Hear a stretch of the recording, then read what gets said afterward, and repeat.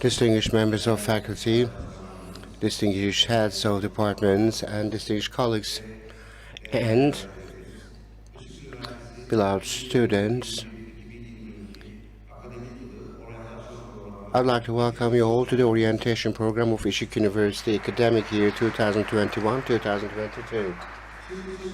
Now, in order to make the first presentation of the day, I'd like to give the floor to the acting director of our School of Foreign Languages, Feride Sezer.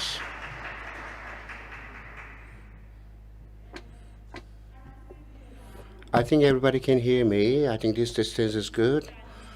I'd like to welcome you all and my colleagues, and also most important of all, our students. You're the reason why we're here today. Very briefly, I will tell you about the English preparation program in the School of Foreign Languages, where you'll all be studying today. So today I'll tell you what's awaiting you for 1 or 2 semesters. So we can start if you're ready.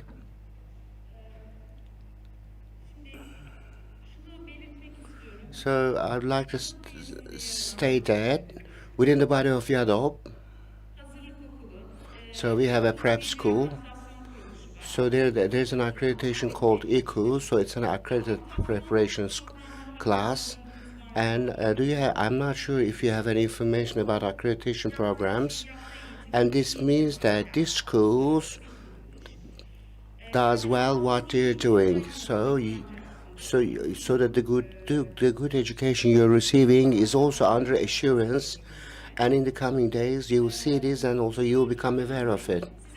This is very important. Many things are awaiting you, but the most important of all, you'll have to attend. So attending most of the classes in these very challenging circumstances is very important, and most of you will be in the prep school for a whole year, depending on your level, and a very intensive English program is awaiting you. And I'd like to highlight this multiculturalism because at Işık University, I'm sure you have seen when you're walking around. So we have international students. Not everybody is from Turkey, and maybe for the first time in your life, a very multicultural environment is awaiting you, and I believe you should be excited for because of that. Is there anyone who doesn't know where the prep building is? Nobody. Okay. I assume that everybody knows where the building is because nobody is holding up their hands. But I'll still tell. So the prep school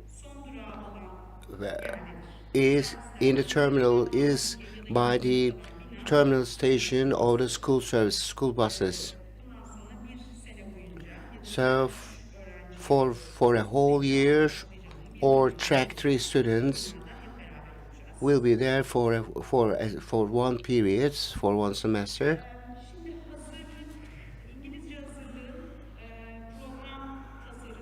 So I'll tell you about the program design of English prep class, and so this is where we received the biggest number of questions. So where do we aim to bring your English to? It is B2, and B2 corresponds to, so it is intermediate, upper intermediate. And in order to reach that level, most of you took an exam on the 13th of September, and I hope most of the people who are in this hall today took that exam.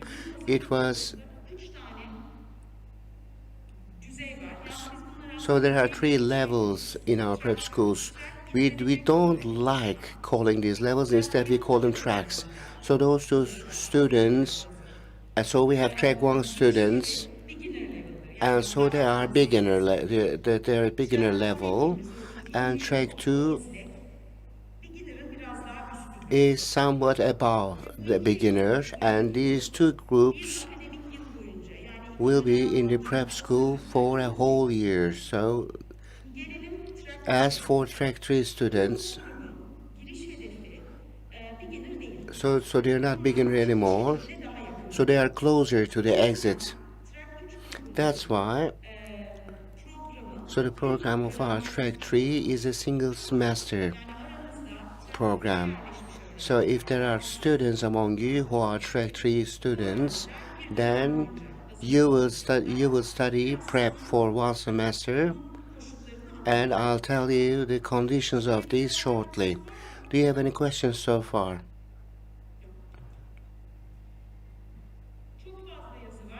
Okay, too much writing on the slide. So say maybe this is a bit too detailed. If you're curious, you can read them, but I'd like to emphasize the important words. So these are our educational objectives, and the right column is the learning outcomes. So I'd like to highlight and learning outcomes. So when we talk about education, we always think about a teacher. A teacher gives training, but the only way to understand whether that education is taking place is your learning. That's why, as the trainers, educators, we like talking on based on learning outcomes. So I can't ask you to change your perspective as well. So to what extent can I do this? You should be asking this question to yourself, so that you'll be able to ask your teachers for help, and you will also take control on your learning. And I think the key words here.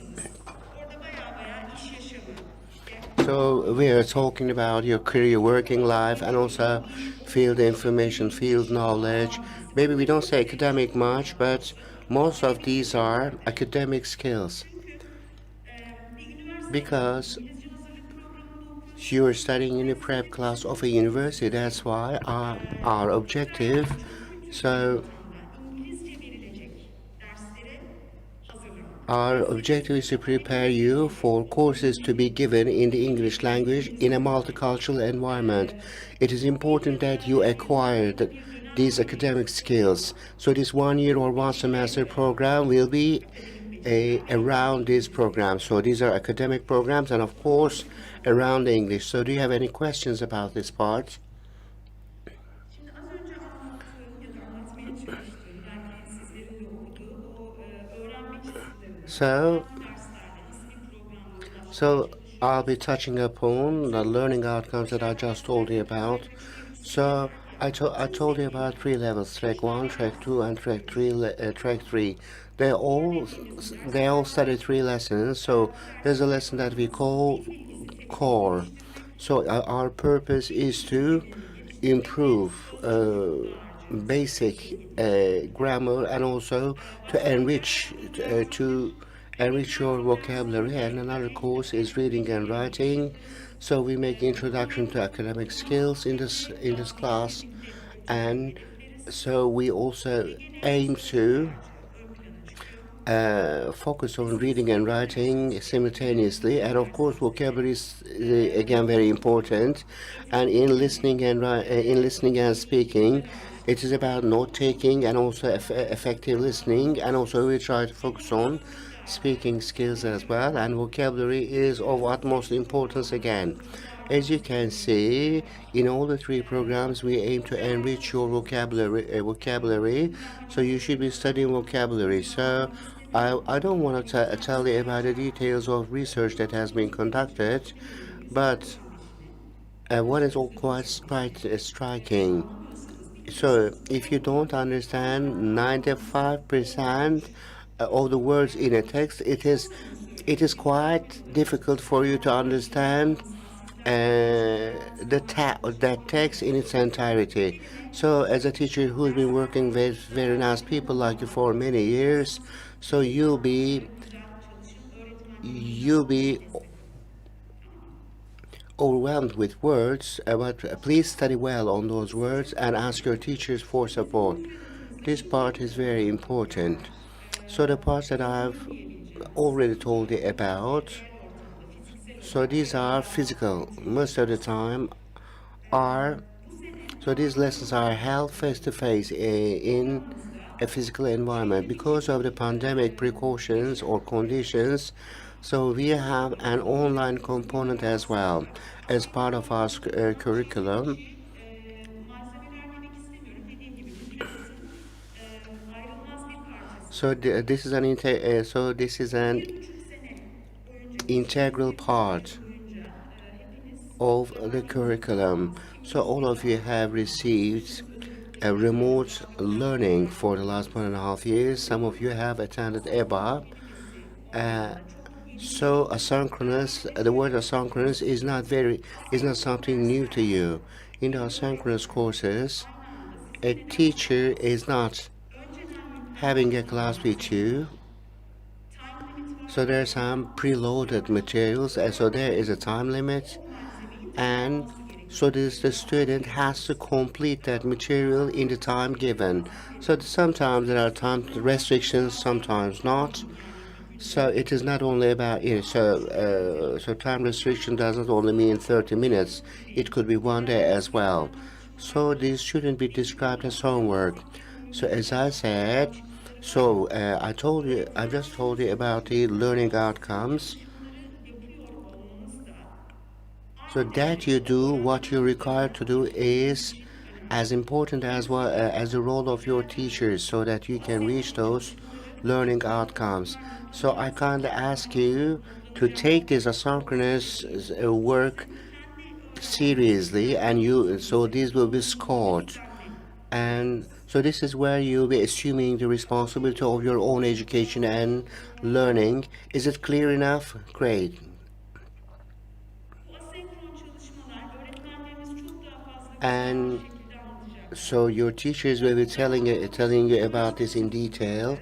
Blackboard is the online training education platform that our university uses. It will either be there or FOG. So it is the focus on grammar. So we'll be using their online platform.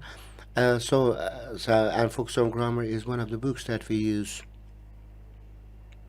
Bizi ya arayan ya da mail yoluyla ulaşan kişilerin And people call us or send us emails. And another point that they are curious about is the weekly programs, weekly schedules. And of course, it's not possible for us to be sharing everybody's weekly program here, but depending on your level, we will have face-to-face education 4 days a week, not 5 days. And so the synchronous work and homework, and so you will have one free day.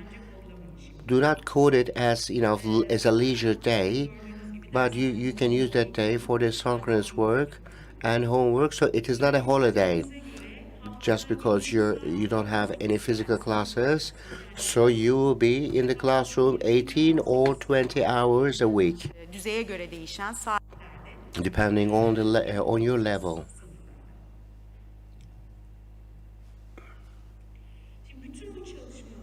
All this work and all this program is intended for the exit exam.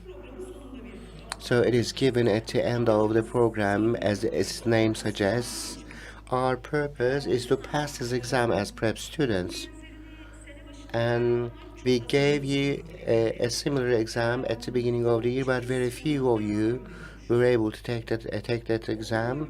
So it consists of 4 parts. So there's reading, listening, writing, and also there's a speaking part as well. So the speaking part is organized on a separate day, so that it will not be very tiring, overwhelming for you. As you can see, it is a skill-based exam.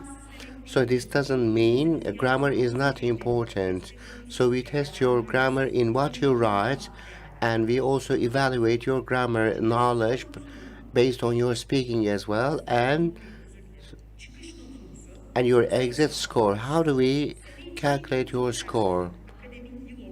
And so we take an average of the whole academic year. It is taken into consideration as well, and we also take your score in the exit exam, and we take an arithmetic average of these two. But so scores So if you score less than 65 in the exit exam, for example, let me say your, for example, average throughout the year is 80, but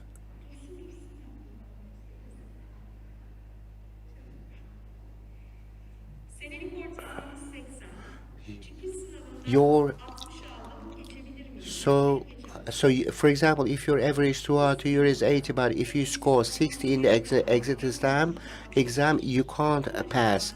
So the minimum score in the exit exam to be able to pass is 65. Bununla ilgili de And daha fazlasında hem your öğretmenlerimiz teachers, hem your ve instructors, and also öğrenme birimi koordinatörlerimiz so our coordinators from the major assessment and evaluation department will be telling you about all these in greater detail. kafanızı karıştırmak And I don't want to confuse you with all these calculations, but I'll be more than glad if you have any questions. çok önemli kurallar. So these are very important rules.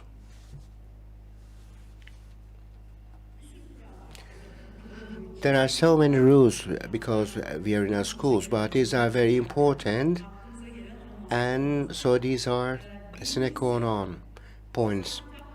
And so we don't accept any pirate books. First, it's not ethical, Alacağınız kitaplar, and secondly, the books that you'll be buying. kısaltmasını yazdım. So, for example, Focus on Grammar is one of the books that you'll be buying, Online kodlarım and so those books have online codes. And thanks to those online codes, and there are some online resources, and so these resources will be given as homework. So that's why, due to these two reasons, because it's not ethical, and because you'll be given score, you'll be scored based on the online resources of these books, so you cannot buy any pirated books. And a second rule, derslerin %85'ine devam etmeniz. and so you'll have to attend 85% of the classes. So what happens if you don't? Then you won't be able to take the exam Dönem ya da sene sonunda at the end of the academic. So those students who do, 85 ulaşılmayacak bir hedef değil. 85 is not an unachievable aim. So it happens if you attend regularly. And health reports and are excluded from absenteeism. And very important rule for this year, maybe we should have written in the first place. And please pay attention to social distancing in classrooms, and do not take off your masks for your own health, and also and for public health as well. So the people in your classroom is a small community, so that's why we pay attention to social distancing, and also we make sure that we put on our masks. And please leave the classrooms during the break so that the classrooms can be ventilated. And so the last rule applies only to track 3 students. I told you about the track 3. I just told you that track 3 is a one semester program. In order for them to be able to take the exit exam at the end of that semester, there are 2 prerequisites to be achieved by them. Like everyone, they have to attend 85% of the classes, and additionally, Dönemdeki ders notlarının bütün so ortalaması the average of all the courses throughout the semester should be at least 70.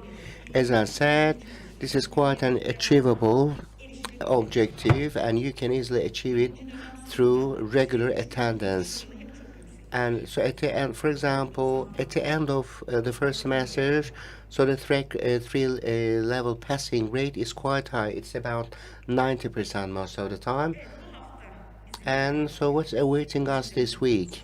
bugün dersler başladı. And so the classes are not starting today. Our classes will start tomorrow on Wednesday. and so you will find your classroom in the building that I've just told you, and so we will start at 9 tomorrow. So your weekly schedule will be announced on the internet, and with the classroom numbers and also this list of students. And we'll be more than glad if you can give us 1 hour so that we can announce all these. link sayfasına girdikten So sonra after you başlığı go to the sevdiğiniz website of the university, linktir. so this is the link for the School of Foreign Languages. Yes, you can take pictures if you want. Biz hazırlıkla yabancı diller okulu ile ilgili bütün ilanları And all the announcements üniversitenin web about the sayfasına prep yükledik. class or Burayı School of Foreign kullanmanızı Languages öneriyoruz. can be found on this link. Değerlendirmediğim bir And nokta daha so en uçta we do not, sizlere ulaşmak especially under these için pandemic conditions, online so the most effective way of reaching out to you is online ads and also your school email addresses. hemen size ulaşmanız için And herhangi bir şey ilan etmemiz gerektiğinde so where if you are to announce something abruptly, do not mobil expect mailden us to know iletişime your geçiyoruz. personal email address, but instead use your school email address in an effective way Bir diğer önemli konu and in an active way. sizi bağlamıyor And olması. another important topic, which is not Düzey valid belirli for everyone in this öğrenciler hall. teknik So öğrenciler there's a group of students who haven't taken the Sohbetleri proficiency genellikle şu oluyor. exam on the which was made on the 13th of September, and most of the time people say I shouldn't be taking this exam because I don't speak or I don't know any English at all. But I think this is wrong. I think we should be making that decision. So we will be repeating this exam tomorrow at 9 o'clock only for those who haven't taken the exam before, because there are 8 questions in those exams, and 21 cevap vermek arasında bizim için fark var. answering Bizim 15 o düzeyi questions right. sergilememiz There's a huge difference between answering 15 questions or 25 question rights. So you need to take these exams so that we can settle you in the right place. And so it is a 75-minute exam. aslında dediğim gibi And as I said, if there are who haven't taken that exam before, 75 dakikayı and it will close at 75. So çok zamanda gerek yeterince zamanımız olsun. Biz bunları zaten online olacağı için because it will be so the exam will be online, and we'll be assessing the exam immediately, and then we will settle you in your classrooms, kişiler and derslerine and başlayacak. and those who haven't taken the exam before will be starting their classes on Thursday. That's why Okula gelmenize gerek yok. you don't have to come to school for this exam, which will be made tomorrow, which will given tomorrow. You can do it at home. Thank you so much for listening.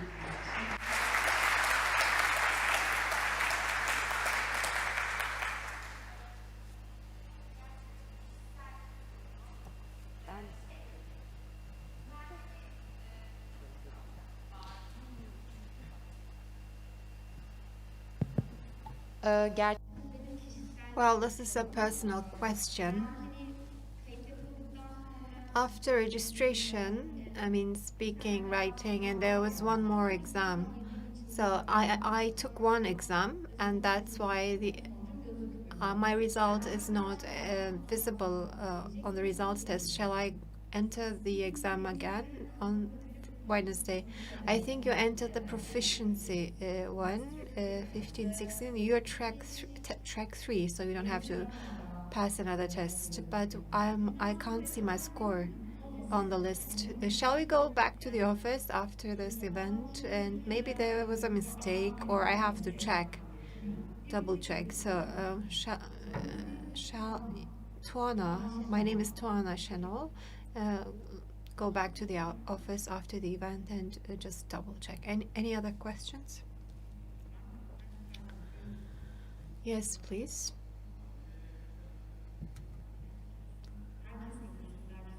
Maybe everyone should hear it. Everyone may want to know.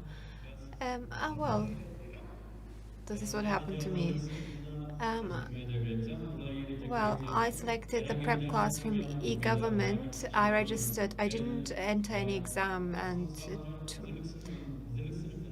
am I in? As I asked if I'm in prep class. Well, student affairs said you're in prep class. I called Chile campus, and I couldn't come here to learn about it. And I wanted to ask you a question. Your department is English. English. Maksimum 13 günde girmeniz, 27 günde girmeniz sizi yararıyor. You have to pass the exam tomorrow. We have to place you, and you don't have to select courses. Prep students, we are assigning their classes. There's a package program for you. You don't have to select anything and do anything else. Anyone else? Can you pass the mic, please? So if you're in track 3 and you pass that semester and the exit, and then but you want to go on for 2 semesters. So at the end of the semester, you enter an exam and you pass the exit exam. But I still want to go on studying in prep. Yeah, yes, I want to go on in prep, doing prep. No, whoever passes should not stay in prep class any longer. Thank you very much for asking this question.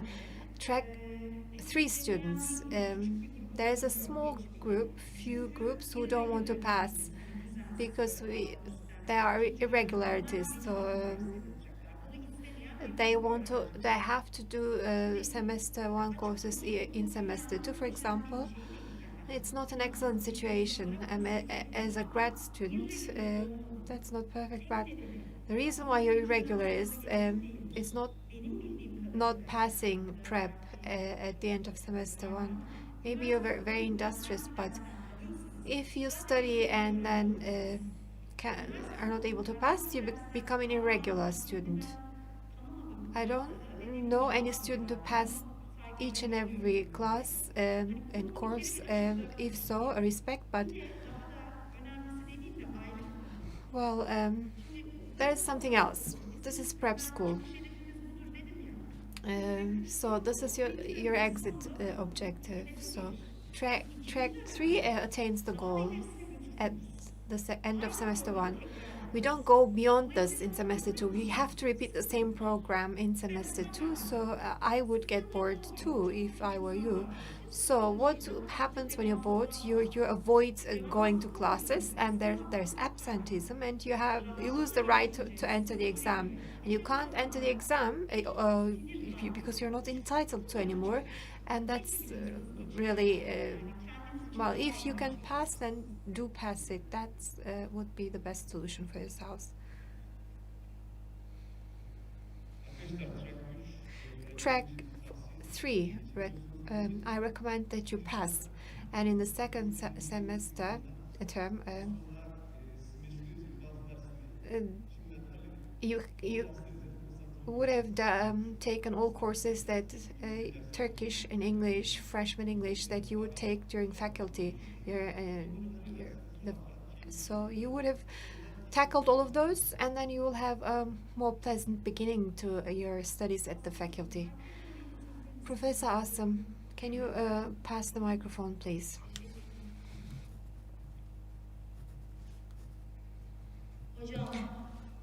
Professor, well, I couldn't understand the absenteeism issue. So if you're sick and have a report, you are still absent, right? Yes.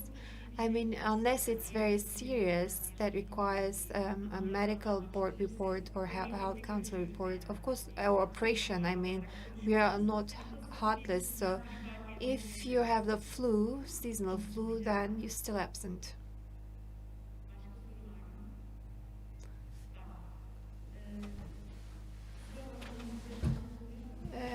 Excuse me, could you pass the mic? Oh, there is a microphone. In track 3, once you finish track 3, my department is 100% English. Do I have to learn terms, technical terms? So will the English that I learned enough? Because my department will be in English. Once I pass prep class, will that be enough to understand my courses, the yes, the program would be enough for you to understand your classes.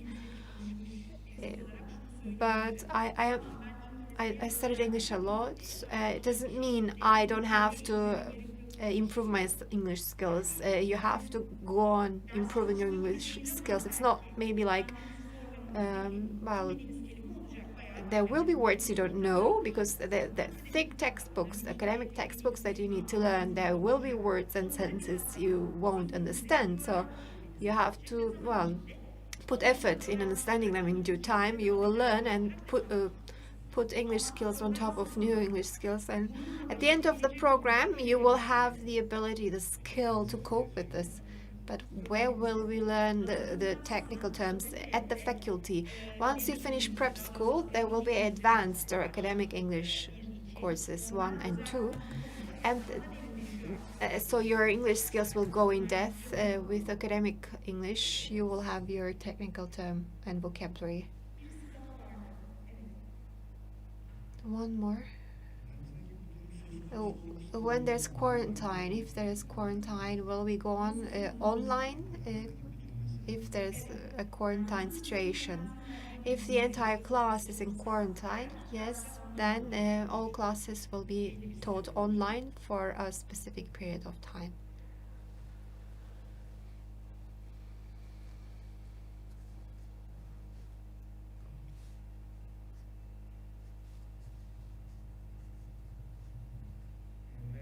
Hello. I entered the exam on September on the 13th, but the internet connection was poor, so I could just take one test, and I'm not entitled to enter the others. So you entered the exam on the 13th, right? So and you finished it, and based on the result of that test, you're entitled to enter the others. So you are track 1 or track 2.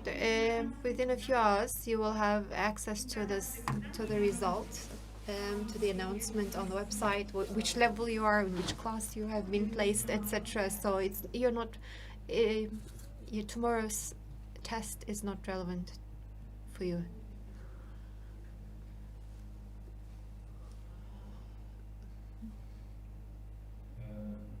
Hello, there's someone. So I entered the exam on the 14th, but not the first 2 ones because of internet online connection issues. Who is speaking? Me. So I took 4 exams. There were 4 exams, but due to poor internet connection, I could only enter 2. Your case is like Tuana's case. So come back with me to the office. What's your name, Efe? And let us double check what happened there.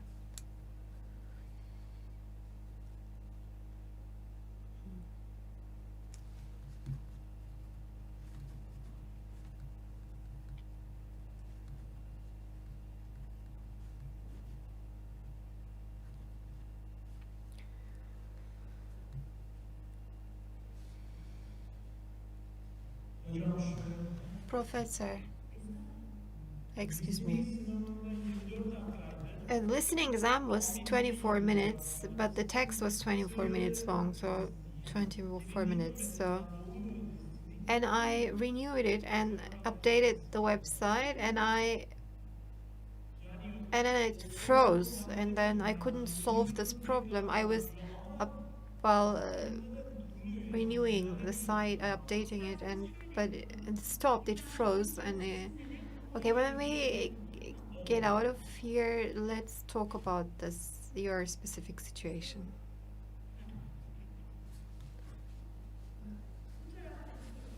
So there was one question here.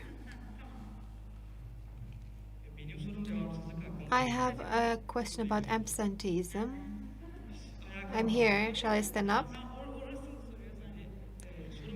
Yes. Well, I would like to apologize. I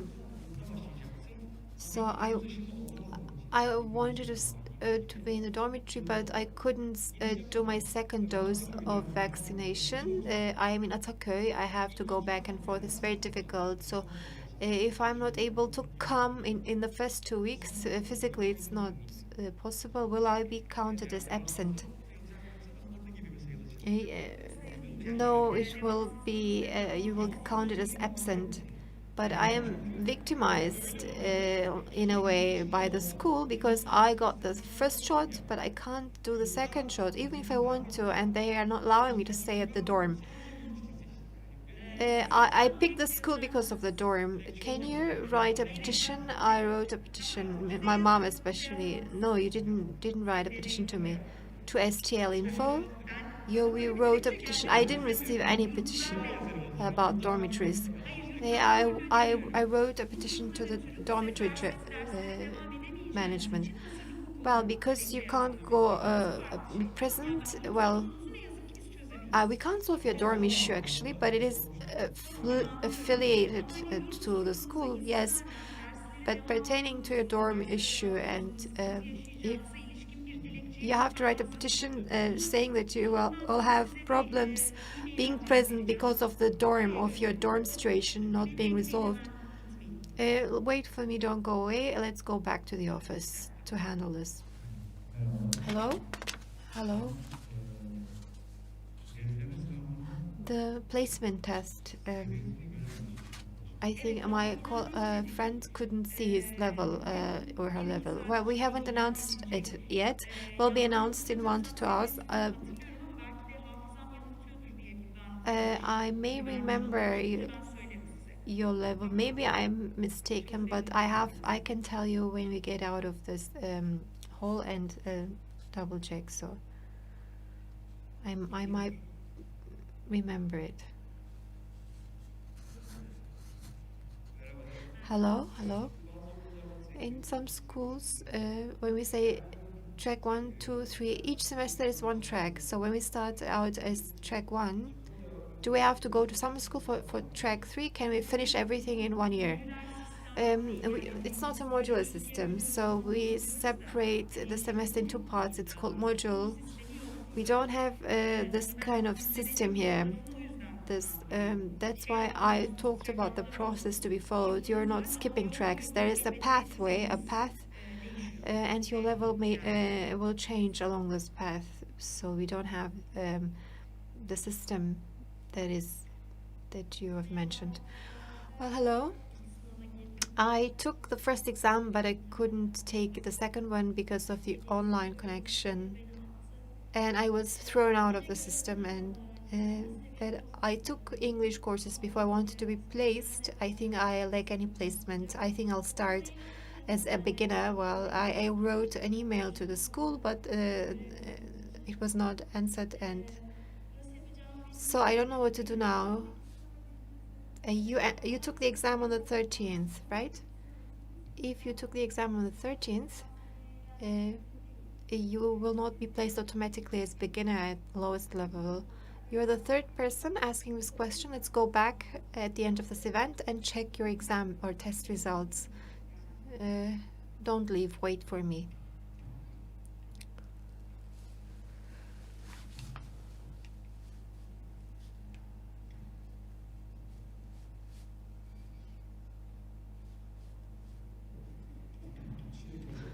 Professor, I took an exemption exam. You're not prep.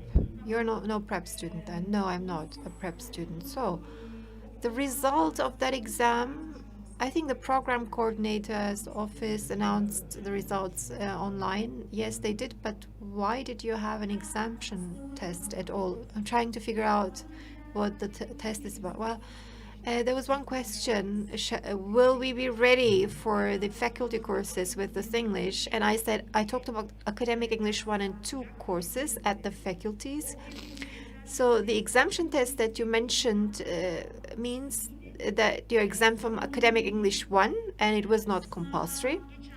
Those who passed that exam means that they won't take this course academically, and you will, well, lose nothing if you haven't taken the exam.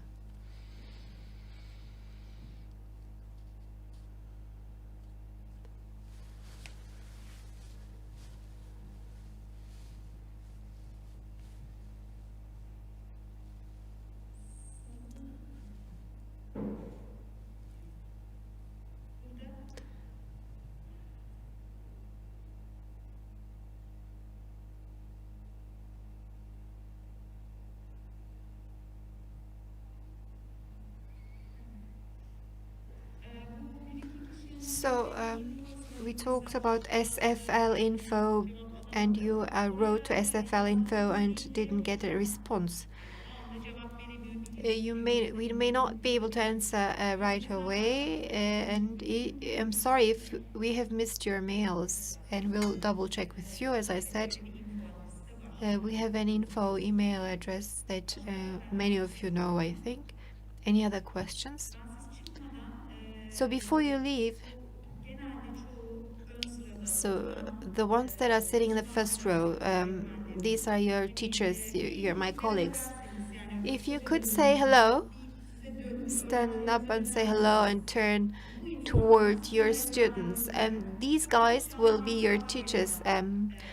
We have an excellent faculty team that will teach these courses. I hope you will have a pleasant, very pleasant academic year. You're very lucky. Thank. Other questions? Maybe I missed someone. Of course, please raise your voice if that's the case, but I think no. So, without further ado, let us finish this part. Thank you very much for being here. It was good to be with you.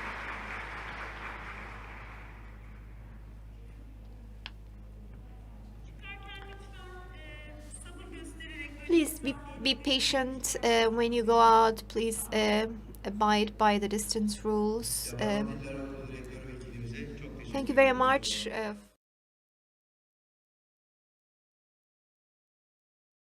Now, 10 past 10 will go on with the rest of our program.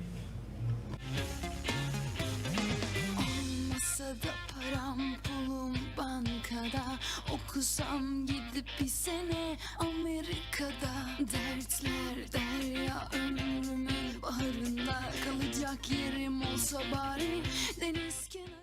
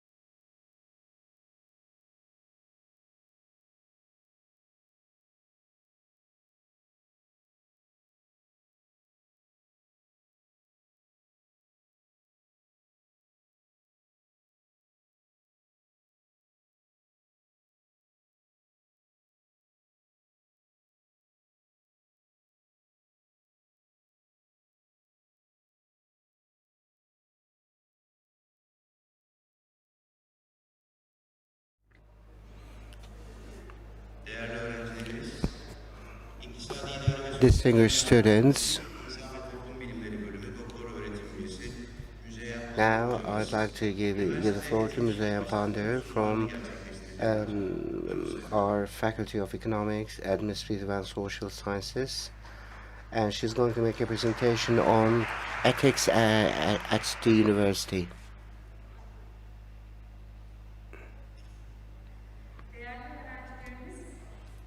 Esteemed students, welcome.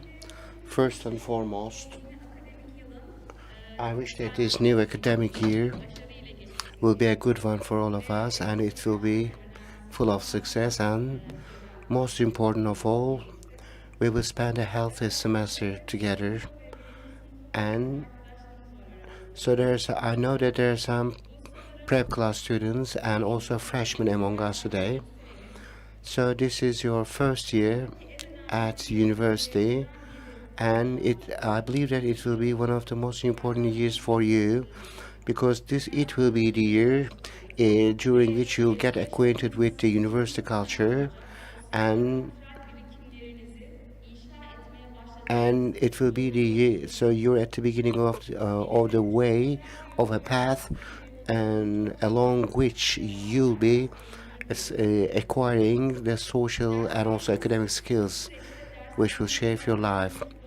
And also, of course, your lessons and your success in your lessons will be important both for the university and also for your future that you'll be building afterwards. But also the social life at the university will also be very important for you.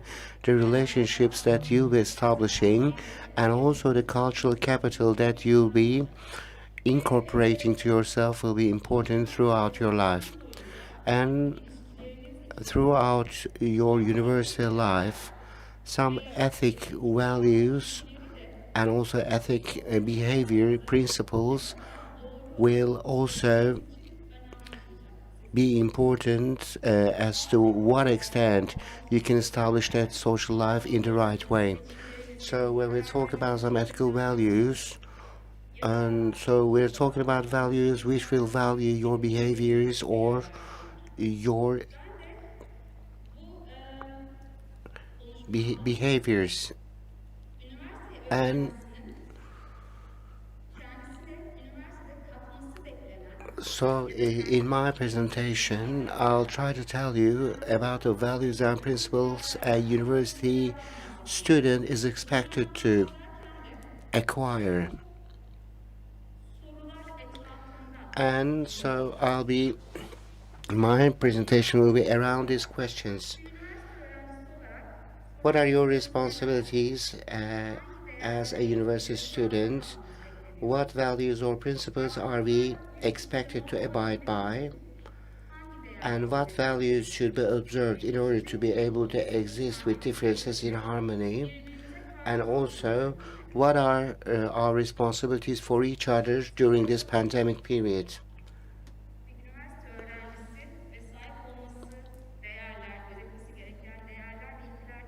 So when talking about the values and principles a university student should have, I think one of the first principles that we need to talk about should be about independence, because this independence, I believe, is the biggest of the changes you'll be experiencing here.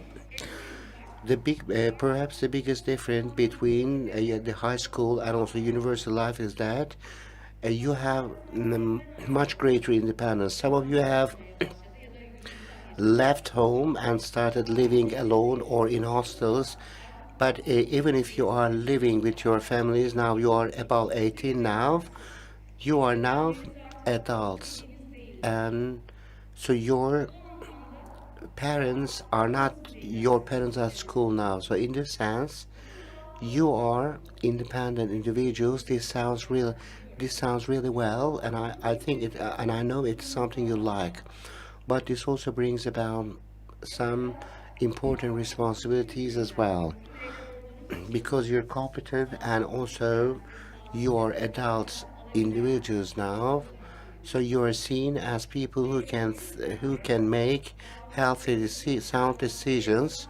That's why you're entirely responsible for your behaviors responsible for your behavior and what you and the things you do. And for example, your teachers at university will be treating you accordingly.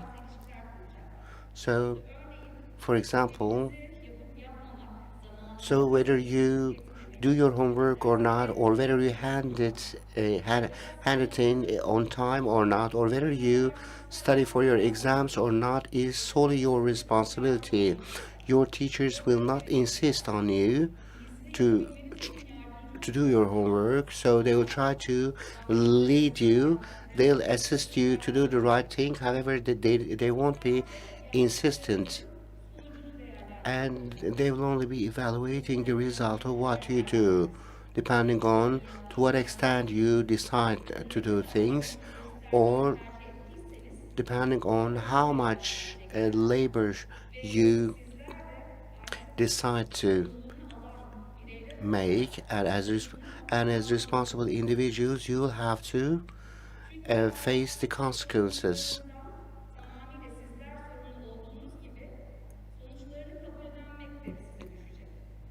So it will be your responsibility to accept the results of your behaviors, and I think this is one of the most important novelties brought into your life by the university life. However, this doesn't mean you're on your own now, so that's not what I'm trying to say. So you are part of an academic community, and so there are some professors and also university personnel, and your teachers, your friends will be an important part of your life, and the relationships you will establish with them will shape your experience here. And the healthier relationships you establish, the healthier your experience will be.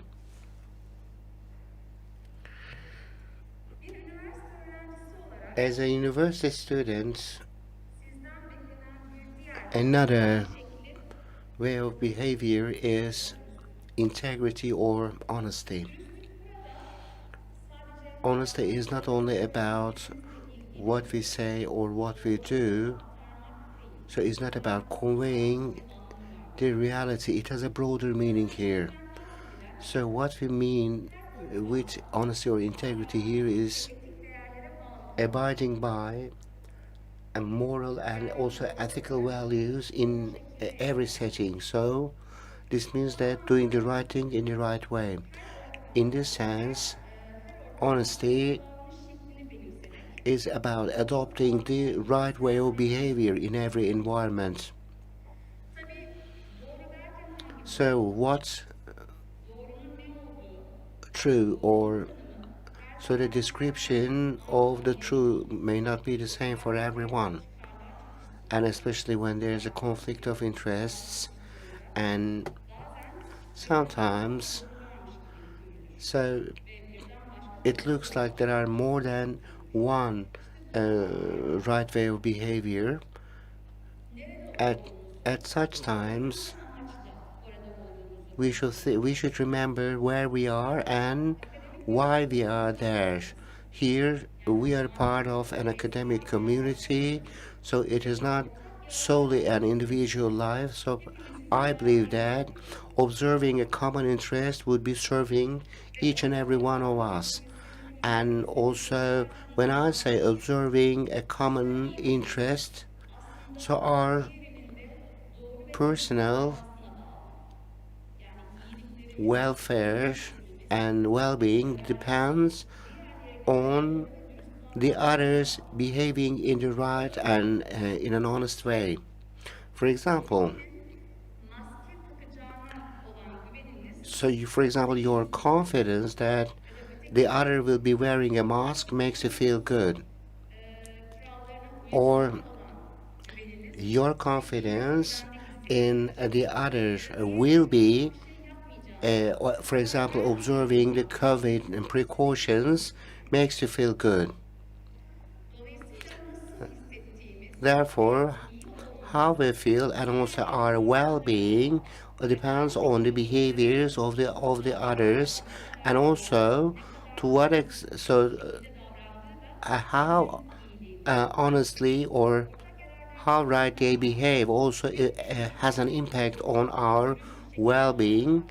So when we behave in the right way altogether, then we are able to observe the common good. So, as in order to live as such a large community with differences, and to be able to live in harmony, to exist in harmony, we need to remain faithful to this principle of honesty, so that we can all exist and peacefully, and we can have good experiences. So, if we think about how this principle translates to life, for example, not preventing others from enjoying their rights, or and also behaving in the right way even when nobody sees. And of course, when we talk about honesty or integrity, so we should also be talking about academic integrity. So I'd like to touch upon that briefly as well.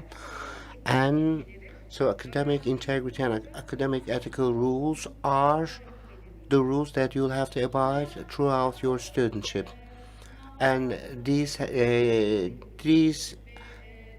to do rather with your students are also, and how you'll be acting during exams and your homework or assignments. For example, so you need to be acting honestly during the exams and also in your homework, not cheating, and also avoiding plagiarism, and also providing the right information about the sources that are used. And however, more specifically, academic, so that this is what we call academic honesty or integrity, and each of these behaviors, for example, information theft of or cheating,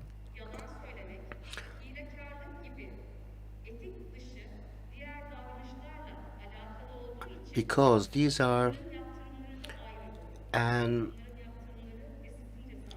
because these are uh, so these are punished and by the disciplinary boards, and also academic honesty and academic ethical rules are some of the principles that you'll have to observe throughout your life as a university student.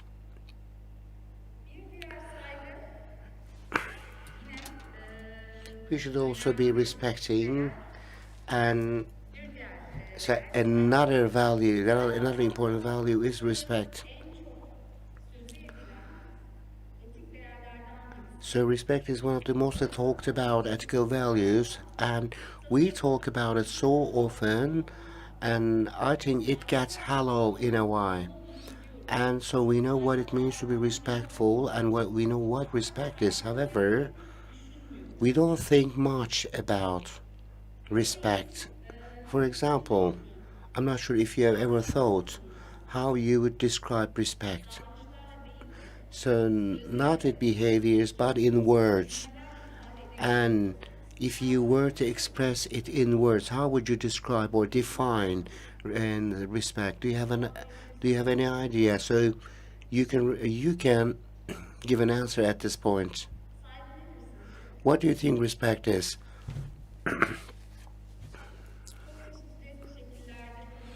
Yes, it can be defined in many different ways. I want to think in our daily lives we use the word respect very often, being respectful or behaving respectfully, but we don't think what it really stands for. And one of the definitions that I use here is accepting or admitting that somebody or something is important and valuable and acting accordingly. And I find this definition very meaningful because, according to this definition, respect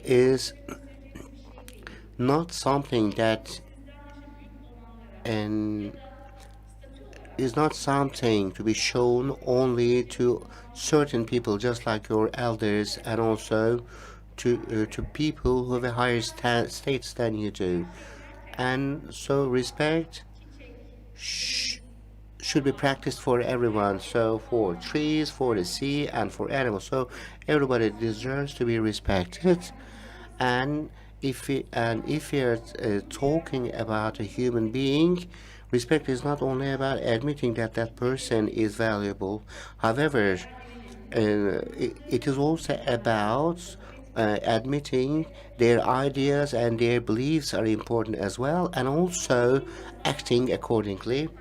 And that's why respect is a sine qua non principle for existing as a whole, or for coexistence, or in order to exist together in peace.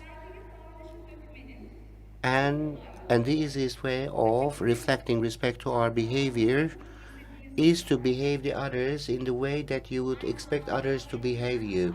So this is the most fundamental moral principle as well. So without belittling people, without mocking people, without excluding or vilifying them, and so we should expect whatever is important for them is really important, and also acting accordingly.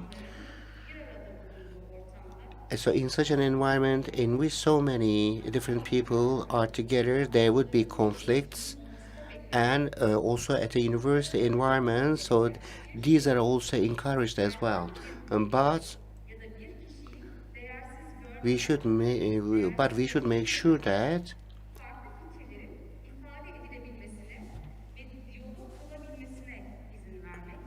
and dialogue can be established, or creating an environment that's conducive to establishing dialogues despite differences. So we don't have to think in the same way. However, we should be aware of the values and also sensitivities of each other, and we should admit that whatever we attach value to is important. That's why. And respect is closely related to another value, which is open-mindedness. And so this is another value a university student is expected to have or possess. Being open-minded is about listening another to be able to understand them, and in a way in which you're open to learning something from the others, and also listening in a way in which you'll be prepared to change yourself. So being open-minded is a very important principle to be able to learn from each other, not only to express our opinions, but also to be able to learn from the others, and in order to exchange information.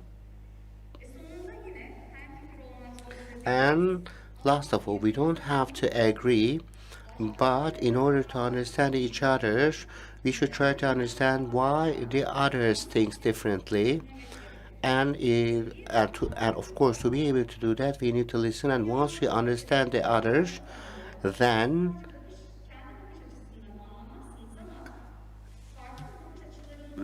you'll be able to see able to view the world from different perspectives, and you will understand there is not a single truth, or there is not a single perspective, and this would enrich your view of the world and or your perspective. And that's another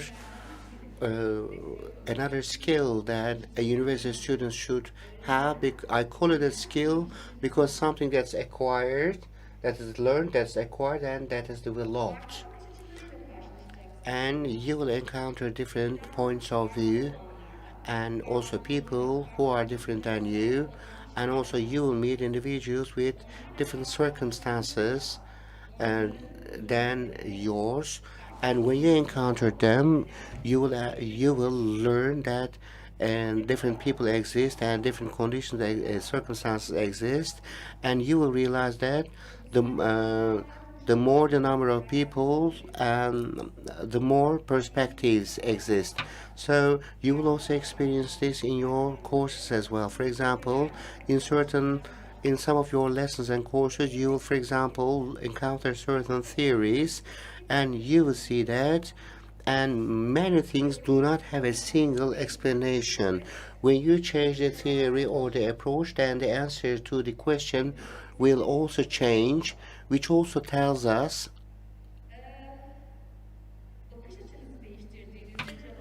So once you change your perspective, the answer will also change. That's why it's important. And learning that there's not a single point of view, or there's not a single angle from which people will look at things, and also learning that you won't be able to learn everything in the world through your own perspective only, and you can develop yourselves by learning that changing your perspective will also change the answer as well. And this has to do with being open-minded and understanding that the truth, your truth, is not the only truth, and also being open to different views, and also being open to learning from them is also very important. If we think about how we can translate this to behaviors, being open to establishing a dialogue with the other, and also being open to learning their circumstances, and also being able to establish empathy, or feel empathy with your interlocutor, or sharing. So far, I've told you about the values and responsibilities that you should have as a university student. But these are not valid for only university students, but for all of us. And these are values we should all be observing, especially for people. And so these are values that every single individual should observe, so that we can exist together in a peaceful way. And of course, there's today has some and special circumstances as well, and that's why so there are some additional responsibilities that we need to observe because of the pandemic. So I won't be getting into the details of these, because these will be dealt with in some other presentations as well. But I would like to briefly tell you about what other ethical behaviors have become part of our lives. Today, because of the pandemic, the result of a behavior which we believe to be innocent can have a serious impact for ourselves and for others.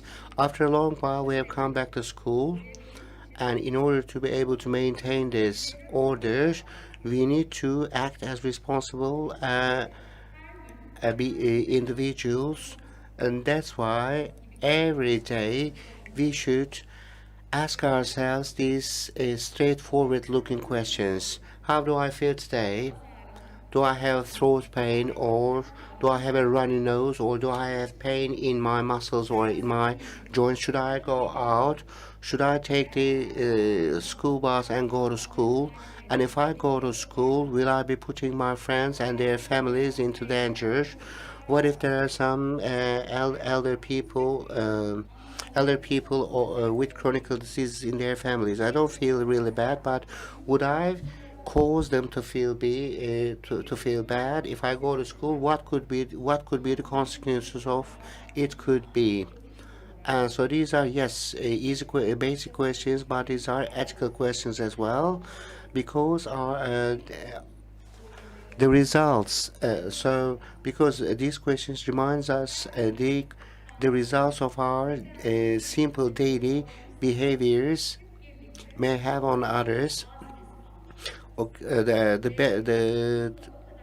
better or the more responsible we can behave during this pandemic, and the easier life will be for all of us, and the longer our school will be able to remain open. Socializing is one of the nicest things about universal life. However, when socializing, we should always bear these questions in our mind. We should always bear these questions in our minds, because our behaviors do not only affect us, but they also affect others as well. And sometimes this impact could be much higher than we can imagine. Or so, wrapping up, I'd like to go to the beginning of my presentation. I'd like to welcome you all once again. And as I said, and as prep class students and freshmen, you're at the beginning of a very pleasant journey. And throughout your university life, what you read, what you learn, and what you experience, and with all and also the relationships that you'll be establishing will be changing, and you all the time. Your thoughts will change, your people around you will change, and your priorities will change as well. And also, while changing, what the values you will choose to keep close to yourself will also be important, because your change will depend on these values.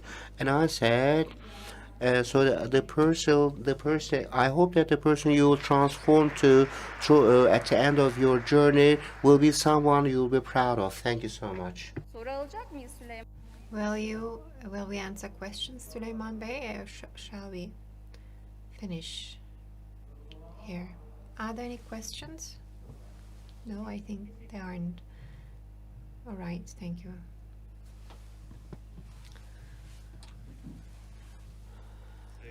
Distinguished Professor, thank you very much for sharing your insights. The Dean of Students, rights and responsibility, will present rights and responsibilities of student. Dean of Student Hakan Hilmi Kapucu has the floor.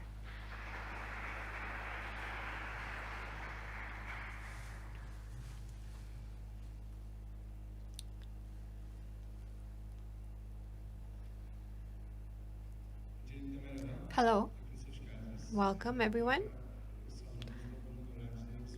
There's students in this hall, and I checked out the YouTube channel. There are many students there as well, so I would like to extend my deepest regards to each and every one of you and salute you all.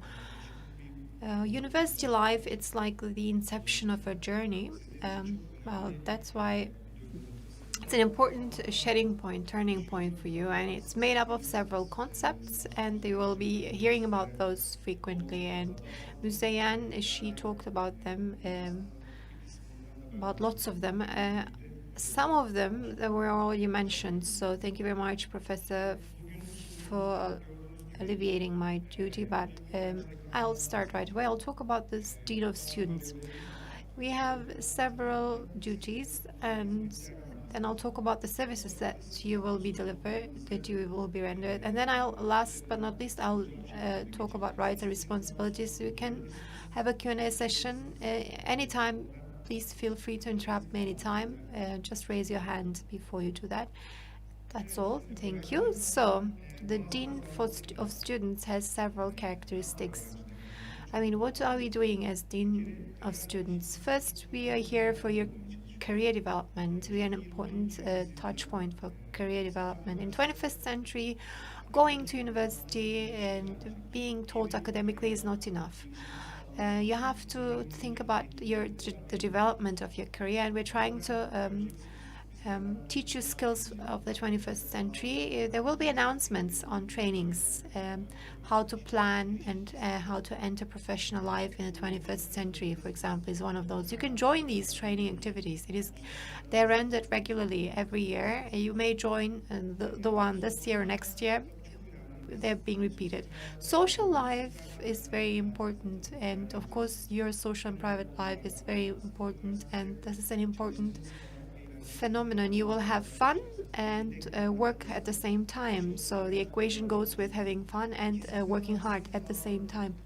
If you do one more than the other, then that's an issue. That may be a problem. So balancing those two is significant.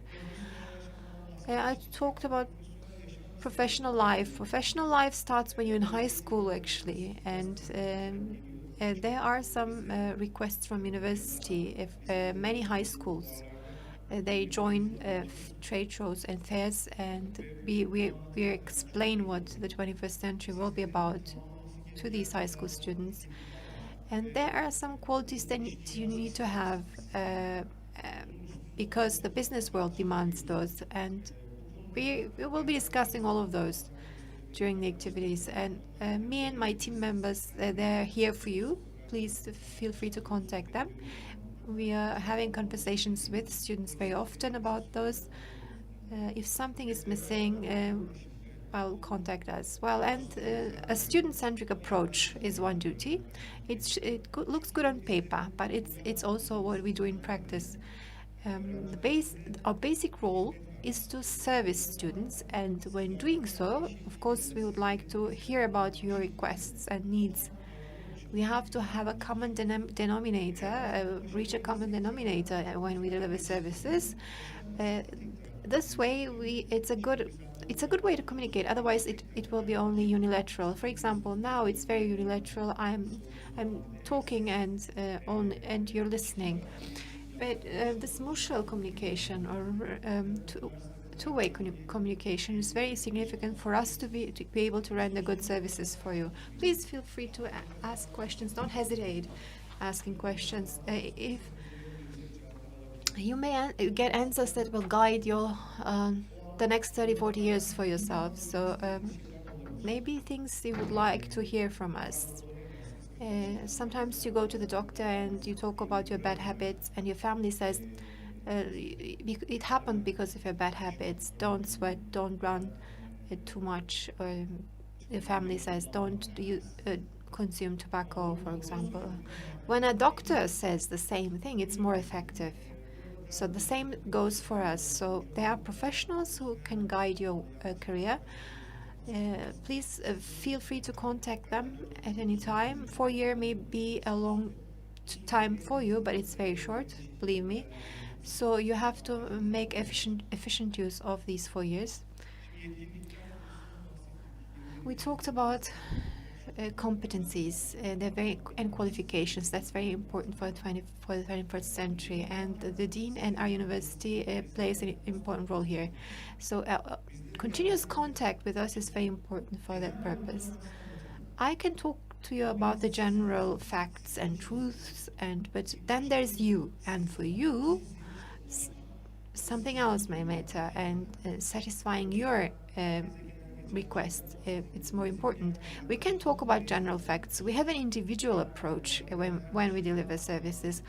When a person asks me, what shall I do? What I'm telling them is, I have to know you first before answering this question. So, and knowing you starts with communication. The more you communicate with us, the more we touch on each other's lives. Maybe there will be masks on our faces, or 1.52 meters distance, but still, I'll go on getting to know you, and you will be getting to know us. We'll reach a common denominator and help you acquiring these skills. Self-confidence is an important issue. People who have knowledge are self-confident, who trust in themselves are self-confident. There's a gap that needs to be closed, and we'll help you out here so that you're more self-confident, so that your word and what you say matters, and you can express yourself better. And this is equal to self-confidence.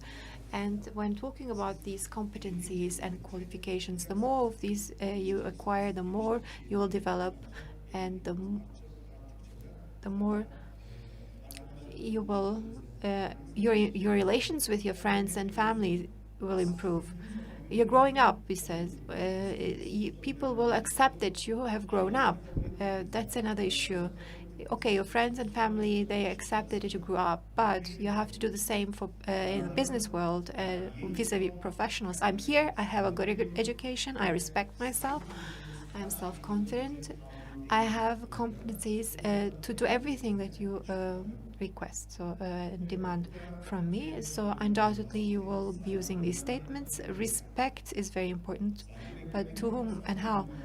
Of course, you will accept respect, expect respect, but you have to also respect yourself. Professors, families, friends, the more you respect them, the more they will show respect toward you. You have to exhibit, show respect, but you have to have a stance. And Işık University uh, has this goal to raise good people. And the first step of doing so is to respect, have an equal distance to everyone, approach everyone with an equal measure of distance, which will also develop your reputation or improve your reputation here at the university. Sharing and modern people. Sharing, this means a sociological, psychological, and scientific repercussions. But when you communicate, whatever the field is in which you communicate, you need to share your knowledge. You need to share what you know and with others. You're an important center of sharing and hub of sharing things with people. Um, you will not only take, you will also give. And okay, the professors will share the knowledge. To what extent will you share that with others? That's an important point, because it will no longer be in your short-term memory, but in your long-term memory. So being a sharing individual and being able to implement what you have learned and making a talent or a skill out of it will make things easier for you in your life. Modernity was mentioned. It's a different kind of concept. I am not the one to tell you, to explain you. Your professors will help with this, but at least getting to know the world, your peers and the people that are of the same age. Modernity doesn't not only mean level of development of someone, of something, of a country. What are your peers doing? What is the contemporary projection of your career or profession? Who is Generation Z? I mean, we are working, professors are working. I am Generation X. We have Generation Y among our professors. You are Generation Z, and your approach, well, in terms of getting to know yourself and others, I'm sure will help you out. So you have to watch what your peers are doing and how they're behaving. It's also up to you. Do you have any questions so far? Well, this is her main. Işık University is 25 years old, you know, and we have an established staff, faculty membership. We have a long-standing education tradition, but our utmost goal is to raise good world citizens. What does a world citizen mean? Anyone? Anyone who feels themselves as a world citizen, can you raise your hand? 1, 2, 3 people. Thinking about becoming a world citizen? Anyone who's thinking about becoming a world citizen, please don't be hesitant, be at ease. No one will criticize. Well, as a modern person, how many people they are aiming to become a good world citizen? Now it's okay. World citizenship is an important concept. And the training that you receive here, the education that you receive here, of course, will represent the modern sciences. But when you're trying to learn and trying to put all the things that you've learned into practice, you have to act like a world citizen. You have to be in unison with your environment. We have a multicultural environment here, and getting to know the other cultures, and breathing the same air with the other cultures. And what is most important is when you go somewhere else in the world, you will be knowledgeable about that specific culture and adapt yourself better to their working situation, conditions, and culture. So that's why you have to also have the goal of becoming a good world citizen. It's not difficult. Some skills are required, and there are some small steps that you need to take to become one.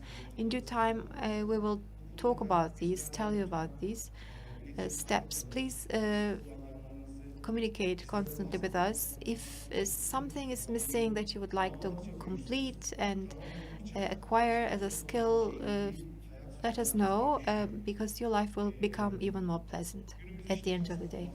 I talked about modern professional life. personal development. We'll talk about individual or personal development together, and being equipped and being competent.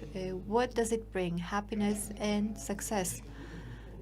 If you want to be happy and successful at the same time, what you need to do is to get to know yourselves better.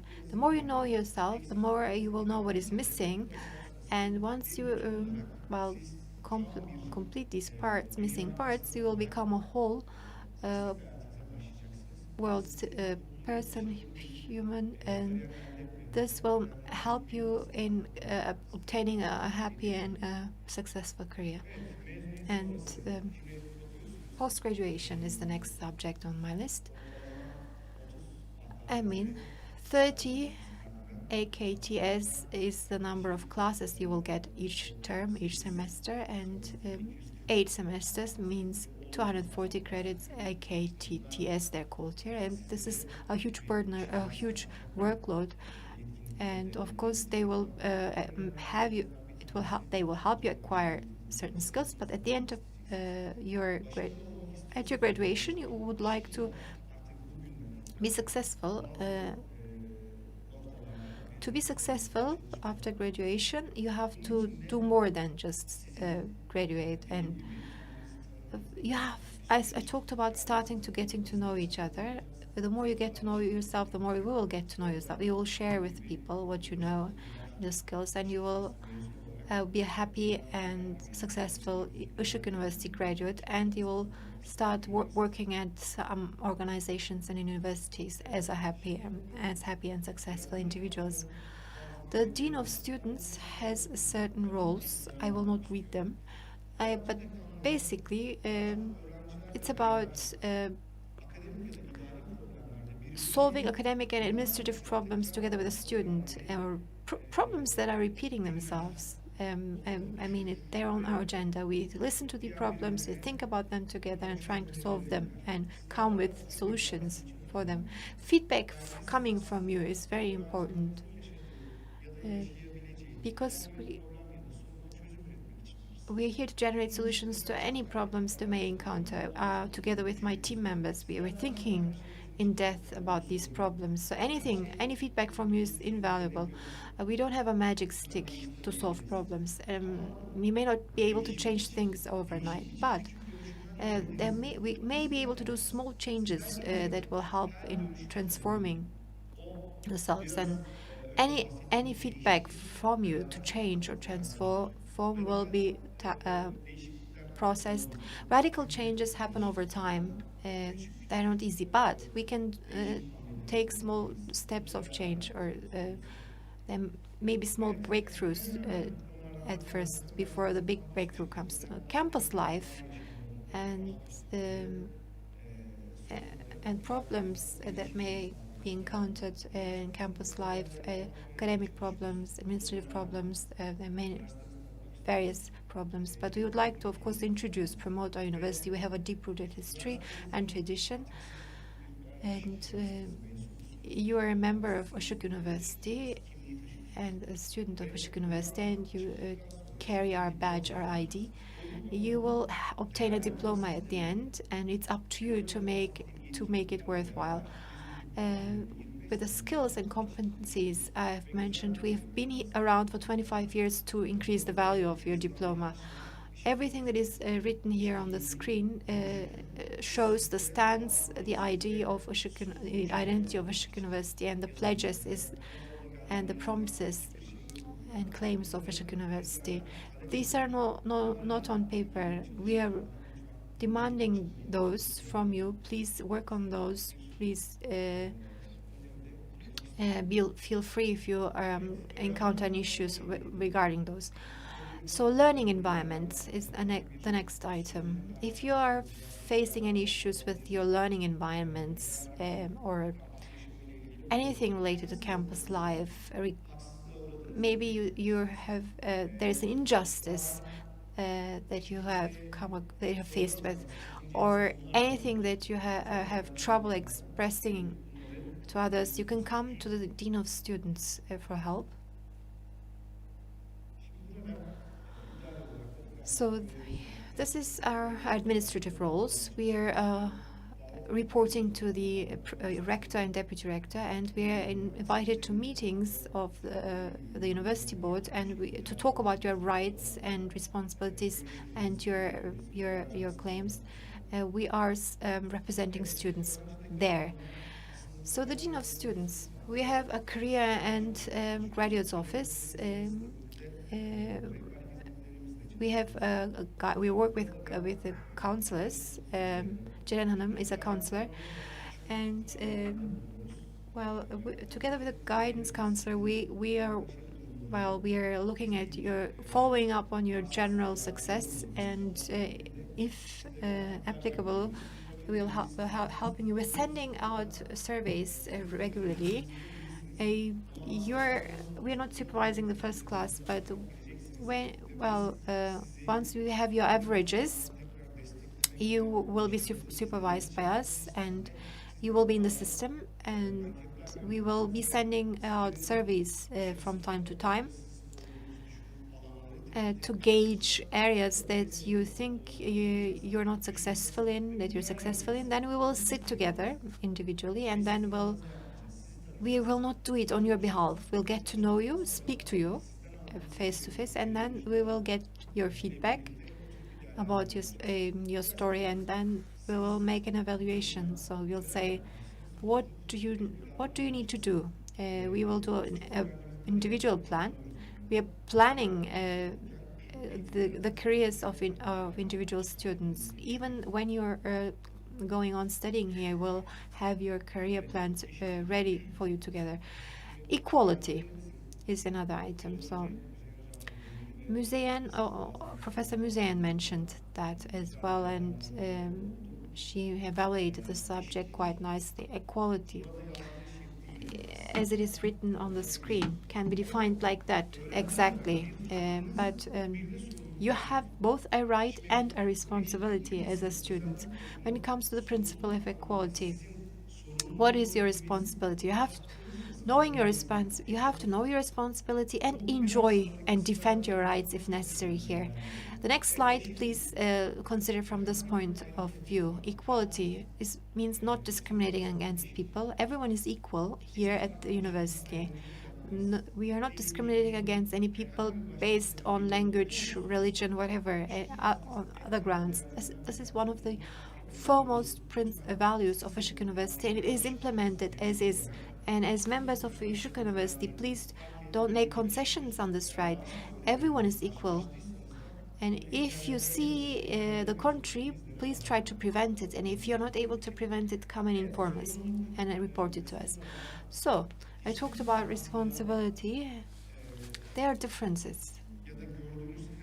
And any items that you see on the screen, if you face those, or no one can disrespect the honor and dignity of other people. That's our responsibility. We can solve everything via dialogue and via communication and discussing with one another. This is an important priority for us. Freedom of speech.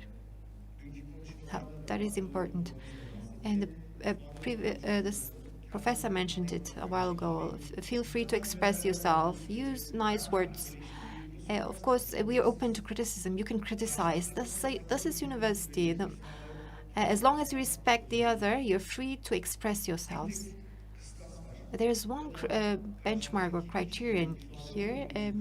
While enjoying the freedom of speech, you should not restrict the freedom of speech of the other and disrespect them in such a way. That's an important rule.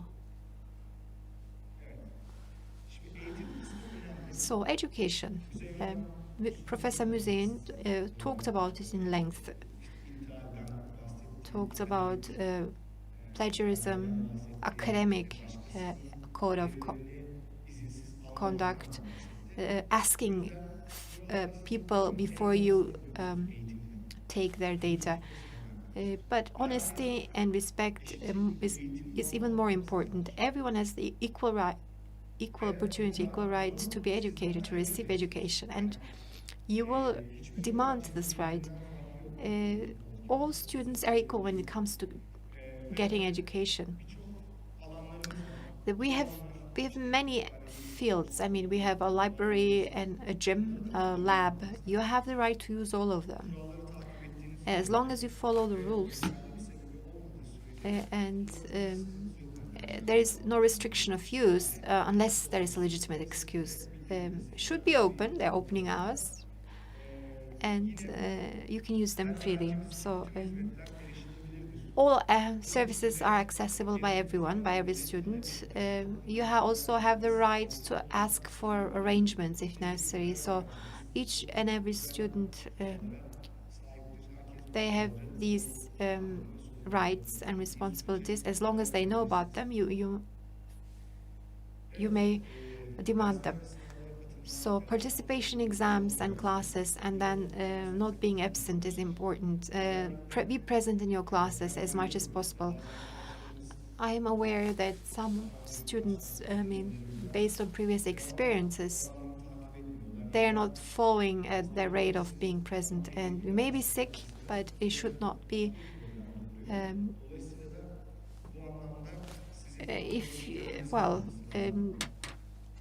You have to protect your own rights. So when something happens tomorrow, so being present in your classes is very important. And then we have an academic calendar where you can find everything.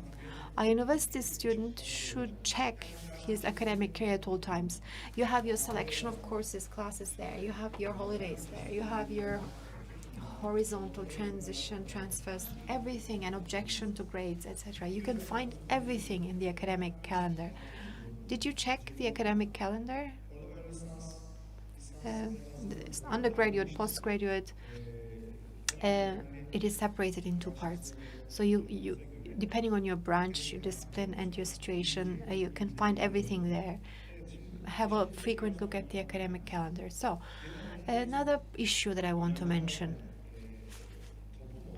As students or as a community, of course, we think we're very good and we're asking, but we have to also read. There are some regulations that are very invaluable. It's on the website of the university. There is a regulation link. But please check it out, because we have a communique or a regulation on how to select courses, on grading, and etc. So, and how to be excused. So everything is there in terms of regulation. So please review it once at least, so that you know what rights you have and what you can demand. Sometimes there are students are asking us. We're trying to figure out what the student is asking us. It takes a lot of time, because if you're not used to the terminology that is used by the university, you will have difficulties. I mean, you're learning about the terminology of the university, and when you share your problems, you have to use if you use the terminology, we can understand each other better, because we are mature people, we are adults, and we know we should know our own rights, and in order to learn how to defend your rights, you have to learn about the regulations and the rules that apply here. And when it comes to exams and tests, we have had many problems so far. I mean, when it comes to homework, when professors check homework, they can see similarities. I mean, as professors, they're using certain programs, but it's very obvious that there are similarities. Should be unique, should be authentic, should be based on academic rules. All of the research or the homeworks that you're doing. If you act in contrariness, then let's say the professor will warn you. It's not unique. It's not authentic, because we talk about respecting each other. When you have another phenomenon, Işık University and students, they're not doing these things. We have very experienced and highly qualified professors. We have been working with them for many years. So they're really seriously checking your homework. I mean, don't think your professor will not be aware. They are aware. They're reading everything, and they're trying to make sure that you have the skills that we mentioned on the first page of our website. some things they have to be dealt with under difficult conditions. It's not turning the corner and will make things more difficult for you, and will have certain.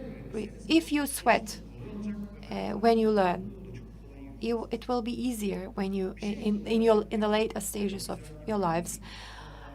Well, turning the corner and having it easy, well, that's not a good thing in the long term. In the short term, maybe. Plagiarism.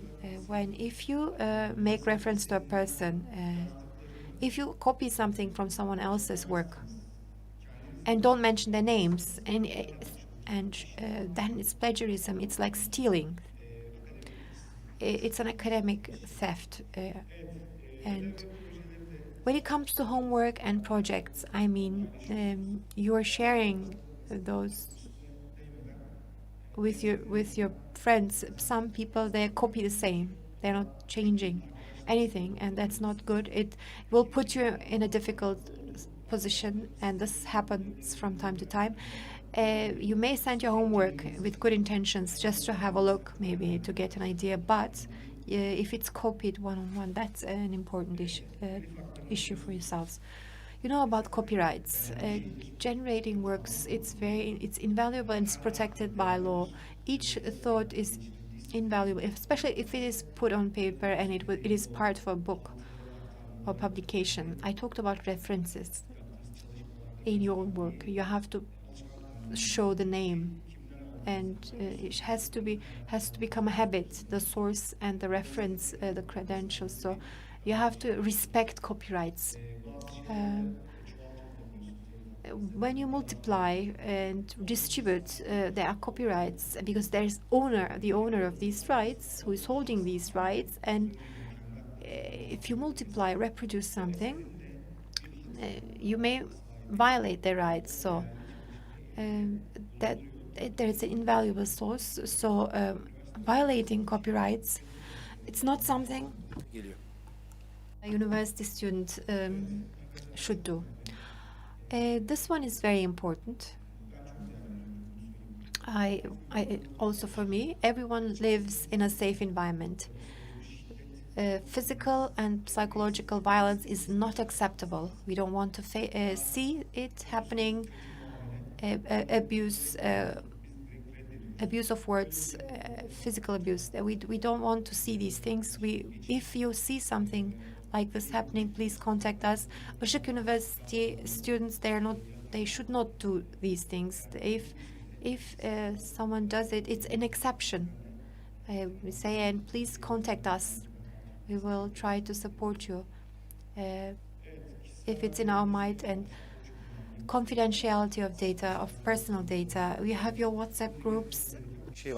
Bazı arkadaşlarımız and some colleagues, I mean, they share things on social media. They don't want to be part of the social media network, and they want their private data for you to share with others.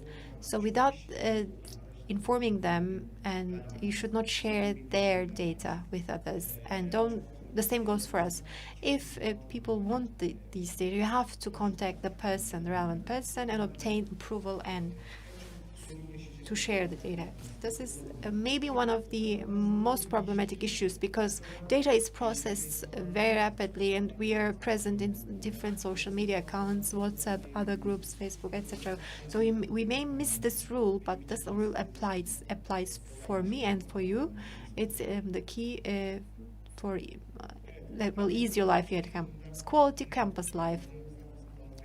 We have some expectations from our students. We are doing everything for students. We have a gym for students, library, labs for students. We're trying to equip them very well with and high quality. When you use these facilities, please keep them as you found them. Leave them. I mean, they're here for you. And the next, for example, the others will come and others will use it as well. Gym, you will see that competitions and matches take place here. We have a fitness room here, they're used by professors and students, and libraries as well.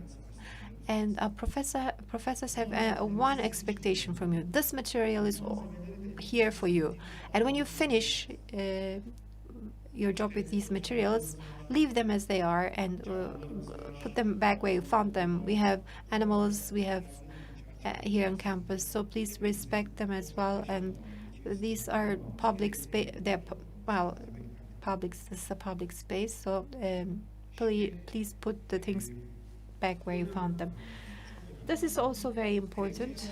If are there people, whoever, raise your hand if you don't, if you know how to write a petition. Okay, so the minority doesn't know how to write a petition. To enjoy your rights in the Turkish Republic, you have to know how to write a petition. Any adult, if who is searching for their rights, they have to write a petition. It is important where you submit your petition. Işık University students, they're being submitted to your faculties, unless otherwise stated. Tuition claims and grading objections, etc. All these petitions, they have to go to the faculty. Sometimes the financial affairs and the dormitory directorate, but they are, because they're submitted there because they're relevant to them. Not, but with a petition, you can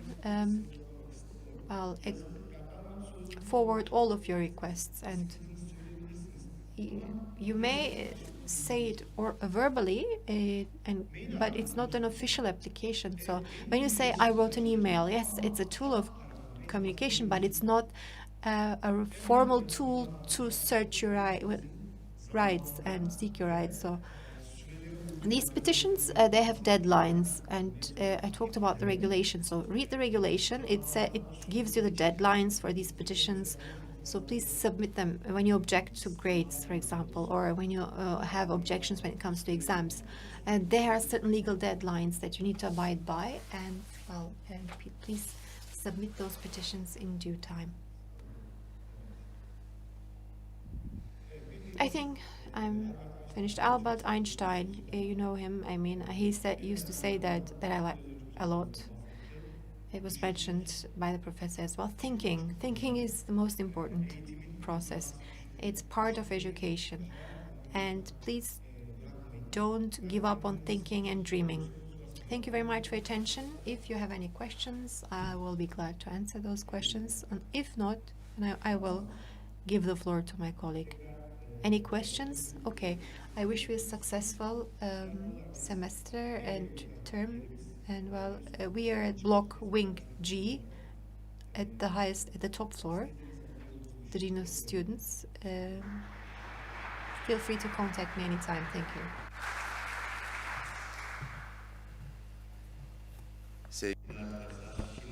Now we will have a short break, and so we will continue at 11:20 with another important topic with you. We will be talking about the common curriculum at the university. See you at 11.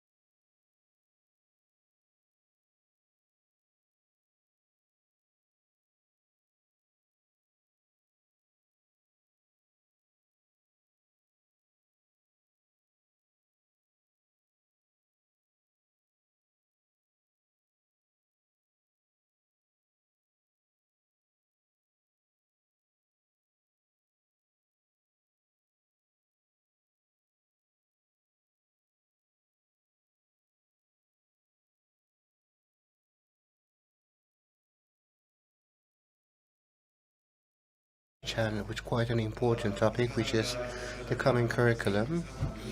Now I'd like to invite the head of the Department of Economics and also the coordinator for common curriculum. I'd like to invite Özlem İnanç in order to inform me about this common curriculum. Thank you very much. Hello everyone. No? Okay. Hello.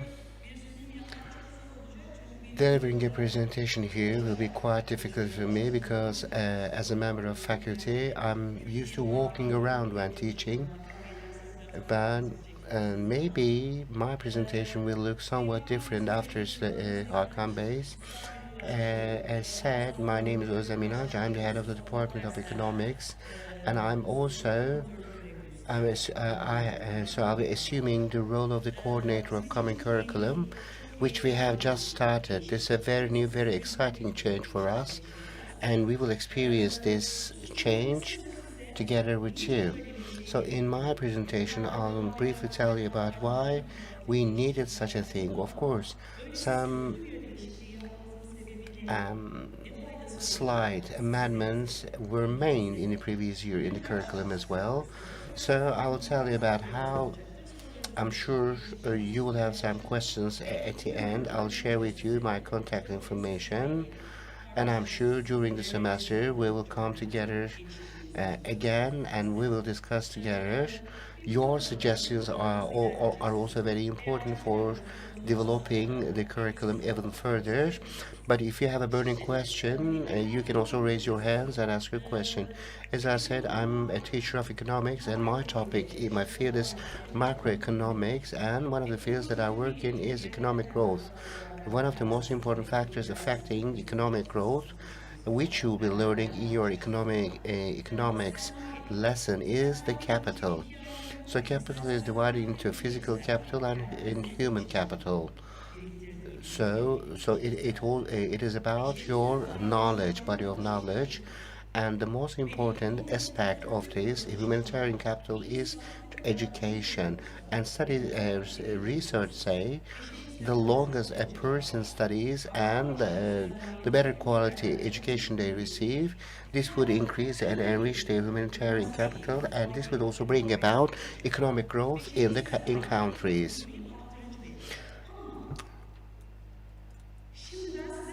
So if I ask you, why are you studying at university, I don't believe you would say, I would believe any of you would say, in order to contribute to the economic growth in my country. Nobody would say that. So you may have many different reasons, that you can find when you think. You can talk about self-development, but I'm sure you would first and foremost say, I'd like to have a profession, and after I graduate, and I'd like to find a well-paid job, and so it's not so very surprising, to tell the truth, especially if you consider the latest trends in Turkey and the rest of the world. I can't stop, talking like an economist, sorry. So I'm sharing some statistics with you, and as you can see, we are sharing the source of this information as mentioned in the previous presentation. So it was published by the Turkish Statistics Institution in July. So when seasonally adjusted, so you will learn what seasonally adjusted means in the economics courses. So our rate of unemployment is 12%. You would normally expect it to be 3 to 5%. What is even more important for you is that in the young population, this unemployment rate is 23%, so it is double the rate of overall unemployment, and within this 23% there are many university graduates as well. So this is bad news. Yes, you come to university in order to find a good job, but this wouldn't guarantee you getting a job. Yes, there are some who can get jobs as well, And finding a job is not the end of everything. You find a job, then we encounter a different problem, and I think this is a problem for the country and for you as individuals as well. So there is a concept called underemployment or skills mismatch. For example, a university graduate is settled into a job which can also be done by a high school graduate as well. So why is this important? Because university students, both the country, both the family, is spending money and time for students, and the state is also may undertaking some expenses for you. But after you but you are settled in a job which you could have been settled 4 or 5 years ago, then this is very important for the country, because this means that that 4 or 5 year period is wasted, and it is bad for you for another reason, because these jobs are most of the time underpaid jobs, lower paid jobs. And for example, do we have any students from the computer engineering, which is a specific area? However,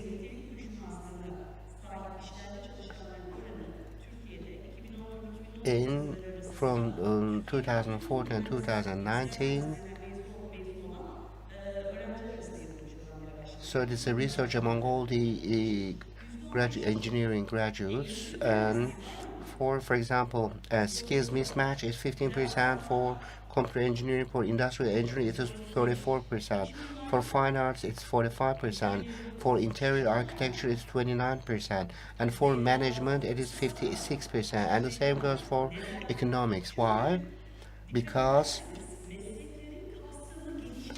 as the scope of professions get broader, and the same happens for this skills mismatch as well. For example, sometimes an industrial engineer can be settled in a job which can be made by a management graduate, because a computer, for example, engineering graduate can do many other things for this country, but they can also get settled into a job that can be done by an industrial engineering or management department graduate. So being admitted to a university doesn't solve all the problems for you. But so does this mean, do you think we will admit this defeat? So, but there of course there's a remaining part, and these people are settled in a job that are appropriate for them. So in educational economics, so we need to know the differentiation and also differentiation. And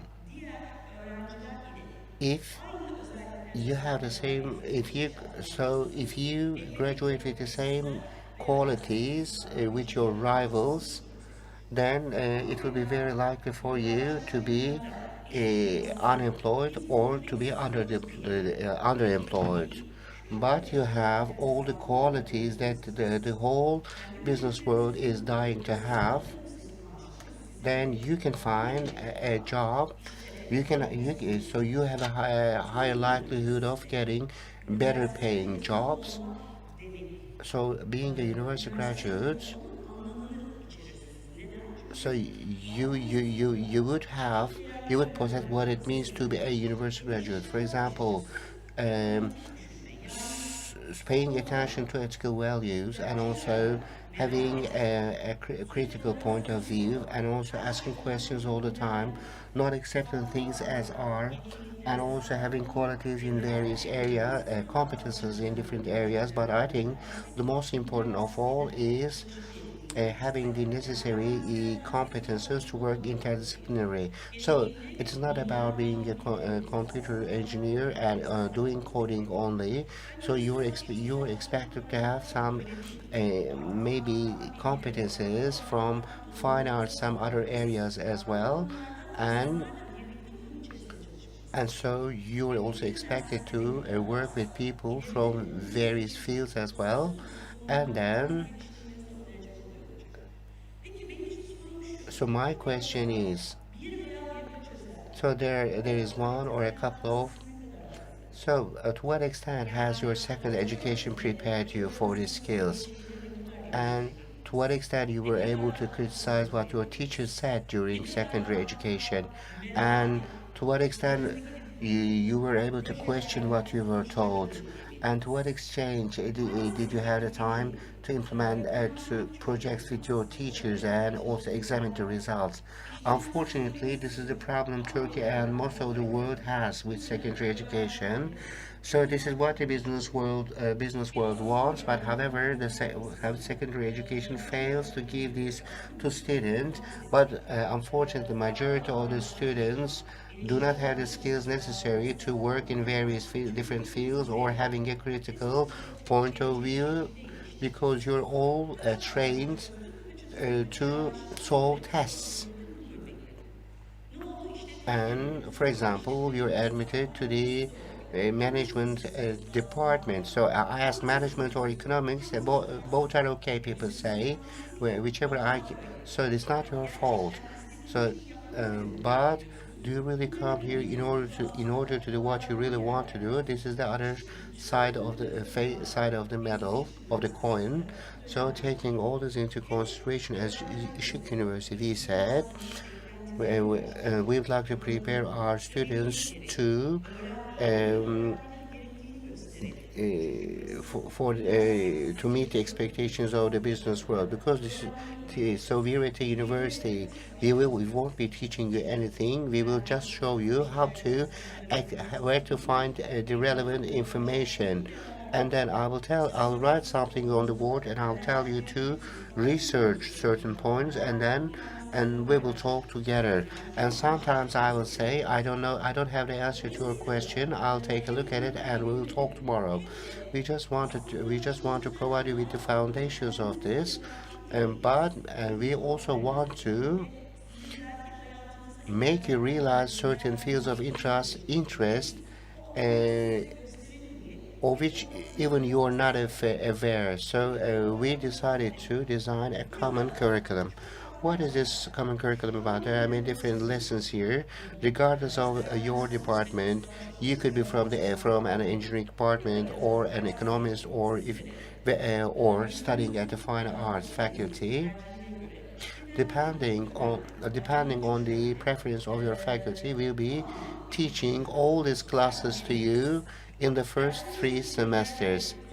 And of course the semesters and of course the forms of these classes may vary depending on your department. For example, career. So there is a course called career planning. If for most faculties it will be in the spring semester. For example, it will be in the second semester. In these classes, so we have the history of the Republic of Turkey and we have Turkish.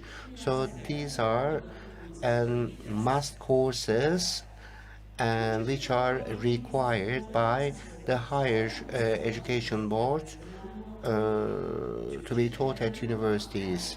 What really matters in Turkish is how you use Turkish, and also it is important for you to see the changes that have taken place in Turkish in many years. And you've been learning about the history of the Republic of Turkey since elementary school, and so you have been learning about the Turkish history for many years, but instead of teaching you the same things, and so we have designed a different curriculum to direct you to read more, and so it will also direct you to engage in discussion or discussing what you read, and then and so you'll have to read certain novel which you're used to seeing in your exams. And the second one is the orientation course. I'm in charge of this course, and with Hakan Bey, and this is quite an important course, and I'll be touching about it in greater detail. And career planning is a continuation of it. creative thinking and problem solving. I'm not sure whether you were here in our opening ceremony. Our acting president made a quotation from Einstein, and he said that if you want to be successful, you need to learn, you need to read tales, and you need to imagine, because this and because develops your creativity. This is what we need most in this country. We need people who can think freely, of course, by also observing the rights of others. And we need such young people. So defining the problem is the most important thing. Realizing the problem and also defining it and also finding ways of solving it. And so, for example, maybe you will have some project maybe in the first year or maybe in the first semester of the second year. So you will have group work, and then you will come together with some of your friends from different disciplines, and we have a course about major works as well. I'm an economist, and in economics there are very important, for example, works. Adam Smith is the founder of economics, so there are some books written by him, and so another great economist, Ricardo, and there are books by him. So what do architects understand when we talk about, for example, some so when we talk about great work, major works for architecture, people, so architects will think about, for example, Sinan the architect. So, the new inventions in every field has an impact in every field of our lives. For example, the internet. So, internet wasn't invented for us to have chat on it, but WhatsApp collapsed yesterday, and people didn't know what to do. And also the same goes for the works of uh, Sinan the architect, but not for aesthetic purposes only, but it has some philosophical and also aesthetic impacts as well. From maths to architecture, from fine arts to engineering. So you will see the major works, and we will be discussing their impact on the lives of people. And we will have guest speakers from different schools and universities, and these guest speakers will deliver speeches about these major works depending on their own fields. And you can see my name in the list of students of this course. And when I looked at its syllabus, I thought it was very interesting. And also we have um, so we have nature science and human, and also numbers, formulas, and human. We live in a world. We are surrounded by animals and other people. We are going through a pandemic period, and people get vaccinated, and some people believe chips are installed. And some people say you shouldn't get vaccinated because our brains will be affected. And there's another group of people who say you should get vaccinated without thinking at all. And for example, biology, chemistry, you can say, what good will this do for me? But these are very important for you to understand your environment. I'm a graduate of a scientific high school, but I'm an economist. But I feel really lucky. I can look at social sciences from a different perspective, and this is what we're trying to provide you with in these lessons. So we were talking about.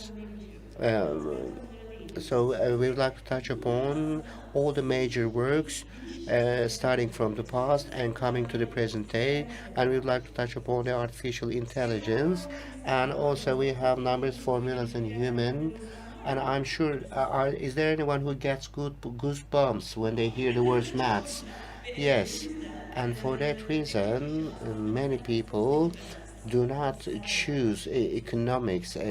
Instead, they choose, for example, management. However, maths is not what is shown to you. Two cars are coming from two different directions. No, it's not about that. Maths is the balance of life. And in this course, this is what we'll be telling you. Maths is all around in your lives, from your understanding of beauty. It is in the functioning of the human body as well. This is the perspective that we would like you to adopt when looking at this course. So we want you to understand maths is a language, a very important part of life. And so the ethics course You heard Professor Müzeyyen, it's ethics, law, and society. There are some rules in this society, and we say that there are some bylaws and regulations at our university, and also there are regulations by the United Nations. How would the society be if we didn't have these rules? But there are some other rules as well. For example, there are some moral rules and also there are some religious rules as well. So how parallel are these to law? So, and I believe that all these are things as a university student should be questioning, and you'll be discussing this in this course. And so you'll be talking about philosophy and also ethics and religion, how they are interrelated, and you'll be also talking about the impacts of ethical rules. Art is a very neglected area, so it is one of the most important wings of the society.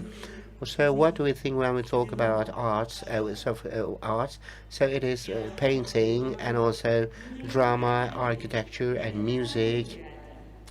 So we will take a look at the progress each of these has made, and we will also talk about the impact of art on people, including photography, which is also a branch of art.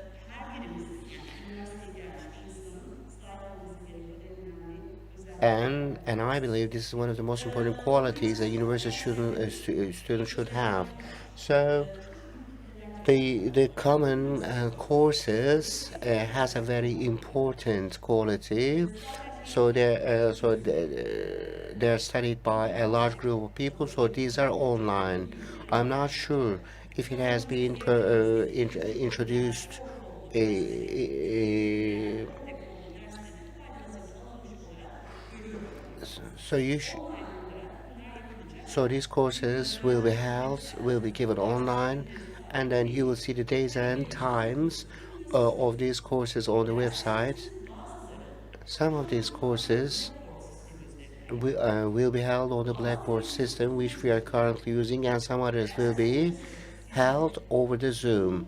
So that the professor who is in charge of the course will be sharing the Zoom link and over the Blackboard, and because when we use Blackboard, we are only able to provide this course to a much more limited number of people. For example, you can turn on your cameras, and also you can also so we expect you to engage in discussions in these courses as well, because Zoom will make it easier to have interaction. These courses will be given over Zoom, and all, for example, society, science, and human, for example, was held yesterday. How many of you logged on to it? Another Özlem taught the lesson yesterday. Please listen to it over the Blackboard because we will start our course over Zoom starting from next week. Işık, so your Işık University email address is very important, and then you send many. So all our correspondence will take place over our Işık University email account. Make sure that your email is active, your quota is not filled, and then you make sure that you don't forget your password. The syllabuses are very important. So a junior student once asked me what a syllabus means, and I felt out of breath. And then, so when you enter Blackboard, you will see on the first page. So it's a contract between you and the teacher. The teacher says he or she has the right to change the syllabus, but he or she has to notify you when he or she wants to change the syllabus. It is your right to know any changes to be made in the syllabus. So let's talk about the orientation course. So this orientation course is something which we have used in the economics department or at Işık University for a long time. So it will be given through adaptive learning. So when I get into a class, I teach the class. So some of you can understand without any interaction at all, and some of you can understand and asking through, for example, questions and answers. However, in the classroom, we need to reach a certain average. However, when it comes to adaptive learning in a computer environment, there are some, for example, presentation slides and tests prepared for you. And then, depending on your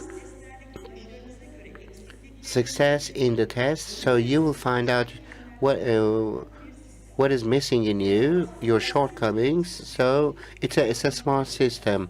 So we use so we use this as a supportive tool in our economics courses. However, this course will be taught over this system.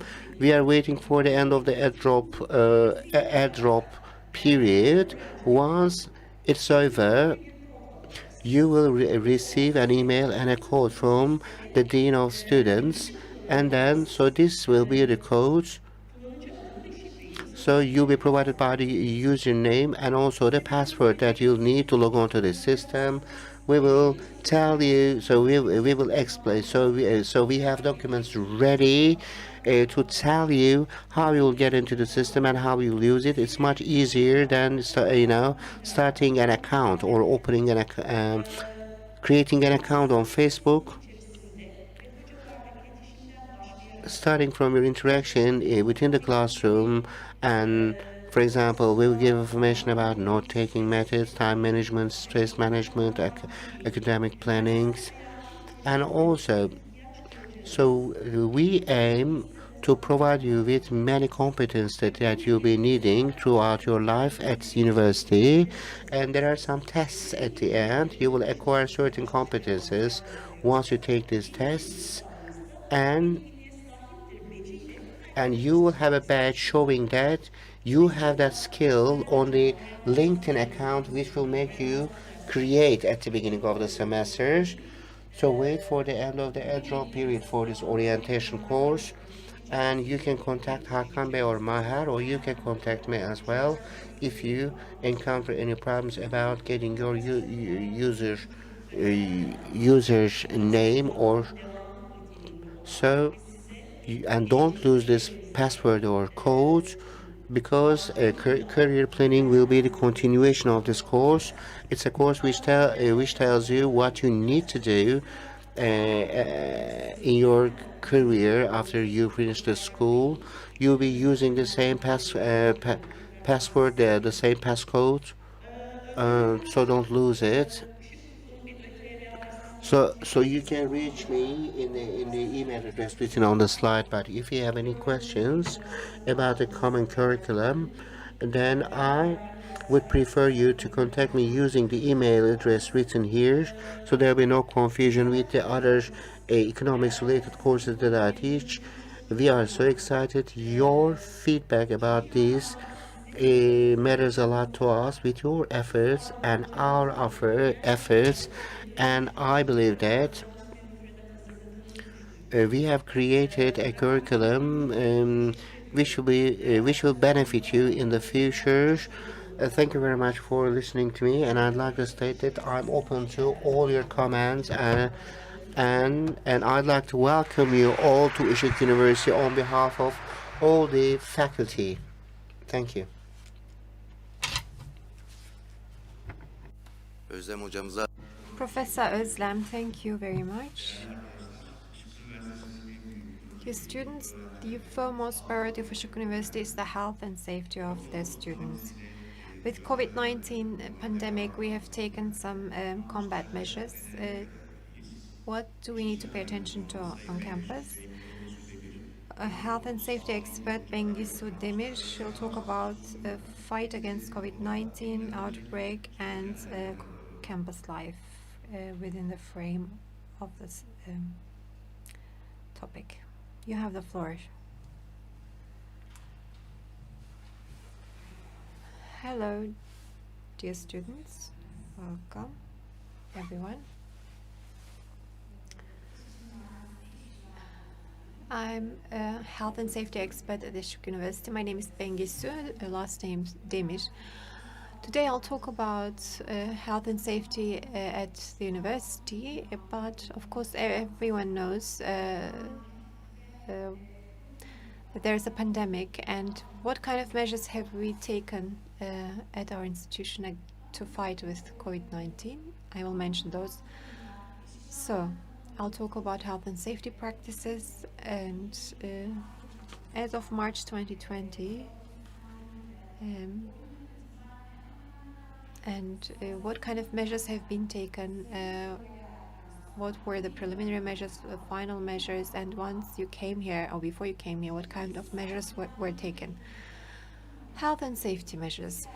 First, we are carrying out risk assessments and contingency plans or emergency plans. The pandemic is an emergency. Accident management, health and safety trainings are being provided. Board and committees are doing work when it comes to health and safety. So you will walk around the campus. Maybe some of you already had a walk around the campus. But here you see a bird's view. The campus. I'll talk about the emergency measures when it comes to health and safety. Fire and earthquake as an emergency, it's very important. During fire and an earthquake, what you need to do is of utmost significance to save lives. During a fire, what you need to do is to leave the building in the fastest way possible. During an earthquake, you have to wait until the earthquake is over and then leave the building. In both, how do we leave the building in both situations? By using the fire stairwell. We don't use elevators at all. We are not using our usual stairwells. You may be at the dormitory or in classrooms, labs, or you may be in the library. The same rule goes for each and every facility. What do we need to do once you left the building? There are emergency signs everywhere in Şile and Maslak campuses. So there are meeting points that you're directed to. People are being counted once they're there to see if people are still in buildings. If so, then they have to intervene. Our intervention teams, response teams, they have to enter the buildings. So emergency assemblies areas, you have to go there. Where are these in Şile campus? One is to the left, the soccer field, and the other is this is the lowest point where the shuttles are waiting, a vacant plot where the shuttles are waiting. This is another assembly point. For Maslak campus, the dining halls and cafeteria, Işık house, where that's the assembly point, our place. So I talk about the pandemic now.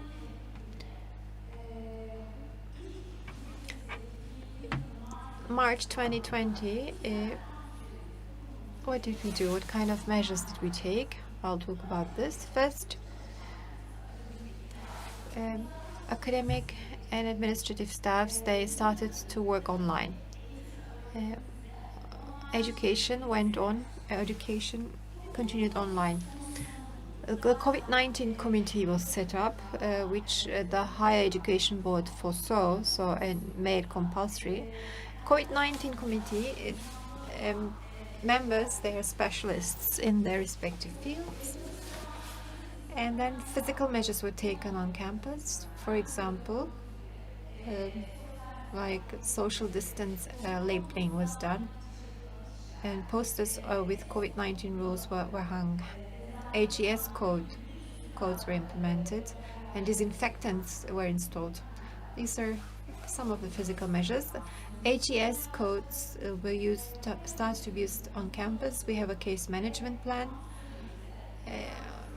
and disinfection proceedings are going on. So in case there's a COVID case, if there's a COVID case in a class, or any staff or student that is using a classroom, or a student that is in the dormitory, if there's a COVID case, and also periodically these spaces are being disinfected by the respective teams, In addition to all of those measures, in the cleaning teams, we have a disinfection team, and these people, they are cleaning surfaces that are frequently used throughout the day, like handles, door handles, elevator buttons, staircases, railings, and desks, etc. So frequently used desks, surfaces are being cleaned. And the first decision about COVID-19 was making using of mask compulsory. There's a rector's resolution on that. So you have to use a mask wherever you are on campus. You will see these everywhere, especially in the classroom, enclosed spaces, in toilets, in dormitories, in the dining hall where you eat. Except for during the process of eating, you have to wear masks. Social distance is another measure. A safe distance is 1 meter, but of course we are asking for 1.5–2 meters distance between each other. 2 meters is really a safe distance. And if there's a case, if you're not wearing a case, even if there's a distance of 2 meters, you are accepted as without risk. So this is, I'm telling you this because the distance is very important, plays a significant role. You see the sitting arrangements here in the room, and you see the social distance signs. There are various signs, but they have been put everywhere for information. Hand disinfectants and hand disinfection is of utmost importance. On campus there are many disinfectants at many points, but the healthiest way of doing it, using soap and water to disinfect your hands, especially once you have touched surfaces, and before you eat and after you eat, and after sneezing or coughing. If possible, wash your hands. But if there's no toilet nearby, please use the nearest disinfectant for disinfection. Masks. How to wear masks? These masks, they are not comfortable to be used throughout the day. They have to be replaced every 2 or 4 hours, as advised by the Ministry of Health. Please, when you remove your masks, use the parts that go behind your ears when you're wearing them, and you will see some waste bins for masks. When the mask is polluted, please use these waste mask boxes and trash bins that are designated for masks. In classrooms, they will be used very often by you, and they're especially in closed spaces. You have to abide by the following rules. Classrooms. In classrooms, you will see the sitting arrangements, and the distance there should be at least 1 meter. So it was already arranged. You see these red stickers or labels, or yellow labels, like the ones here. In dining rooms, in classrooms, in dining hall, and in cafeteria and classrooms, when a seat says "don't sit here" and leave it vacant, please don't sit there. And these are the rules that apply for classrooms, and our professors will remind you of those rules. Windows and doors, please leave them open. Of course, winter is coming and it will get cold, but if possible, keep the doors and windows open. Continue wearing your masks.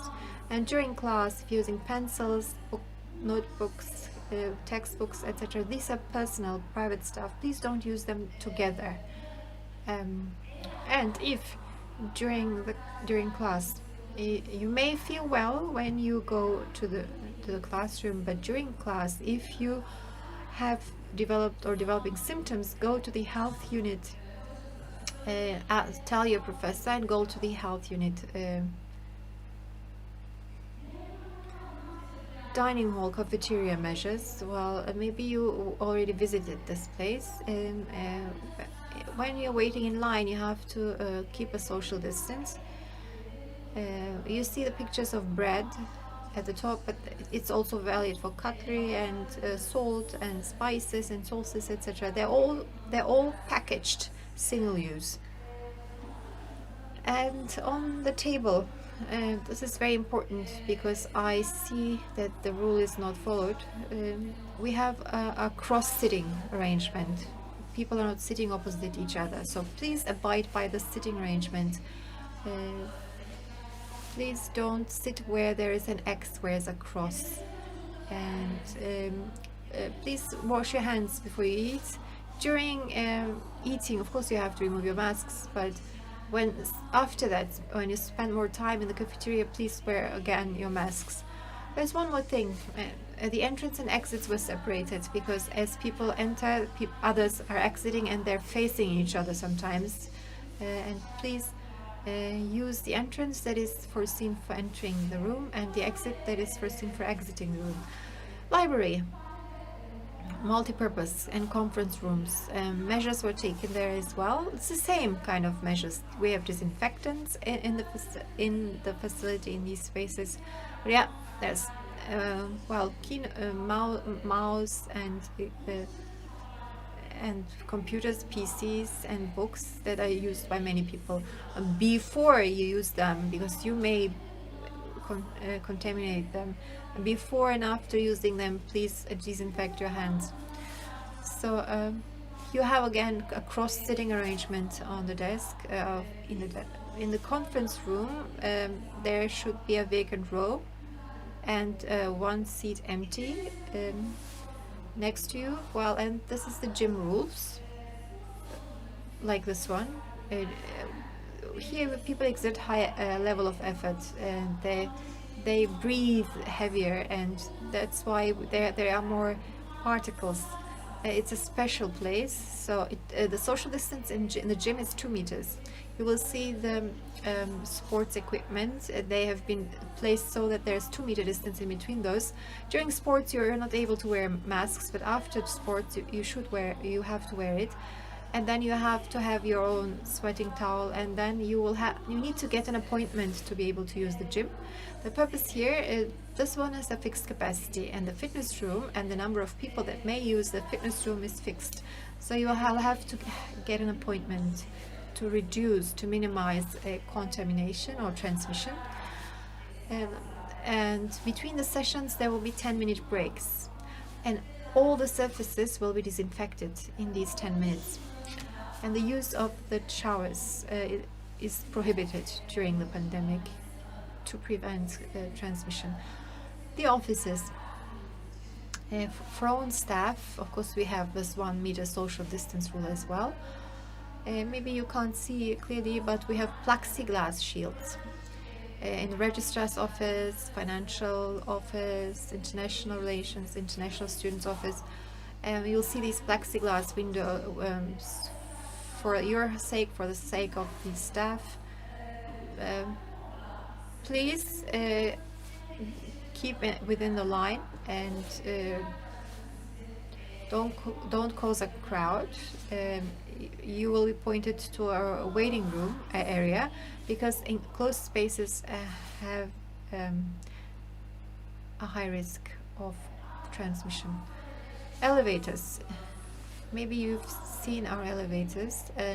The ground floor, you have these signs.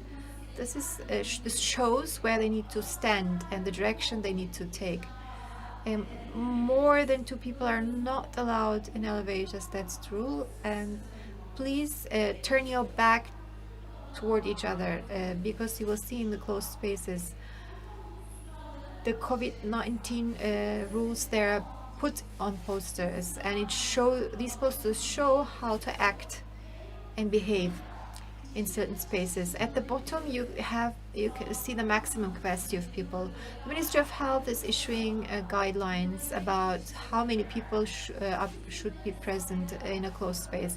We have calculated those and based on the surface area, and so please keep this rule because it will help clean the air or keep the air clean. This is dormitory. In dormitories, the number of people to be present in room is based on social distance rules. The distance between beds and the number of people is determined based on the social distancing rule. People trust us and trust their children to us to stay in dormitories for everyone. It is compulsory to have 2 shots of vaccination.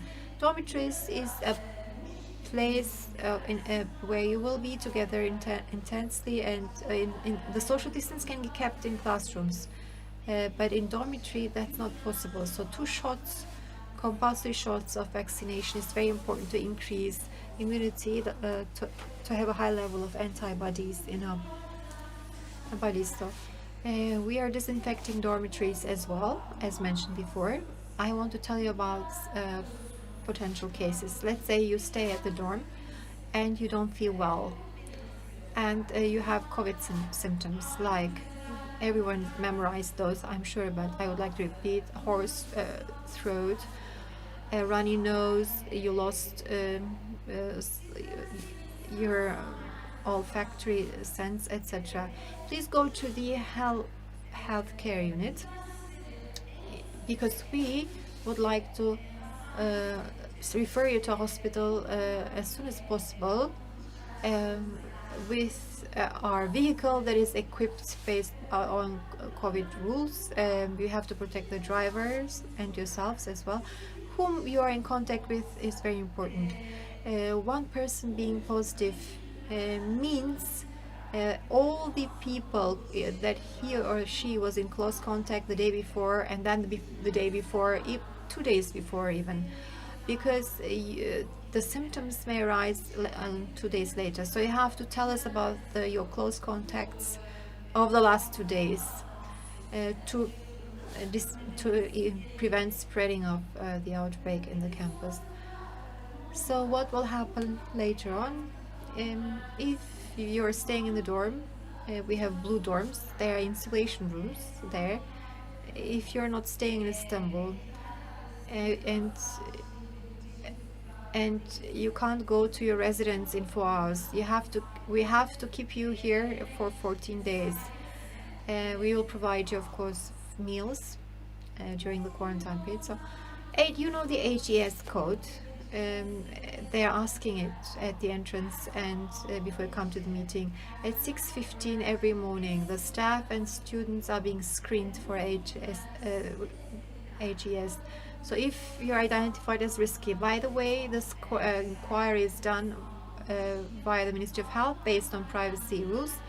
Based on the data that we receive from the Ministry of Health, we can identify risky people. Why so early? Because they get the message via SMS and email that they're at risk. They should stay at home, should not leave their home.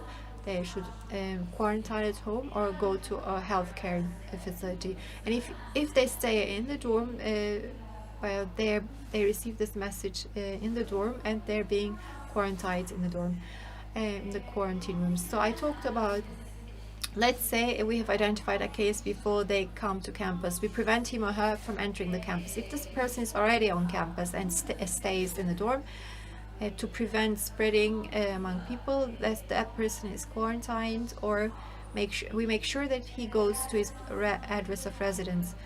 Let's say during class there's a case, and as I said, we have to implement our case management policy. Close contacts are being tested right away, and until it's clear that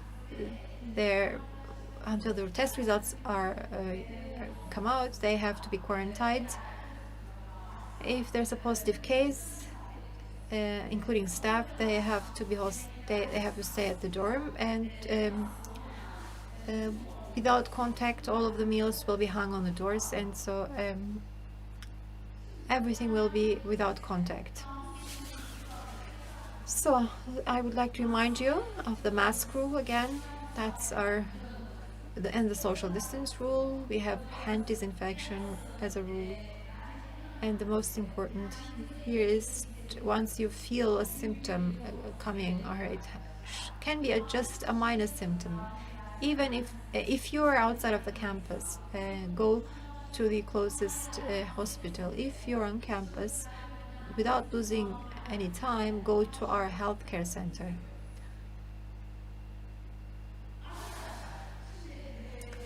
Well, dear students, we issued a guideline.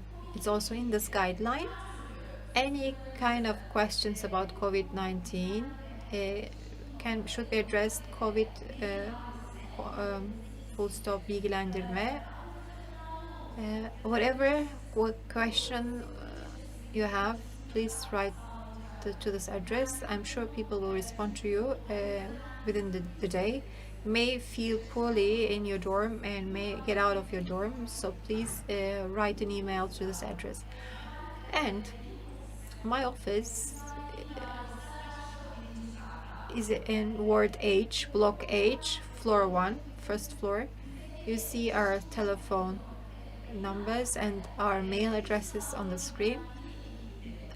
Every health and safety related question you may address there, and if you have observed something, please share with us so that we can find a solution. But the COVID mail, is being used actively, and people are asking questions. We are answering those questions. Please take note of this COVID related mail address. I wish you a successful new academic year. Welcome to university. Thank you very much for your attention.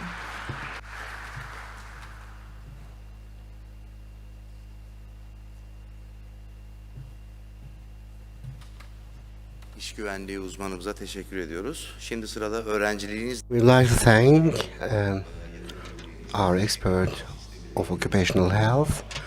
And now we have a presentation now from Educational Technologies Application Center software expert Ekrem Turan. The floor is yours. Distinguished friends, I'd like to welcome you all. And today I'll tell you about eCampus, which you'll be often using. And before we start, so I'd like to start by introducing my own unit. So it is called ETAM. So it's Educational Technologies Research and Application Center. My name is Furkan. So we have two applications for you, which will concern you. One of them is eCampus, and also its website is eCampus Işık. And so another application is Işık Mobile, which you can get access in application markets. And if you believe that will be so you can convey your opinions to us. If you believe that you will need some additional applications which will facilitate your life as a student, then we will also create them as well. So as I said, you go to a company Işık EduTR. So when you came here for enrollment, a final enrollment, you were all given email addresses with an extension of Işık EduTR, and you will use this as username, and in your first entrance you'll use your identity number in your first login, and then you will be asked to change your password, and it needs to have 8 characters, and we want you to choose a difficult one. So the passwords so we receive a lot of emails asking whether the passwords are the same for two applications, but they are not the same. So you see a screenshot from eCampus where we enter with a sample student, and so you see the password of this person, and also you see the username of this person, and the password is his or her identity number. And so you can choose between English or Turkish, and then you'll be facing the password change screen. So in the old password area, you'll write your citizenship number, and in the new password area, you will identify an 8-character password. It will direct you to our main page. We will ask you for your hashcode. Don't forget to enter your hashcodes, and don't forget to create permanent hash codes, and then we will enter these to this area, and we will all be healthy in our campus, as you can see on the up side. So, for example, when you click on this area, so it says that a hash code cannot be found. You will see such a pop-up, and then once you enter your hash code, you'll be directed to this page, and then you will see you can change your hash code here. So if it's out of date, you'll be able to change your hash code clicking on this area. So let's take a look at the interface of eCampus. As you can see on the right hand side, you will see our names, and by clicking on it you can log out if you're using, and you can log out securely if you're using different devices, and then thanks to this icon you can be in communication, in contact with your advisors. And so there's one more thing which will be of use to you during registration areas. If your advisor is available, you will also get a chance to have a video conference with your advisor, and you see the academic calendar and also the courses calendar, as you can see. And so this will direct you to the relevant pages very easily. You can change your hash code, as I said. So this page is divided into two. So this is a general overview, and then you see all the relevant pages. So I'll be touching upon each and every one of them, and then shortly on the right hand side you'll see our weekly lesson program. Let's start with the academic calendar. So as said in the previous presentation, the academic calendar is in your responsibility. So let me say again and again, so you need to control it on a regular basis. So registration dates and everything can be found here. So let's move on to the next slide.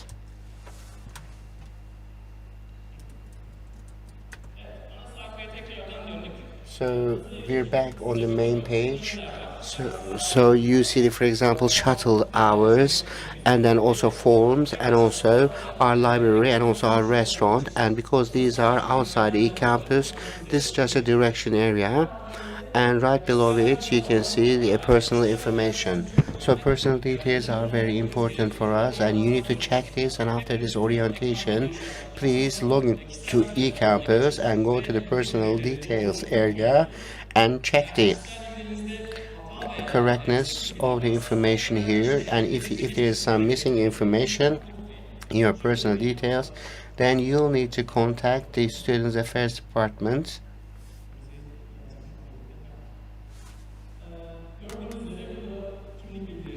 You see your ID details and also your health status. Please don't forget to check this. And so we have registration, courses registration. When you first get enrolled in our university, you are given a package program, and you can check whether you have any courses in your weekly lesson program or not. And if there is not a course on your lesson program, then you can contact the Students Affairs once again. What will we do in the second semester? First and foremost, we will see whether so you will see the, for example, course registration date for freshmen. If this date is due, then it will tell you that registrations have started. And you see your fields, and thanks to these buttons, then you will be able to select your courses. So on the top, on the left hand side, and so we have orange, and also we have red, and one of this is errors, and the another one is warning. So the red ones have to be eliminated during course registration. Before eliminating them, you cannot register your courses successfully. And after clicking on this button for selecting your courses, you will see such a screen. On the top you'll be able to see the classes, and then you see the remaining quotas and also the times of these courses. and then when you click on them, so they will be shown on your weekly program. And if it's convenient for you, you can click on the add course button and you'll be able to select it. And after once you select all your courses, you will have to correct the errors which is on the top left side. If there are some errors, the system will automatically recognize it and show you how to correct it. For example, it says so you need to take the course CBET G4, for example. You took an F previously, and you need to take it this semester. Once you click on it, your error will be eliminated automatically, and then the send for approval button will be activated, and then you will be able to send your courses to the approval of your advisor. Once you do this, you will see the screen. You see the name of your advisor, and then please do not click to the screen automatically, and we'll give you some warnings about this page. Don't also please make sure that you read this, and then you have the curriculum completion report. And so this is curriculum completion report is our CCR. You see our student card on the top, and then so if there's any misinformation here, inaccurate information, please don't forget to contact the Student Affairs Department. And at the bottom, you see the report. You see the slots about your program. So, for example, I have a program consisting of 3 semesters, and you see the courses that I have taken, and also that those courses with a gray background are the ones which cannot be repeated. So I was successful at them. So if you have CC and above, then you are considered successful, so they cannot be repeated. Then those with a white background are the ones you have never taken, or you have taken F, DC, or DD. F means failed, so you'll definitely need to repeat it. And so the green one are the courses that I'm taking this semester. For example, so 2021 spring CCC 5 lesson, I took an F, but the course is not open this semester, so we don't have to take it as a must. And so below it, for example, you see a lesson that has been, for example, that was repeated. And if you go to the main page, so you see withdrawal from the course, and also you check it on the academic calendar. If you have reached the add and drop week, then this page is activated, and so you can see the details of the course withdrawal page, and then you choose your course, and you also identify a reason for your withdrawal from the course, and if your advisor approves it, then you can withdraw from it.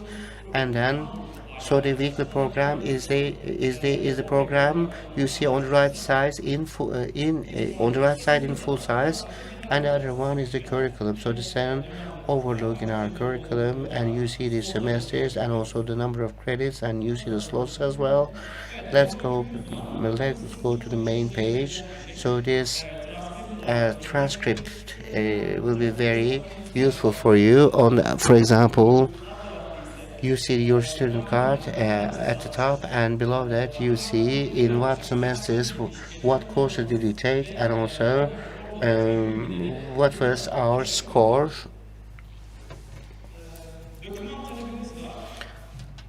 And document requests are in the previous so you can print out your average. However, it is not valid in official bodies. So we have a document request page. Then you can see all the signed and sealed documents, like a student document, and you can fill in a form, and then you can forward it to the Student Affairs Department, and you can obtain the document in a couple of days. And I'd like to recommend to you Işık mobile as well. We want our students to be using this mobile application as well. You can see your and your courses, and you can see the library, and also you can, for example, search for a book in the library. You can see what is you can see the food served in the restaurant as well. But most importantly, you can enter the school campus using a QR code very easily. I'd like to leave the floor to. Thank you so much.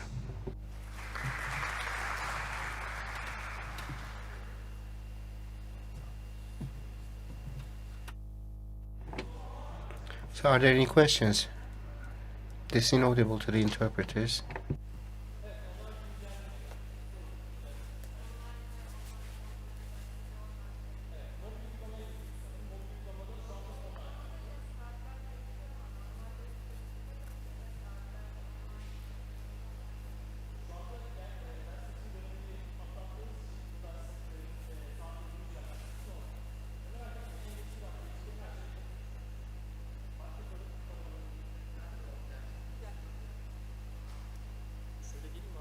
Buyurunuz. Buyurunuz. Tabii ki.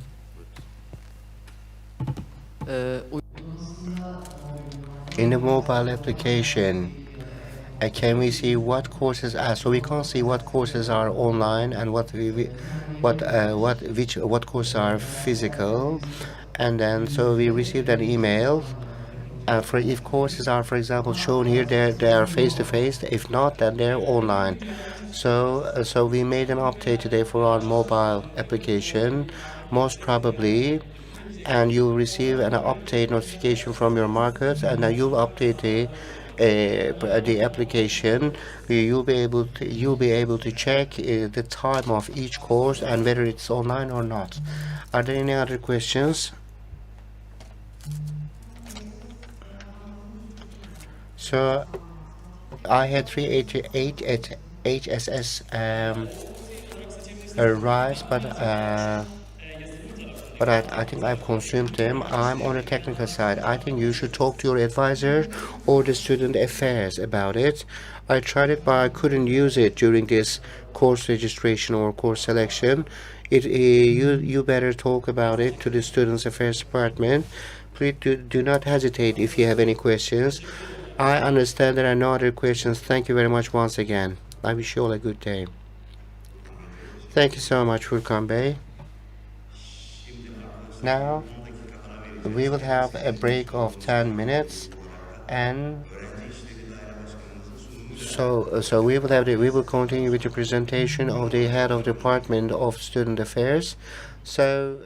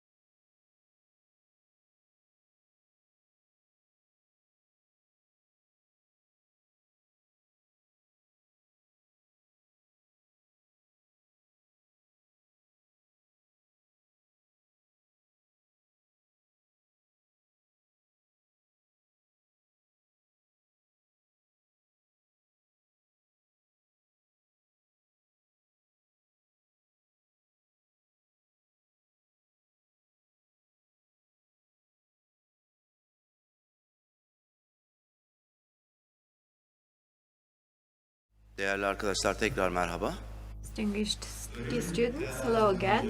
Throughout your life as a student, you can apply to this office, the registrar's office, for any issues you have. So I would like to invite Güneş Banu Kocatepe, the head of the registrar's office, to the stage for her presentation. Hello.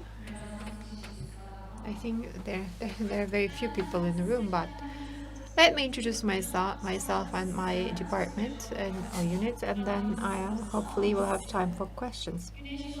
My name is Güneş Banu Kocatepe, Işık University, head of the registrar's office. I've been working for 20 years in Maslak and Şile in both campuses. I'm responsible for both. As was mentioned, throughout your life as a student, we will come across each other very often. We are a frequented office. So the registrar's office. So we're here to support you on a needs basis. From entering the university until you graduate from the university, your personal records are kept with us, including your grades and the classes that you attend, and we are a bridge between academicians and students. So, other than requesting data and documents, we need to know about regulation. So, if you have any significant questions, you can address those to us before you contact the academic departments. Of course, within this quality mission of our university, we have a mission and vision statement as a department: continuity, efficiency, and of course we do our best to increase your level of satisfaction. We are not only serving our national but also our international stakeholders. Smiling faces, well, these are our values. Of course, we are doing a job, but at the same time, we are student-centered university, and we are looking for ways to satisfy our students. So we are industrious, we have an integrity, pride, leniency toward team work, abiding by confidentiality rules. Of course, that's important, confidentiality. We have a law on the protection of private and personal data. So we are self-improving at all times, and we are student-centric as well. So this is what we strive for. The stakeholders are students, academic units, administrative units, external institutions. We have a department for recruitment of soldiers, credits and dormitories, a higher education board, student placement institution. All the student-related institutions are our external stakeholders, and of course other universities. As I said in the beginning, we are supporting both campuses. In Şile campus we are at H block, ground floor. Maslak campus we are again at the ground floor, E block. I think you have visited us before. We are open between 8:30, 17:30, 5:30 p.m. We are open during lunch hours as well. You will always find someone in our office during lunch hours. We have a team of 10 people in both campuses. They're at least undergraduate students, and most of them, well, and they're also postgraduates. We are very well equipped when it comes to education, the regulation, to keep the level of satisfaction high. So you can see the names on the screen. Throughout your life as a student, you will be in close contact with these people and get to know them well. And we have a call center which has been in operation for the last year, we have a 3-member team answering all questions and supporting students. And they're very successful in their job, their call center, and they're answering all the relevant questions. 444-0797, that's the hotline. You can call it. And there are frequently asked questions on the web page at the bottom, so you can click on that and have your answer to most frequently asked questions. The registrar's office is not only issuing certificates and documents. They are in charge of many things. In summary, in a nutshell, we are doing all of this recruitment to military service, and there are double major and then sub-major weekly program, final preparation, midterm exam preparation, classroom arrangements, etc. So we have many roles. A reminder, several reminders actually. You just finished high school, most of you, and university life is quite different. So by these reminders, you have responsibility to attain all of those. Especially, you will get announcements with the extension Işık, your personal email. We use SMS, mailing services, and we issue our announcements on the website as well. We have a student information system which has an announcement link, and this is also where we put our announcements. That's why please check these links very frequently. And regarding your personal data should be filled in or out in full, so that we have access to you at all times during emergencies. We have a law on protecting personal data. KVKK is the abbreviation of this law. All students over the age of 18 have the right to keep their data confidential, including data on their family, unless there is an emergency and a situation which will put your life at risk. Your data will not be shared with third parties, and your parents are complaining about this. I mean, sending this child to the school, we have the right to find out about the transcript, the average grade, etc. Your families insist on obtaining this data from us, but KVKK says that we should not share the data with your family unless your life is at risk. All data we receive through ÖSYM, DGS, YKS. These are horizontal transfers, and the population department, the MERNIS website, is a source of data for us. And ASAL electronic systems are used to process student data.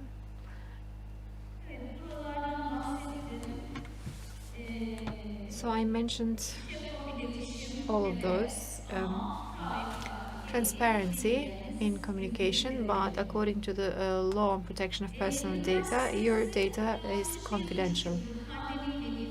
Together with the pandemic, all documents is being sent via e-signature for the last 1.5 years.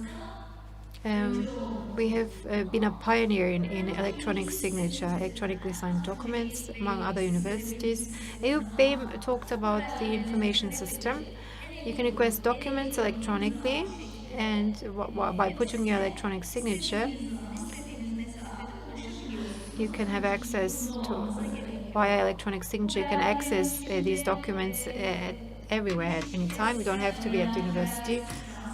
cease of relationship, transcripts, student documents, and other temporary documents. They're being submitted to you via e-government, and you get a verification code.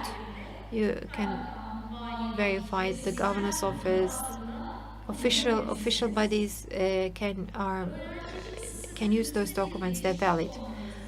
Unless there's change in your status as a student, YÖK deems you as an active student. If your financial obligations have been fulfilled, regardless of your scholarship, so you are deemed as active by the Higher Education Board YÖK. And all your data is sent to KYK, the military, YÖK as an active student.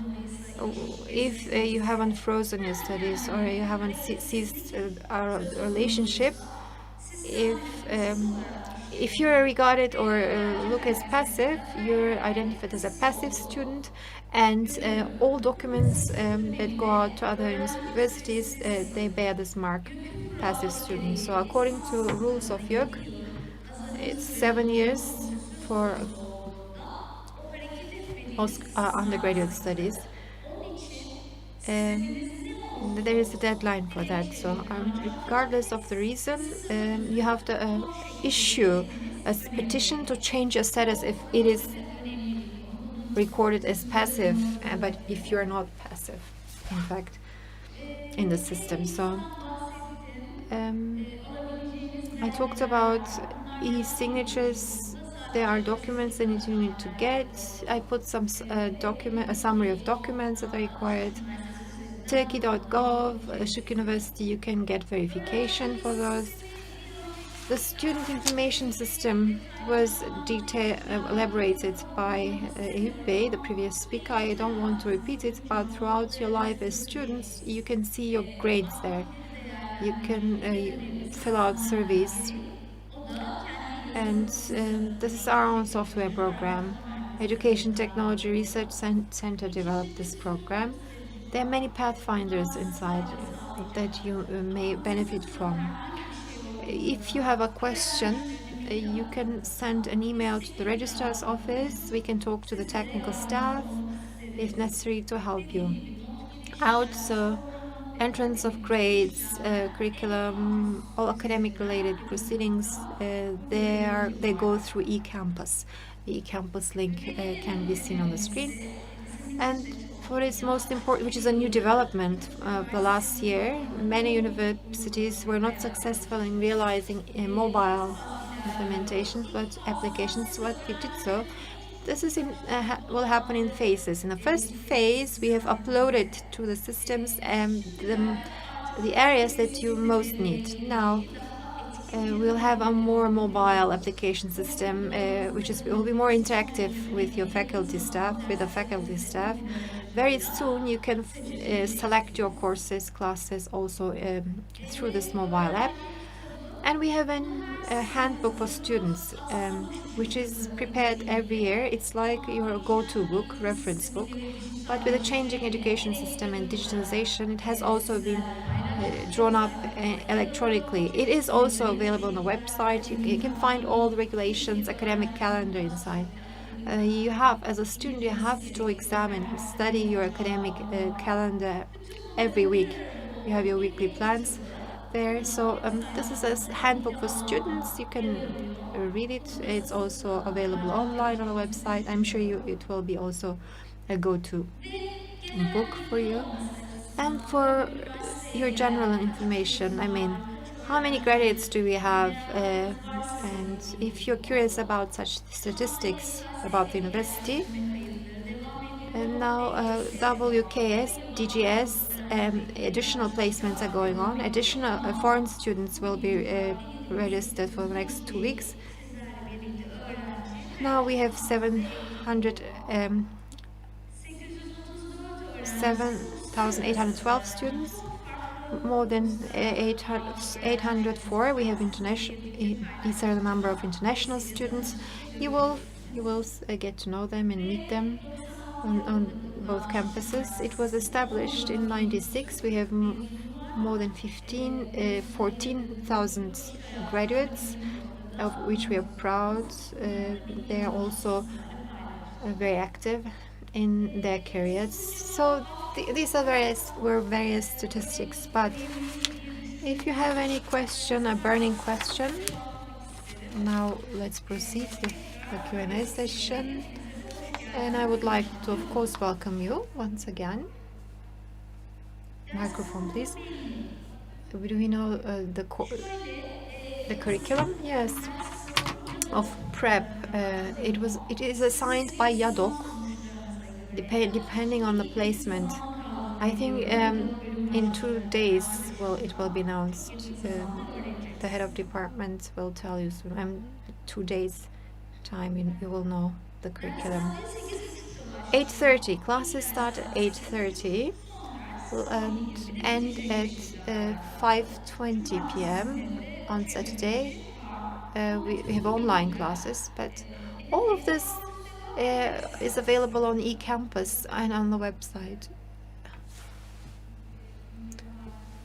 I asked this question to the eCampus, the speaker that talked about eCampus, but on eCampus we don't have these hours.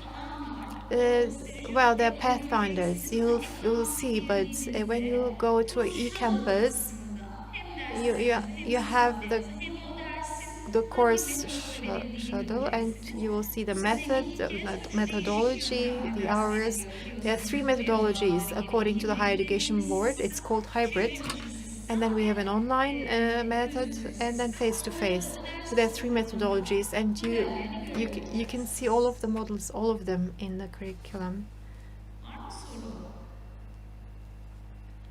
in the syllabus. Yes. Other questions? I am in the first grade and a freshman, so they sent me a package. We select a ready-to-use package of next year. Işık University took a decision with the academic sciences when you come here for the first time, to avoid chaos, and well, you are served a package prepared by the academic units, and these packages are automatically assigned to you, and of course you have to enter your AGS code, and you shouldn't have any outstanding financial obligations. And the second year, what happens is that you can select your own classes on the system, and which are approved by the advisor. No, you don't have to register. You will see all of them. These classes, they're all reflected in the Blackboard system. You will see them there as well. Thank you.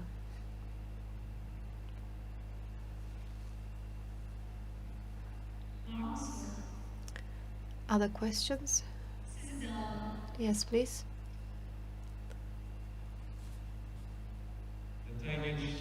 What about horizontal transfers and summer schools?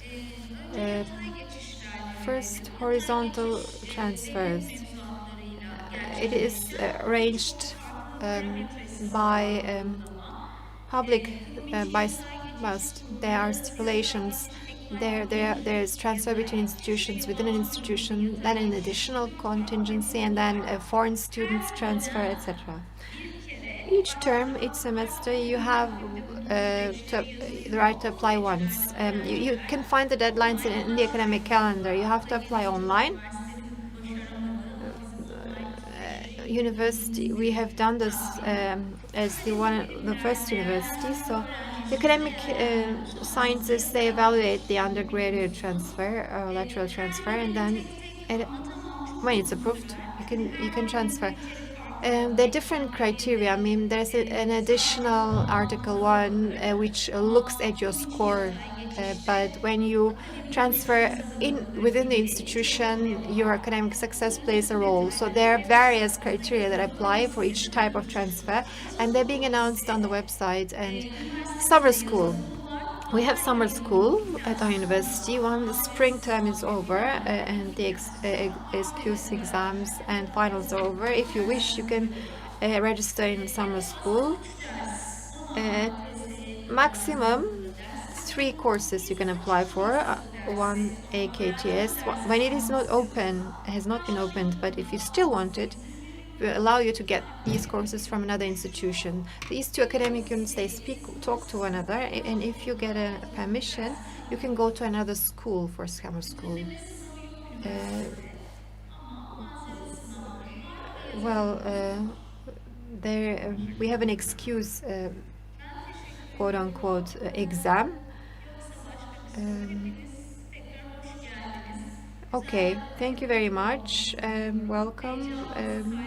We don't have makeup exams. We have an excuse exam. So welcome again. You may reach us whenever you want. Thank you for listening. Öğrenci İşleri Daire Başkanımıza teşekkür ediyoruz bu güzel sunum için. Arkadaşlar saat 14'e kadar öğle aramız var. 14'te tekrar salonda görüşmek üzere.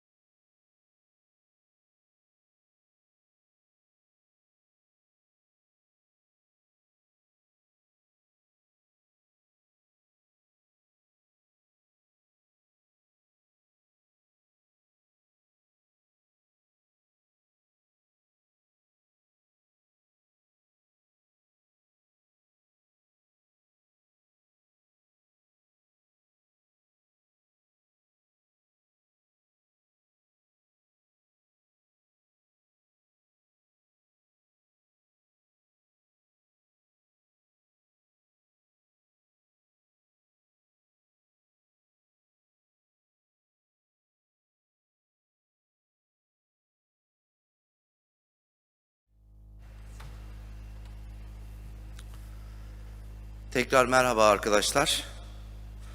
Oryantasyon programımıza Uluslararası İlişkiler Daire Başkanlığından Sayın İlknur Elbey'in sunumuyla devam ediyoruz. Buyurunuz.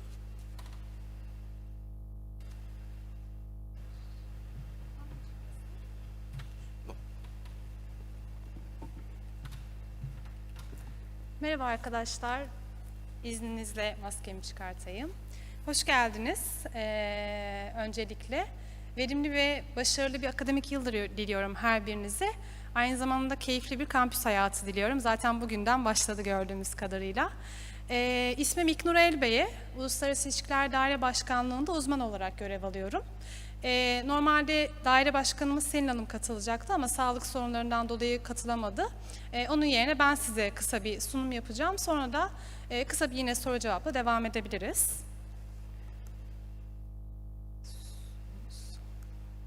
Evet, öncelikle Uluslararası İlişkiler Daire Başkanlığı nedir? Nasıl bir görev yürütüyor ve biz kimiz? Bununla başladık. Daire Başkanlığımız bünyesinde iki farklı alanda çalışıyoruz. Biri uluslararası öğrenci temini dediğimiz tam zamanlı öğrencilerimize hizmet eden bir alan. Diğeri değişim programları dediğimiz bildiğiniz üzere Erasmus gibi programları yürüttüğümüz bir alan.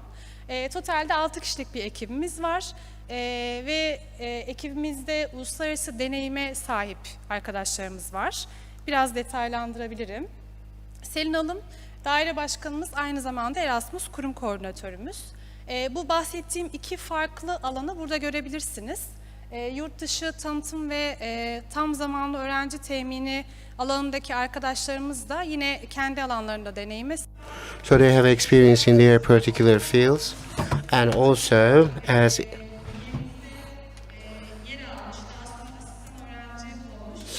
so we have Sandra, who used to be an international student and then became an assistant. Now she continues to work with us, and in terms of exchange programs, so we have myself and Betül, so we conduct work in this field.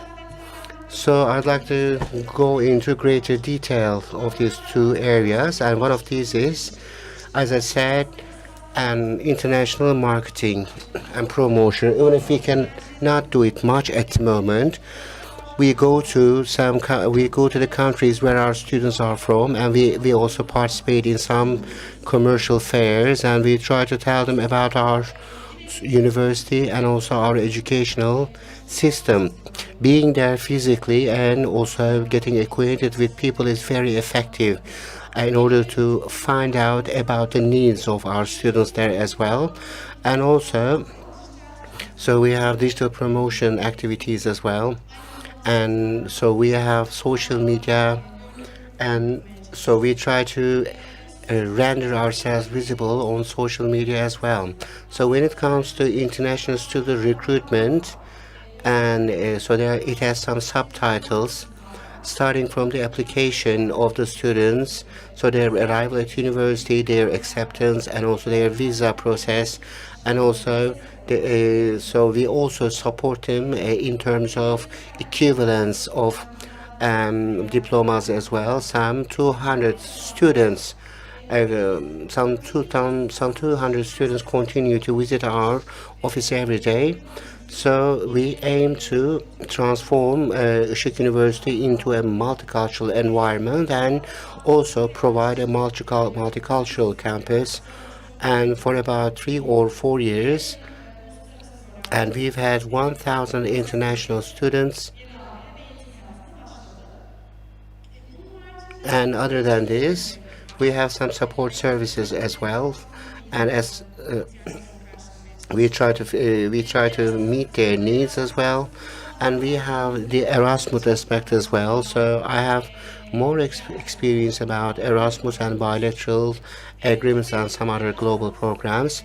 And Erasmus, so exchange programs, is a topic which students are really curious about. I think we have limited time. I think it deserves a longer time. So we expect you to our offices to provide you with a greater detail. So there are certain partner institutions that we are in contact with, and then so you can study for 1 period or 2 periods at these universities, and this is known as a learning movement.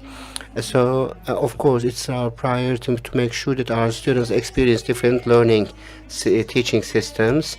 And as I said before, so the international office, another topic that we consider to be important about international marketing and recruitment, we need to increase the diversity in our university, and we want to make sure that you make friends from other countries, and we want to make sure that these international students find a family environment at Işık University.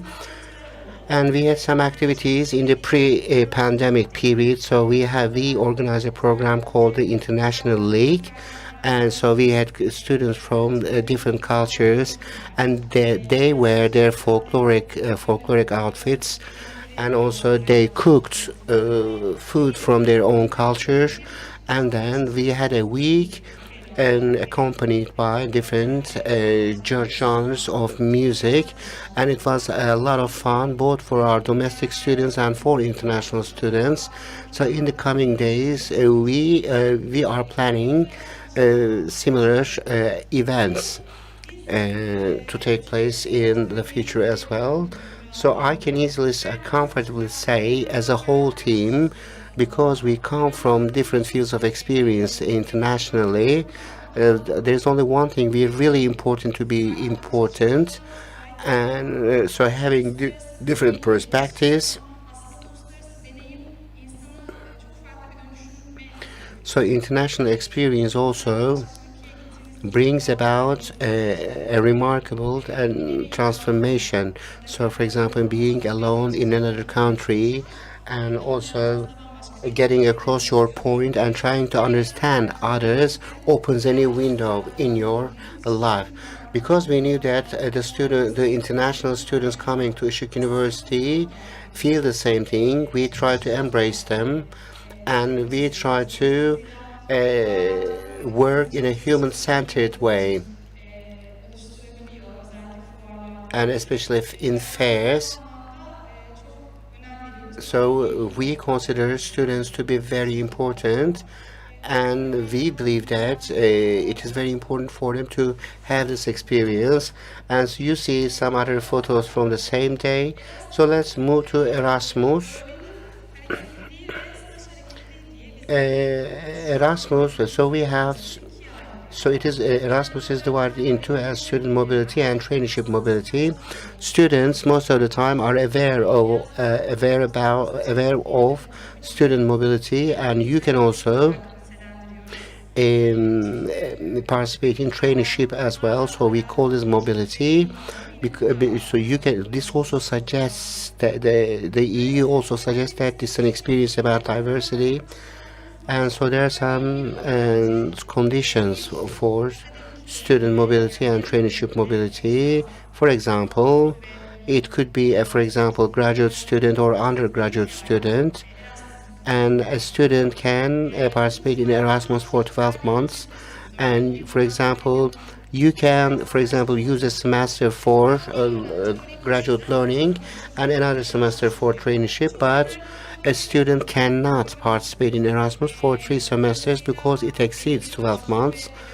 And so when you're elected following an application and also selection period, and it is possible for it will be possible for you to spend 1 year of your learning life abroad. And there are 2 forms of Erasmus, with grants and without grants. And so we are often asked whether we are given any money or not. This is a granted program. And so when attending a program conducted by the European Commission, you generally receive a grant. But if there's a problem about a quota, then there may be situations where you'll have to attend without a grant. So the EU member countries are fundamental. They are divided into 3 groups, and you can also go to candidate countries which are not members but yet, and you can also come to Turkey as an Erasmus student. As Işık University, And many other universities make another commitment when you participate in student mobility, and when you go abroad for 1 or 2 semesters, any course taken, and this could be passed or failed, will be considered valid here.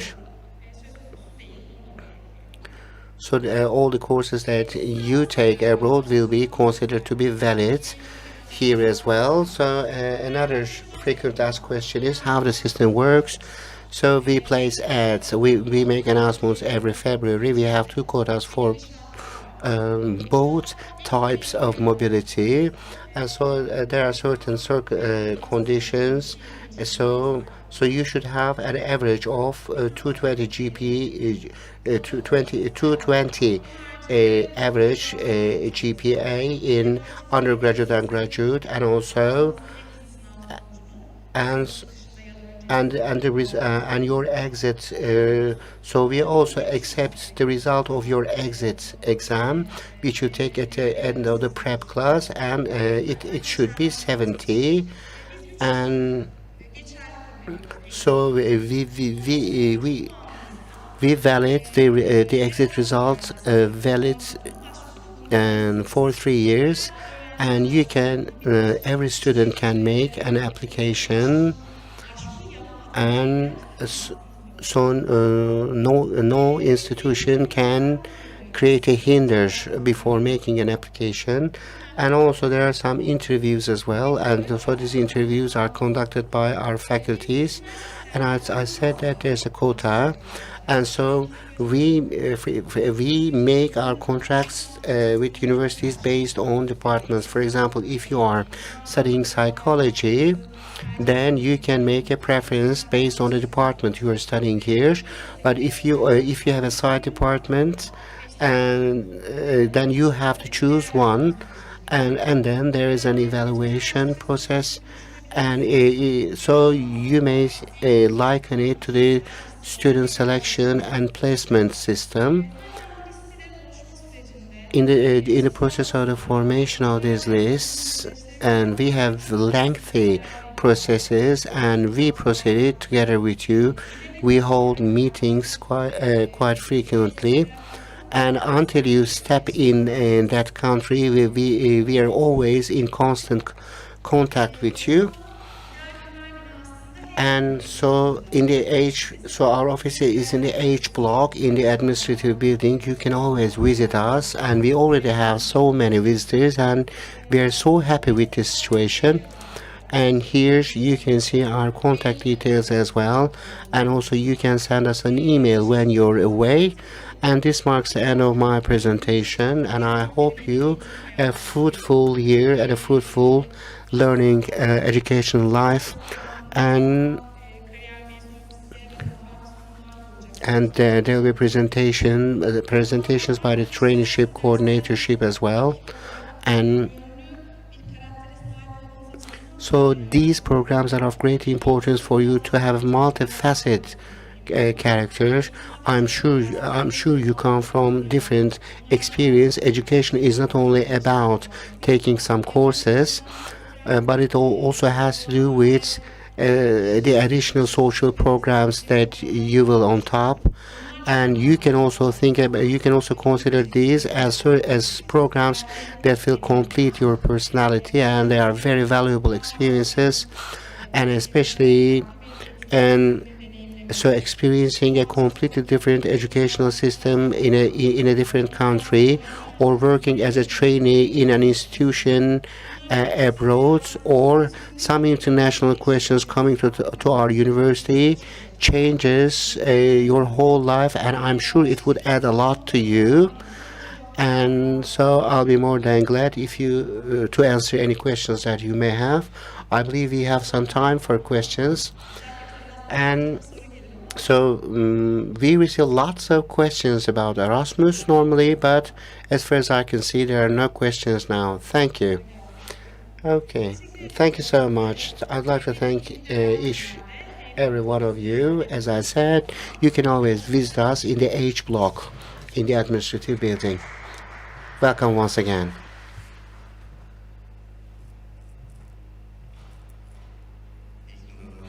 We'd like to thank İlknur very much and for the orientation of career and alumni office. I'd like to give the floor to Damla Ateseven, who is the director of our career and alumni office. First and foremost, I'd like to welcome all of you. So if I may, I'd like to take off my mask as well. 2021-2022 akademik eğitim yılından First and foremost, I hope that the 2021-2022 academic year will be a success for each one of you. So I'd like to start with telling you about the location of the Career and Graduates Office. It is in the administrative building in H block. It's on the first floor. You can see our phone number and our internal number as well. Please take note of it in case you wish to contact us. You see our email address. So damla.ataseven@isikun.edu.tr, and please follow our social media accounts as well. So we have some job ads sometimes, and so of course I send this to your emails, but we also share this on our social media accounts as well. So these are so valuable for you. Please make sure that you're following all of these. So I'll tell you about the main activities of our office. So what does the Career and Graduates Office do for you and for our graduates? So we provide career guidance and consultancy services, and you can also follow up educational program organizations, and you can make requests as well, and you can also follow activity and seminar organizations, and also we also provide you with job seeking support. And so we have the Işık graduate platform, and by becoming members of this platform, and so you can have very good networking opportunities within our large wide community, and also you can also follow our relations and also activities with the graduates. So I'd like to touch upon, and so for example, so would you be my mentor? Would I have any problems during the interview? And so how can I prepare a CV, and how can I find a job or a traineeship, double branch or Erasmus, and also or a side branch? So what sector? So if you have such question marks in your mind, you're probably at the very beginning of the road, and you'll be coming to the office in due time, and then so you can make a request for any date or time you want. So we hold our interviews online at the moment, but hopefully in the very close future we will be delivering services offline as well.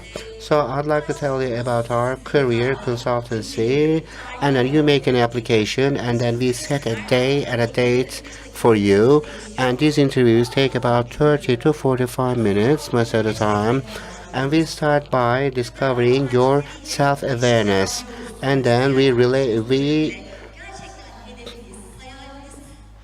try to find out whether the department you're studying overlaps with your dreams, and then we develop career alternatives especially for you. So we create unique career stories for each one of you, and in line with these decisions we make a decision, and then we set certain targets, and then after setting this target we take action.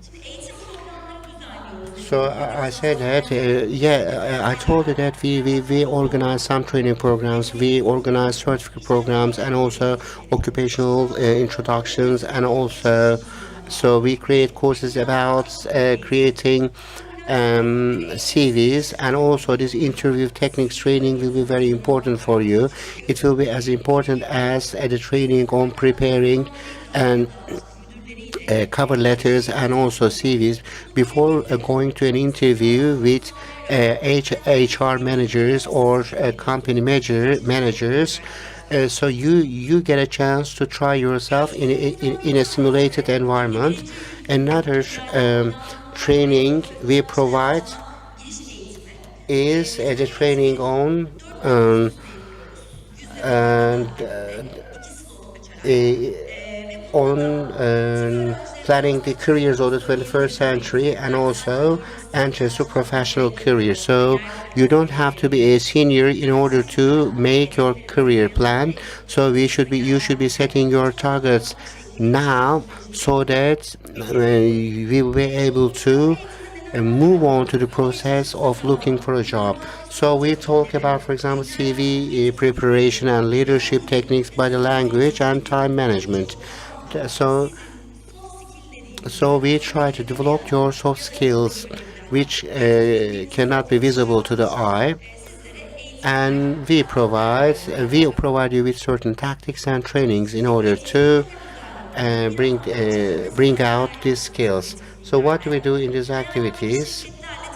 So I'm going to meet the companies of my dreams, and then so there are some career conversations, especially during the pandemic process. So we had some 55 to 60 career conversations for you, and then so we hosted very important executives or HR managers of very important companies at home and abroad. And for example, at the right bottom side, you see the poster. You see a poster for our career days. And then on the left-hand side, we went to İTÜ Çekirdek with your friends. It was a very enjoyable visit for us, and we had the chance to see the companies on site. So these are some images from a couple of activities we held, and for example, so we had career days in health. We had career days and as you can see. So we organized a career days event and for all our undergraduate and graduate students. And for example, we had a career conversation for our cinema and TV department, and we're planning to organize such events again. And then so we had a professional LinkedIn activity, and then we also invited Tuba Hanım, who is one of the executives of CareerNet. If she has enough time, she'll be coming again, so we'll bring her together with you. And another point is job ads. So what is this job ad notification? So sometimes. So there's a platform called the skill or talent gate or door, and sometimes I find some job ads from my own networks as well. How can you see these job ads? So we have an Instagram page, and you can see it in the ads part or announcements parts.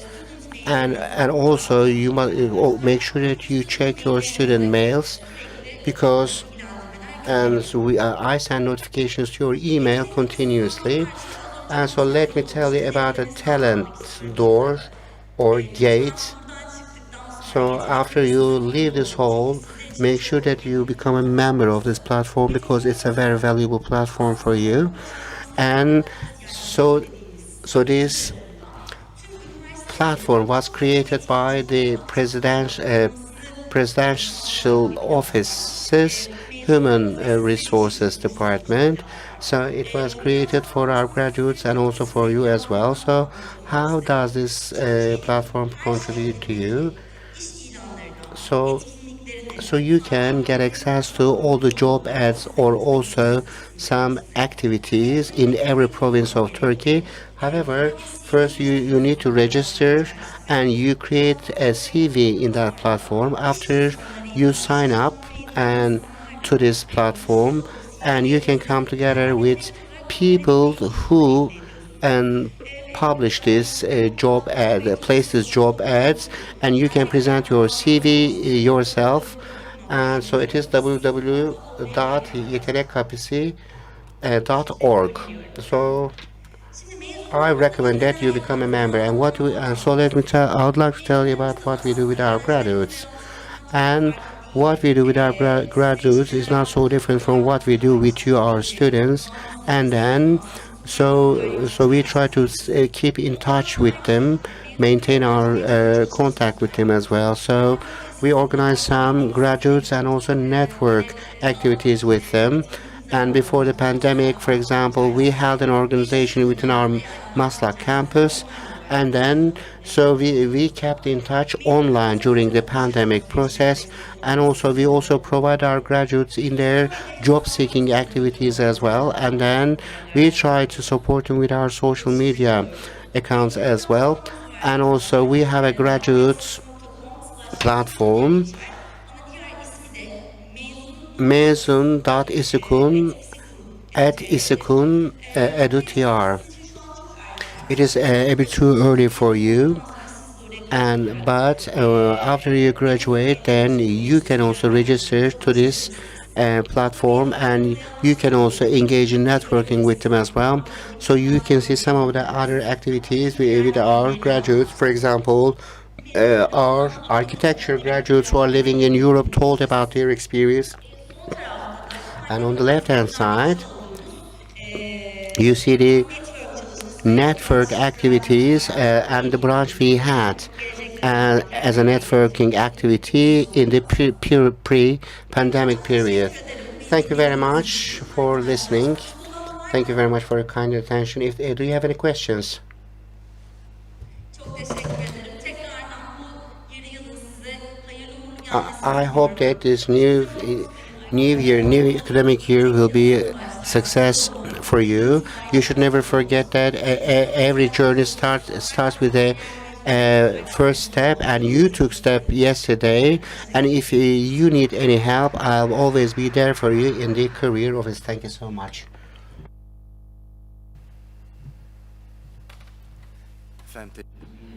Thank you.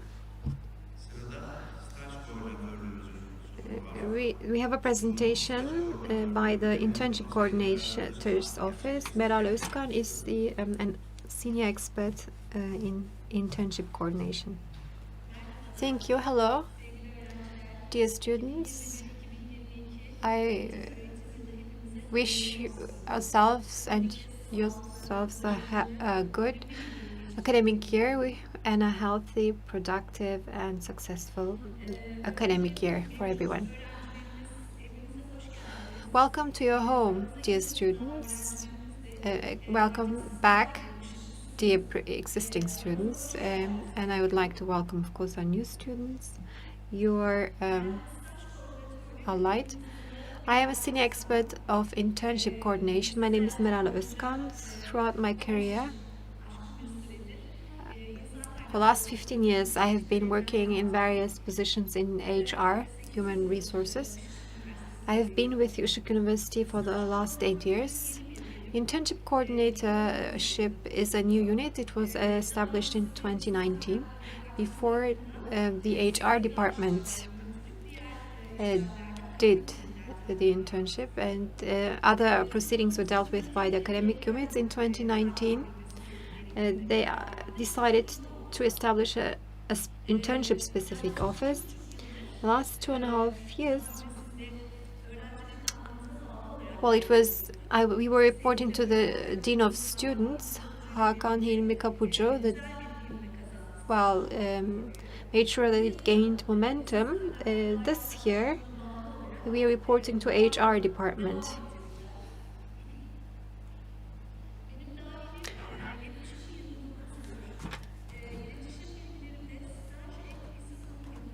Here you see all my contact details, 7229, and the web address and the email, my email info. If you have any questions pertaining to internship, you can use these addresses, and we'll try and answer your questions within 24 hours. Extension is 7229. We have a social media account. It is Işık Staj in Instagram. And you're kindly invited to follow us. What is internship? Internship is, putting into practice theoretical information that students learn in their faculties and learn how the workflow is, and to acquiring experience, practical experience, and putting into practice applied knowledge in the real job environment, on the job. It's an opportunity to develop yourself. It's a kind of transition to work life, and it should be made use of as an opportunity. Well, students, they are inclined to pass classes. That's why they do internships. But recent years, students have become more willing to participate in internships. This makes us very happy because they finish their compulsory internships and they extend their time there. They're doing the rest on a voluntary basis, and this is how it should be. At our university, we have, during spring, autumn, and summer, we have 3 internships periods. In spring and autumn is for vocational college. It's for health studies and vocational that they're applied courses that are carried out by external institutions, and there are internships for graduates to be within the academic year. They can do internships before graduation, but generally speaking, they're done during the semester and during summer holidays. During semester holidays and summer holidays, excuse me. And 1,800 students do internships. It was 1,924 in the last academic year.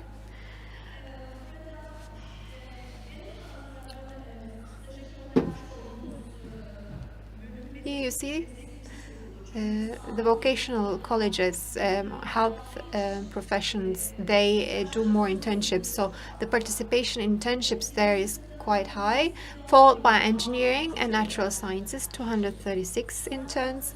Then we have arts, design and architecture, 329 interns. Economic, administrative sciences, social sciences, 94 interns. And Social Sciences Institute Clinical Psychology, 76 interns. Here you see the sectors where the internship takes place. And the most popular sector is healthcare, followed by construction. When it comes to internships, followed by architecture, and then IT, software development, etc. So we have students in these industries who are interns in these industries. This internship coordination office unit has this vision and mission. We help them to build their future, to develop their professional skills and competencies. It's to provide credentials and work experience to begin their careers. We use internal and external stakeholders to provide quick, effective internship services. So we are promoting internship. The vision is to contribute to national, international internship mobility and to increase our recognition, the recognition of our university in that regard. Of course, the activities are gaining more ground with our stakeholders. One of the stakeholders are you, the students, then the academic units, who are responsible for your internships, your advisors, your head of departments, your deans, faculty secretaries, and department secretaries. They are coordinating we're coordinating internships with those units. I forgot something. Administrative units are also involved in the internship process. Damla, for example, who made a presentation, we work with the career and graduation office together. We are coordinating our internship efforts with them, and together with the international office, of course. And we've also external institutions and companies as stakeholders. Vocational college in order to place our students at public hospitals, we need to cooperate with the provincial health directorate, so we correspond with them, follow up on this correspondence, other healthcare institutions, companies. In terms of placement in internships, we need to cooperate with companies. We reached out to 873 companies before the pandemic. 40 of them, they affirmed our application. With the others, we wanted to collaborate as well. Unfortunately, the pandemic came, and well, Higher Education Board, we are legally responsible with the Higher Education Board, and we are also cooperating with other universities in the internship process. Internship coordinators, office, core activities. We have an internship guideline which tells you about the rules of internship, and within the scope of this guideline we make sure that internship is carried out, that the necessary documents are being issued in time and delivered in time, and make sure that we are in contact with units and external stakeholders to provide internship positions for our students. The internship application deadline and any problems that the students are faced with during the internship, we are here to help you. For example, let's say you want to do an internship, but it doesn't benefit you at all, it doesn't benefit your development, you have a problem with your superior at the company, etc. Then instead of solving this problem with that person or with that company, you can contact us so that we can solve these problems for you. Extension of the internship, early completion of internship, cancellation of internship, we are dealing with those issues by collaborating with the relevant faculty, institute, and department. Internship documents that received by students and department, we need to check them, of course, and complete them if something is missing. And the documents that you're preparing, they have an official quality.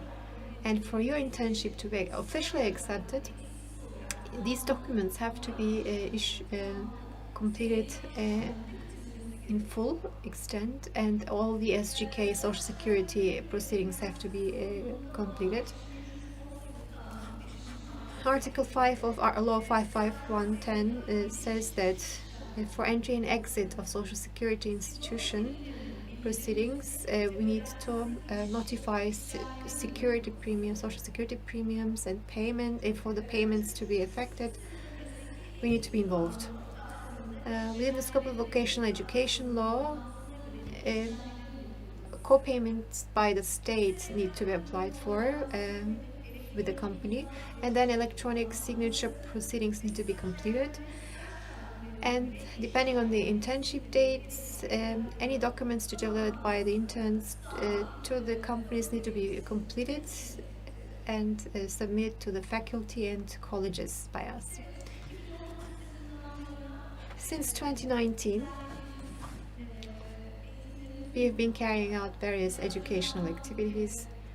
As Damla said, these are called 21st security competencies and skills, and I am part of this process. Selection of the place of internship and application trainings were delivered. These trainings will continue to be delivered. Management of the internship process, internship and converting internship into a job, and internship during pandemic were the titles of the other training activities. These will be continued, and there will be more even. So our work in this regard is going on. The internship process has to be benefited from in the best possible way. When you apply for internship, it's like applying for a job. You're sending out a CV, a resume, and to be able to make, I think, just start doing that now. You're very lucky to be on this campus, to be studying at this university. Congratulations. become members of student clubs, dance clubs, theater clubs, performing arts clubs, and engage in projects with your professors. Be willing, do this willingly. It's not only about doing internships. When you apply for a job, people will they know that they will know that you have just graduated. They're aware of what you can do and what you can't do, your skills and competencies. To be able to express yourself, I mean, you have to mention all the projects that you did on your CV, the sports clubs that you have participated in. Don't wait around. Do something. Everyone is graduating from universities today. It doesn't make sense has any meaning per se. What makes meaning has a meaning is to develop your competency skills and do something and be aware of your talents and do something about those. Start be active now. I wish you successful study, and if you have any questions, I can answer those now. If not, thank you very much to each and every one of you. I would like to extend my deepest regards.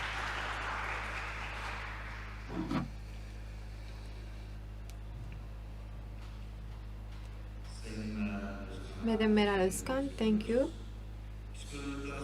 Now we have psychological counseling.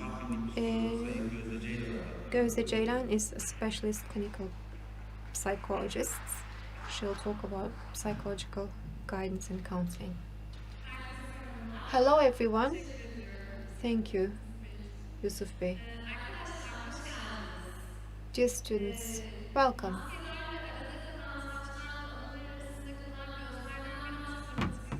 I can see your eyes between your hair and your masks, and I think I see light in them. Are you all right? Well, it's a great pleasure to be here, to be present the same place as you, and and we'll hopefully share the next days with you here on campus. Psychological Counseling Center is affiliated to the sports department. Well, I am engaged in psychotherapy. I will share data on how you can apply to us and any potential problems that you might be faced with. I will also mention, but there's no need for a problem to happen before you come to us. Sometimes things happen in life, and you need a listening ear. If an ear to listen, someone to listen to you, then you can come and tell us about it. Welcome. Thank you very much for all your efforts that you spent to pass the university exam, and I would like to thank everyone who helped you out in this process as well. So, who are we? Where are we? And how many people are we? At Chile and Maslak campus, there are specialists, psychological specialists, and at Chile, we have the student center is next to the health bureau. Me and Ceren Öncel we are two psychologists that are here at Maslak campus. There is Irem, and if you need to be supported by her, you can access her there. I would like to ask you a single thing. I'm sure you if the door says there is an interview going on or a consultation taking place, please wait until we are finished, or please send an email for later appointment. Because we may never know how important the interview and the consultation inside is, so we don't want to keep you waiting. I'm sure you will pay heed to this. Well, when I say being a university student or a part of university, it's an entire. When we say being part of the university, many questions may come up, and I've been in this profession for the last decade, and I see many faces with question marks on their minds who are stuck and they have trouble overcoming those issues. How can we get access to my grades? What about the grading system? I was studying at high school and I will study here. What is the difference? How can I access my professor, and how do we select courses? I am far away from my family, and how can I organize myself? So people get stuck in certain situations. It's a normal human situation. So when we say harmonizing with university life, they're trying to embrace. We're trying to the university is trying to embrace us, but it has difficulty in doing so. So we may have trouble adapting to our university life. So you have your own personal traits and characteristics. It's a new environment, new people, new city, even a new country, if any. So these are new parts that we're trying to adapt to. And you may get stuck, and you may experience anxiety. It's very natural. It's a normal human reaction. At this point, well, yeah, I'm talking about getting stuck, but I wanted to talk about feelings, concern, being afraid, unhappiness. You may not be able to tolerate uncertainties. What will happen next? How shall I do this or that? Can I express myself in class and before the teacher? And so there are certain uncertainties in this new situation, and when you experience difficulties, you may feel anxious or nervous, or you may be excited, but it may not be a positive thing or a negative thing, or you may not be sure what it is. So this causes anxiety, and the level of anxiety goes up. You're made up of flesh, bones, and nerves, so it's a natural state of humanness, of being human. Well, there's no need to hesitate. You may have trouble, difficulties, but this is related to your adapting to this new circumstance, which is very natural. Anxiety is something we need, in fact. When we cross a street, we have to be concerned whether or not a car will hit us. That's why we have to look to the right and to the left. And academically speaking, when applying for a job, they want to do a postgraduate study, and you have to have a high grade for this. If you're not anxious and concerned, then you will not keep on studying and striving to attain success. So it carries us forward. It helps with personal development. It is there for us to exist, go on existing, and to make a difference. So we need a certain level of anxiety. However, whenever it prevents us from going to class, or we have trouble in our relations with our classmates, or having trouble eating, and if you sleep less or more, eat less or more, that means we're getting stuck. It prevents us from doing what we should do, and we have to intervene. So what are we doing? We are holding seminars. You can follow us and our activities. Işık PDM, it's called. Işık University has an Instagram account, Işık PDM. Follow us. You'll see our posters. We are hanging them all over campus. You can visit our website and for our services. The more anxious you are as you're walking through life and assessing current situations, it may look as if you're walking on a thin line, which was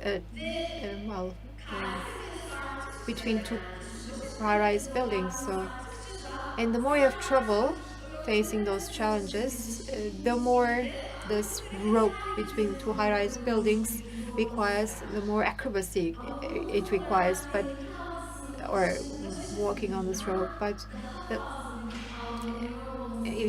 it is because you perceive the situation larger than life. And Irem and me, as we provide psychological counseling, we are looking for a level of anxiety that you may be able to cope with. And we're trying to teach you that the perception may be misleading, that you may perceive the anxiety as more than it is, larger than it is, larger than life. So, and it keeps you stuck and immobile. And if you have trouble coping with it, you can reach out to us. We are providing psychological counseling and individual psychotherapy. Me and İrem Hanım, we do individual psychotherapy, but if you require counseling and guidance, if you have an idea about a specific topic or seminar that is maybe highly needed, or you can also ask Ceren Hanım. We are also holding group therapies, also next to individual therapies. We are preparing brochures, leaflets. We have psychoeducation seminars. Specialists from inside the institution, outside of the institution, are holding seminars and symposia. You can follow them on the PDM address, and they're announced on our website regularly. This is very meaningful. Our therapies take 45-50 minutes. You can get an appointment via mail or face-to-face. Based on your syllabus and our work program, we set an appointment. We are not sharing this with any unit. Anything that we talk about, is not shared with anyone, even not with the other counselor. Because you're here to talk about a difficult subject. You have chosen us to come and speak to. That's why this relationship is confidential. We have to abide by the rules, by the ethical rules of conduct. So all the information remains within the walls of our rooms. We live on the same campus. You may be anxious and concerned, but they're not registered or recorded in your academic files. And they are not shared, the things that we talk about are not shared by others. So you have to fill out an online application form, and which entail all of the rules, and we'll talk about the rules if necessary. And if you wish, and once we've organized the schedule, a program for you, we start our therapy process. Or if you want to join a group therapy, there's a procedure that we need to follow, and which we are explaining to you. When shall I apply is one question you may ask. If you are experiencing one of the following, or if you're concerned that you will experience one of the following, I say.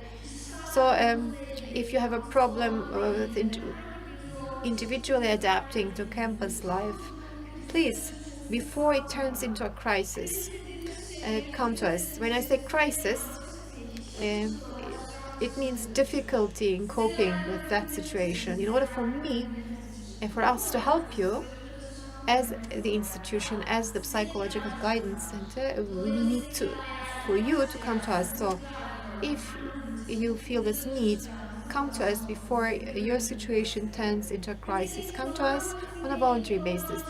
You may have trouble managing your time and organizing your life. And as I said in the beginning, your level of anxiety may go up and you may have trouble coping with it. And maybe you are consuming alcohol or other substances. Or you may oversleep or overeat. Or in the contrary, you may lose your appetite and sleep a lot less. If there are physiological change and other type of changes, and you're not able to cope, please come to us. It's one of your decisions which will support and make life easier for you. You are living far away from your families, and you're trying to cope with your life alone. Although you're maybe in the same city, but you're learning to live with yourself on campus. How do I get this? How can I become a club member? How to socialize in clubs?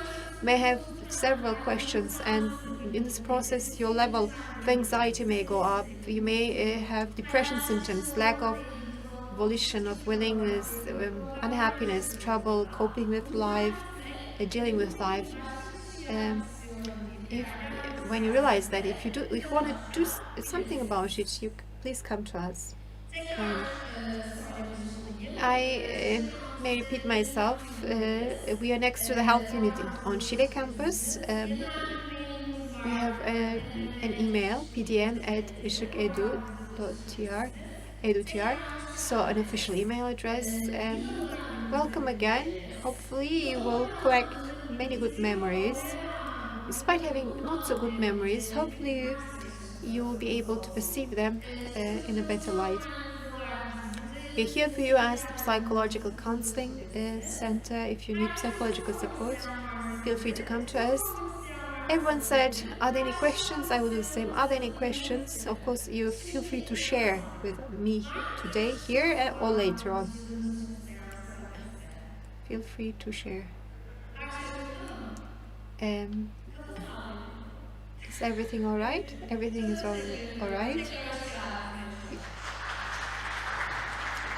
Thank you. All right, welcome.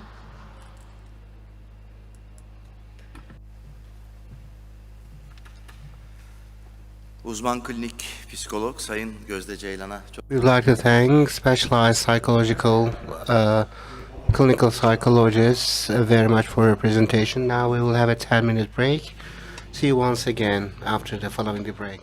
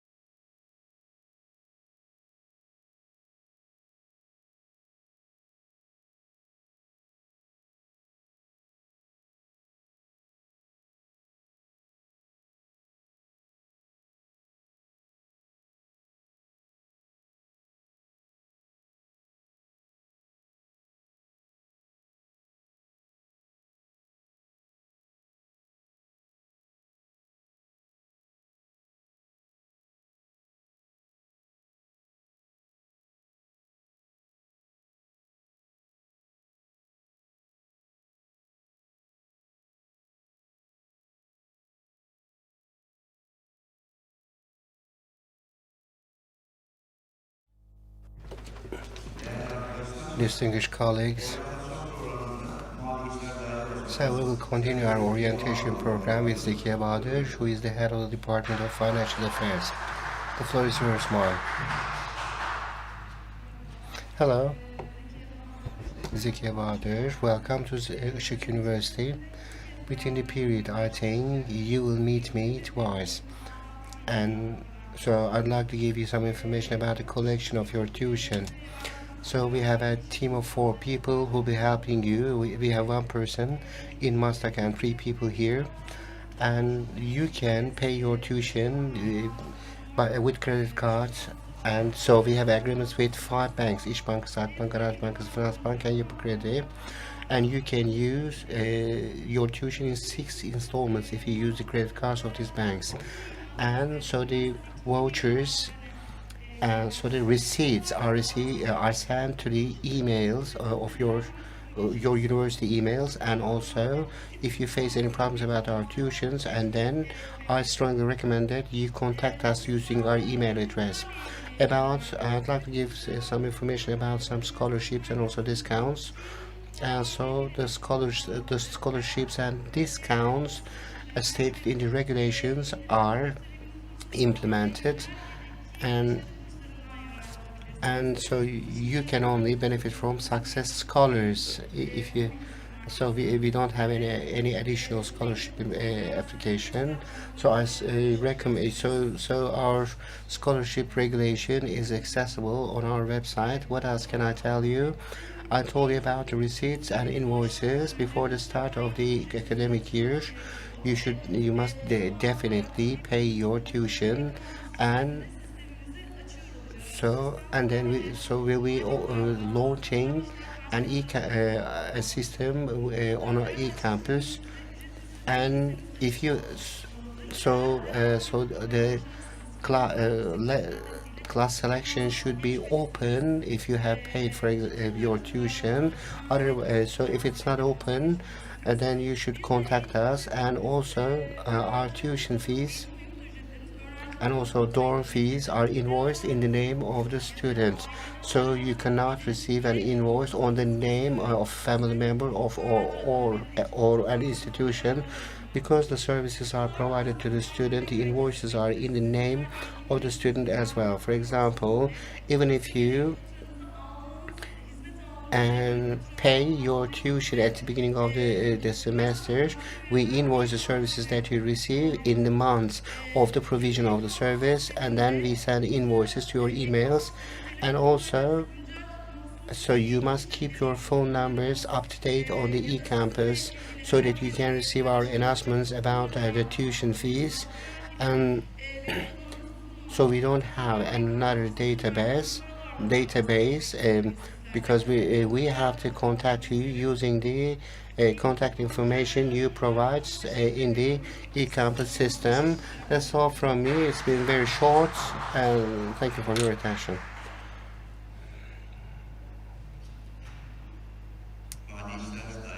We would like to thank the head of the Department of Financial Affairs for the presentation of our information centers.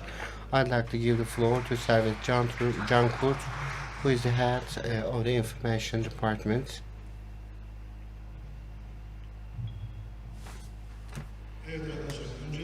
First and foremost, welcome to our campus and also to our university. I'm sure during these 1.5 years you were in high school, and so you were away from your school, and then we were also away from our students, and also our faculty were away from their students as well. And as library we were away from our users as well. We are so excited to be breathing the same air as you in the campus. So we used to be the library documentation department, and now we are the information center with its new name. So we have the Şile Central Library, and we have a library in the Maslak campus as well.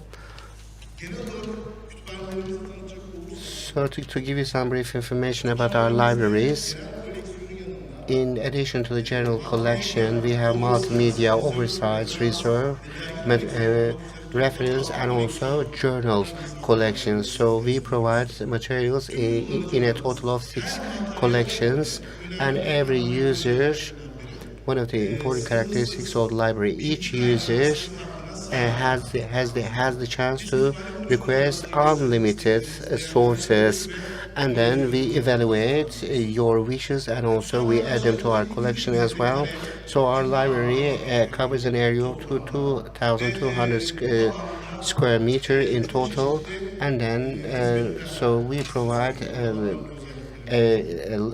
a great variety of services. So our Sheila library is open from 8:30 to 11:50 on working days, and at the weekend it will be open from 12 to 1700 for your returns, and also to be borrowing materials. And our Maslak library will be open from 8:30 to 2000. So every time there are some classes in Maslak,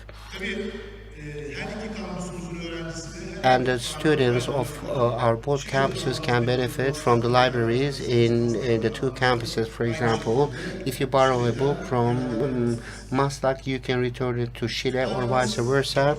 And so our library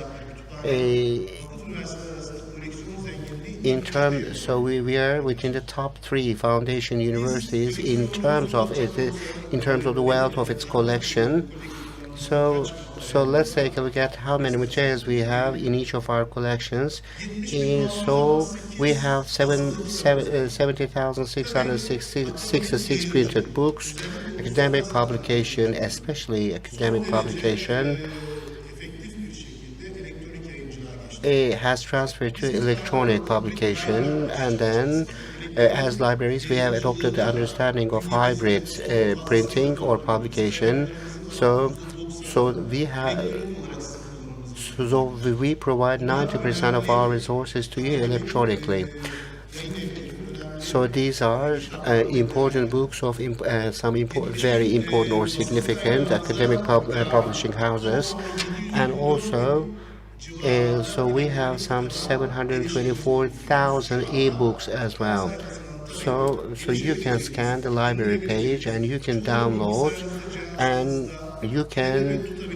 So there are more than 724,000 e-books which you can save and keep on your mobile device. And so we have access to 8,836 journals and also magazines. So it is mainly scientific journals, and so we have 63,484 academic journals, and so we have 110 databases where we subscribe to 110 databases, and we also have some 1.8 million electronic art images, and we have doctorate dissertations from every country. We have graduate thesis, and so we have 2,866,000 whole texts of these dissertations, and there are also some multimedia support our lessons as well. So we have more than 10,000 DVD and Blu-ray films in our library. So if as for the amenities or opportunities in our libraries, we have a 3D supported multimedia room which can be used with appointment. For example, you can take a film from the multimedia area and you can watch it with your friends in this area. And for meetings, trainings and seminars, we have a presentation room with a capacity of 45 people. And in addition to ensuring that you get access to information, we want you to spend your leisure time pleasantly. So we have a mind games room. We have 3 desks here. You can borrow certain games such as chess and Go, or some word games from the the library, and you can play them with your friends in this room. We have 6 sound insulated rooms, and so our libraries cover a total area of 2,200 square meters, and a total of 420 people can study in our libraries in any given time, but we have reduced it by half due to the pandemic precautions. And there are 45 student computers, so these are open to the access of our students. You can conduct your research using these computers, and you can prepare your presentations and also your assignments as well. So what are our rules for borrowing some physical materials for our students? Generally, so you'll be mainly borrowing the books in the general collection. You can borrow them for 30 days. You can have a maximum of 10 books at any given time. But as you return some books, then there is no limit to your borrowing books. And when it comes to the reserve collection, so most of the time, the books in this collection can be borrowed for 3 hours, and we have 3-day and 7-day reserves as well. So these are determined by our faculty members. But most of the time, you borrow them for 3 hours during the day. But if you borrow them after 4:30, then you have time to return them back to the library till 9:30 the next morning. And also, you can borrow a total of 3 multimedia sources for 3 days from the multimedia collection. So our library page will be your main search area. Now you're part of an academic discipline, so you will not be. So you cannot use any resources which haven't been proven or validated. For example, when you're going to prepare, for example, an assignment, or when you're going to write a thesis, then you'll have to use the sources of the library, and you'll be making references to those resources as part of your thesis. So this library web page will be your assistant. So there are so you can scan a catalog to find. So you can see what authors or which authors are available, or you can also find what sources are available based on the keywords that I'm searching, and you can use the name of the author or the topic, or you can use the title of the book. But when you make this search, so this is the interface of our automation system. You see the relevant sources. For example, when we search for global warming, you see the relevant sources, and you can examine these sources, and you can see the collection, you can see the location of these sources, and you can borrow them from the library. And also on the left hand side, there is a filtering option, and using that filtering option, you can narrow your search even further. You can narrow it based on the author or on the language as well, and you can also narrow it based on based on a range of years of publication. For example, if you only want to see the sources available in the Şile library, then you can narrow it and you can filter to see the books available in the Şile library. I told you about 110 academic databases, and you can access these under the academic sources. However,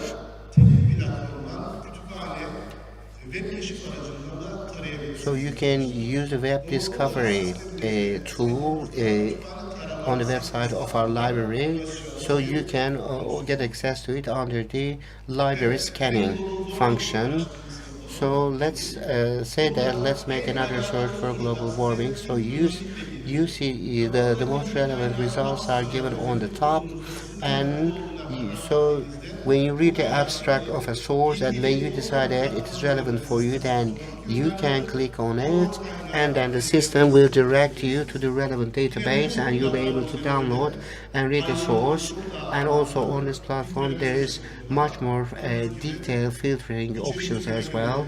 You can filter based on the type of content and also discipline on the based on the by topic and also by language as well. So you can make your search more specific by using these filters. So let me show you a couple of images from our library. So when you enter the library, so you can enter our library.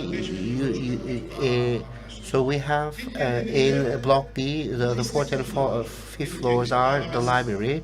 There are some wish boxes here, and if you can't find what you're looking for in our library, but if there are sources which you want to get access to, then you can make a wish to the library. There are some wish lists, and you can write the names of these books and you can put them in these books, or you can also convey these sources to us by email as well, and then we will evaluate your wishes as soon as possible and make sure that these sources are added to our collections. We use the open shelf system in our library. This is how we structured it. You can freely walk in the aisles, and also just like in a bookstore, you can examine all the books, and you can do the same in our library, and you can take the ones you'd like to borrow from the shelf, and you can do the borrowing transaction at the bench, or you can use the self-checkout system as well. And so I said that we have some 10,000 films in our multimedia area, and you can find them right on the side when you enter the library. And again, in the entrance, you can see our new titles in the new arrivals. And so yes, we exhibit them here, but this doesn't mean that you can borrow them. We have a rapidly growing collection, and we update this shelf all the time. So we have 45 computers which are open to the use of our students, and a total of 420 people can use the library in any given time, but this has been reduced to 220 because of the pandemic precautions. I told you about group work rooms, group study rooms. So we have 6 rooms in Şile and 2 in Maslak, and in these areas, so in the other areas, you can study silently on your own. So as you know that in libraries, we need to study in a silent way without bothering others. But however, in these areas, you can work, you can study with your friends, and by talking to your friend. And also these are our periodical park. So we have both printed and online journals and magazines in this area, and you can read them here. And we have the mind games room. I told you about mind game rooms, and you can borrow some games, Go or chess, and you can play these games and you can spend some fun time with your friends. We also have a presentation room in our library. So, for example, and so we hold certain classes here about research techniques as well. And so this is an area for 35 people, and this is a view of our multimedia room. We have a 3D supported television, and we have an audio system as well. And you can borrow a film from the library and watch in this room. And you can reach us, you can contact us in many ways. So we have an email address, as you can see. You can send us an email, and you can call us. 7061 is our internal number, and we have a WhatsApp line. If you want, you can take note of it, and we can write down the numbers. So we respond to your questions in the real time, instantly. And the library is active on social media as well. And in order to follow our announcements and developments about the library, So you can also you can follow our Facebook, Instagram, and Twitter, and then so the extension for our social media accounts is FM Visit Library, and also the webpage of our library is isekun.edu.tr/kütüphane. Thank you very much for listening to me, and if you have any questions, I'll be more than glad to answer. Thank you so much.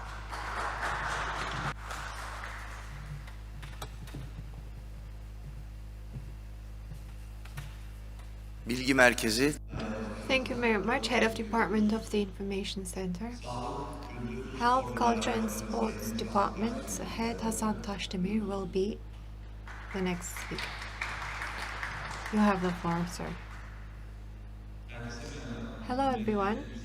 I wish you a good year for everyone and a healthy year. Health, culture and sports. We're in charge of health, culture and sport and psychological support.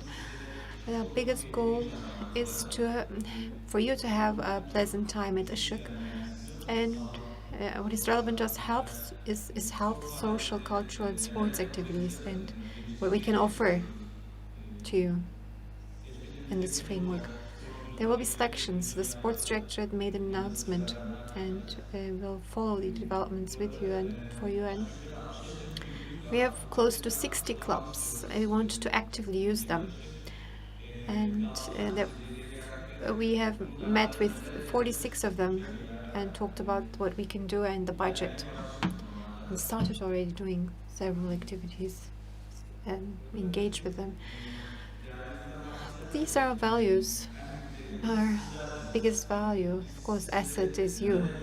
And so what can we do for you? And what do you want from us in terms of social cultural activities and clubs?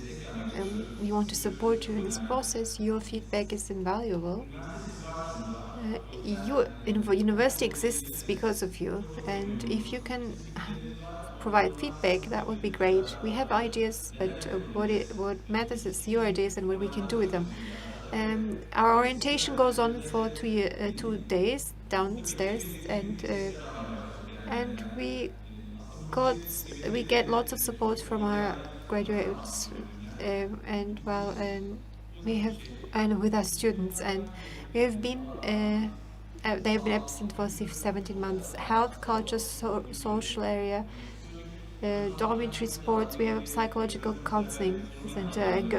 Gözlem made a very good presentation about counseling, and then we have external activities, and we have contracts with some institutions. Well, dormitory, psychology, sports, culture, social issues, they go together. But I would like to talk about summer camps. Mid-June, toward the end of June, let's say, we're becoming idle somehow. That's why we have summer camps. People come from other places to us. Even if despite it being summer, it gets lively, and we are striving to organize better camps. We are collaborating with sports clubs, for example, for summer camps. Then we have contracts with some institutions. For example, you live on a campus in Chile. When you go out, you are supposed to get high quality services to get discounts. For example, there are hotels and beverage, and it goes for meals, beverage, and educational facilities that will collaborate with us for our students. So we have a health center that provides 7/24 services. They're here 4 days, 1 day in Maslak. We have a on-the-job general practitioner, and then we have 3 nurses. We'll have a health center open 7/24. Cultural activities. We do those activities with our clubs, but we are open to individual proposals. And if you're interested in a specific club, we can take steps together to open these clubs. I hope the projects will be nice, because we are here for the next 2 days. Every 10 minutes someone comes and with their project idea. They get us excited, hopefully.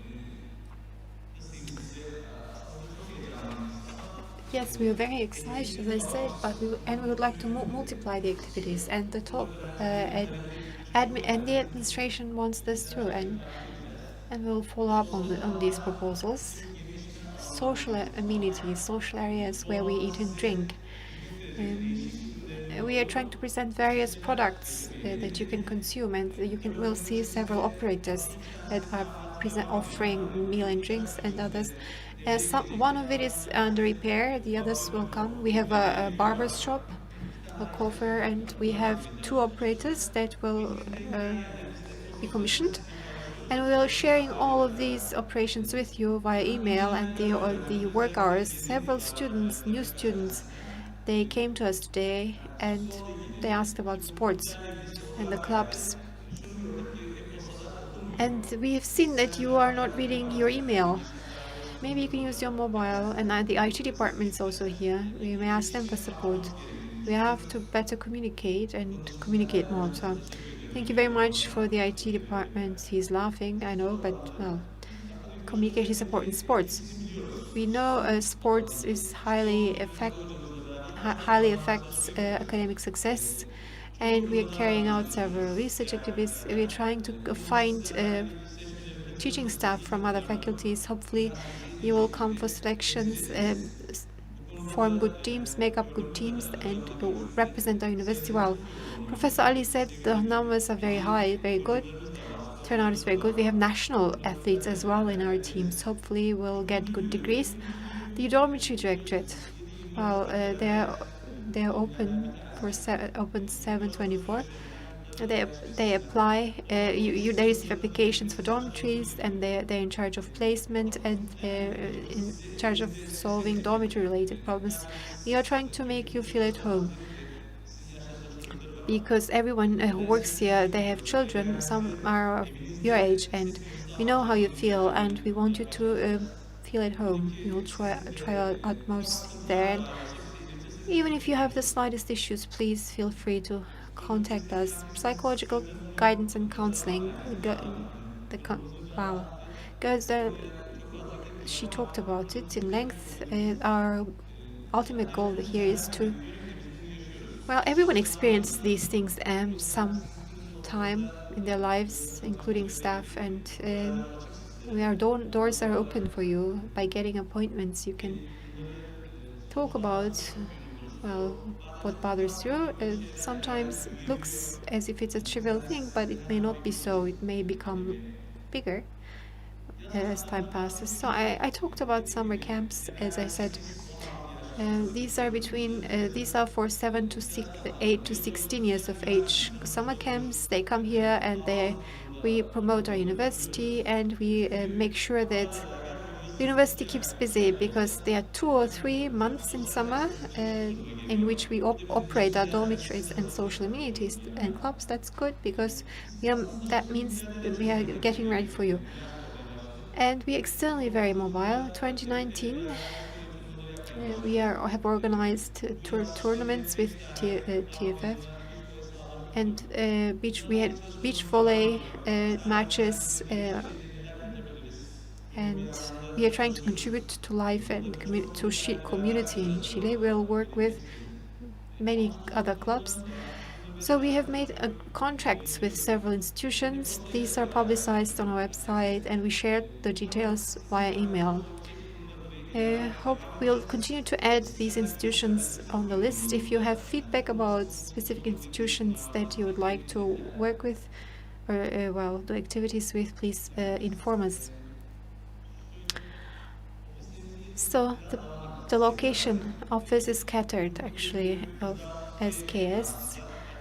Dormitory is in C, girls, and then we have also we work also in boys, F.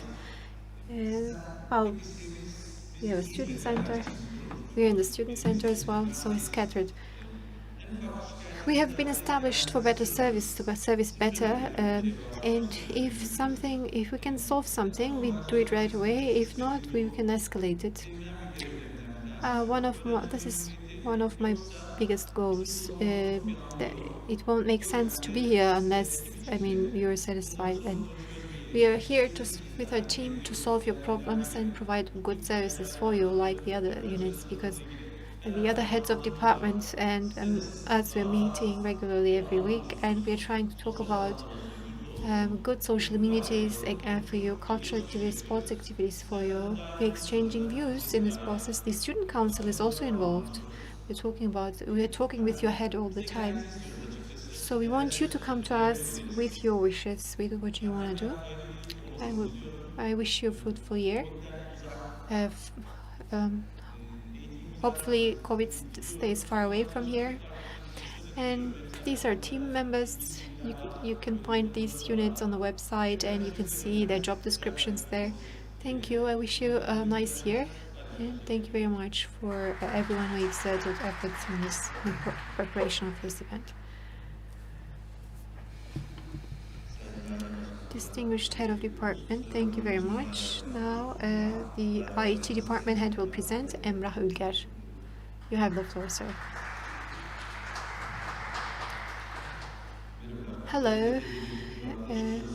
Welcome to Fevziye Schools Foundation Işık Üniversitesi. My name is Hülger. I am the head of the IT department, and I will talk about the services delivered by our department. Here you see unlimited email address, Microsoft Office program, rights of use, wireless wire internet use, and using of Microsoft Office licenses. Unlimited access email, 50 GB. We have 50 gigabyte of capacity. We have cloud storage of 1 terabyte.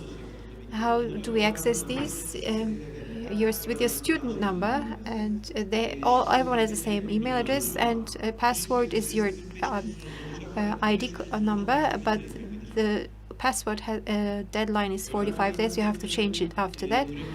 You can use your cell phone to open an account, email account.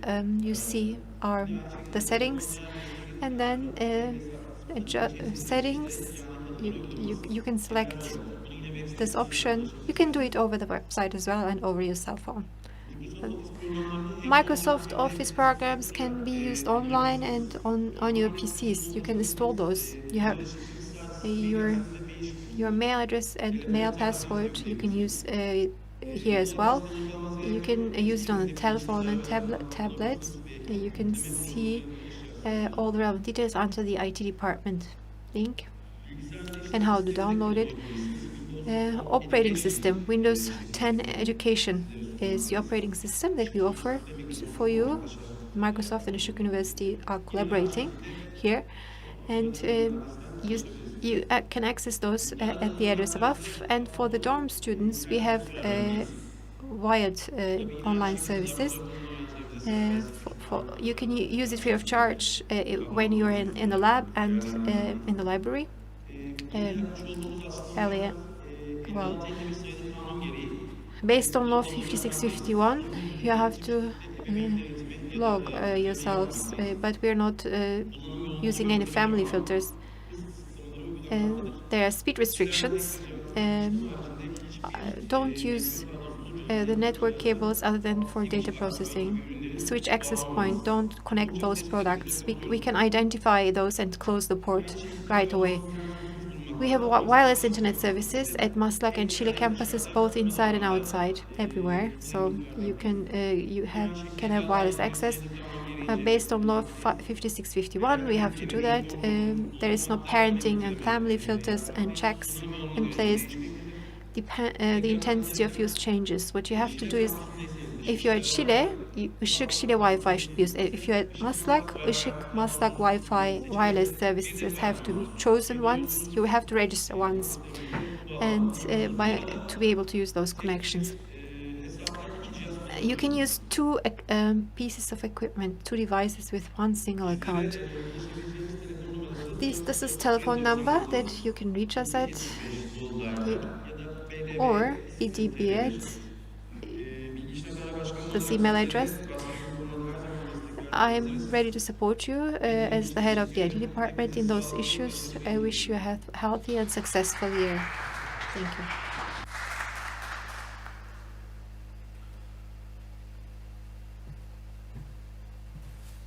Sayın Daire Thank you very much, Mr. Head of Department.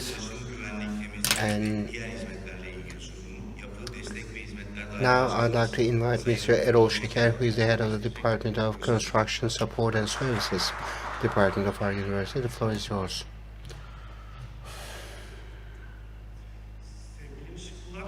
Distinguished members of the Işık family, first and foremost, we'd like to welcome you all.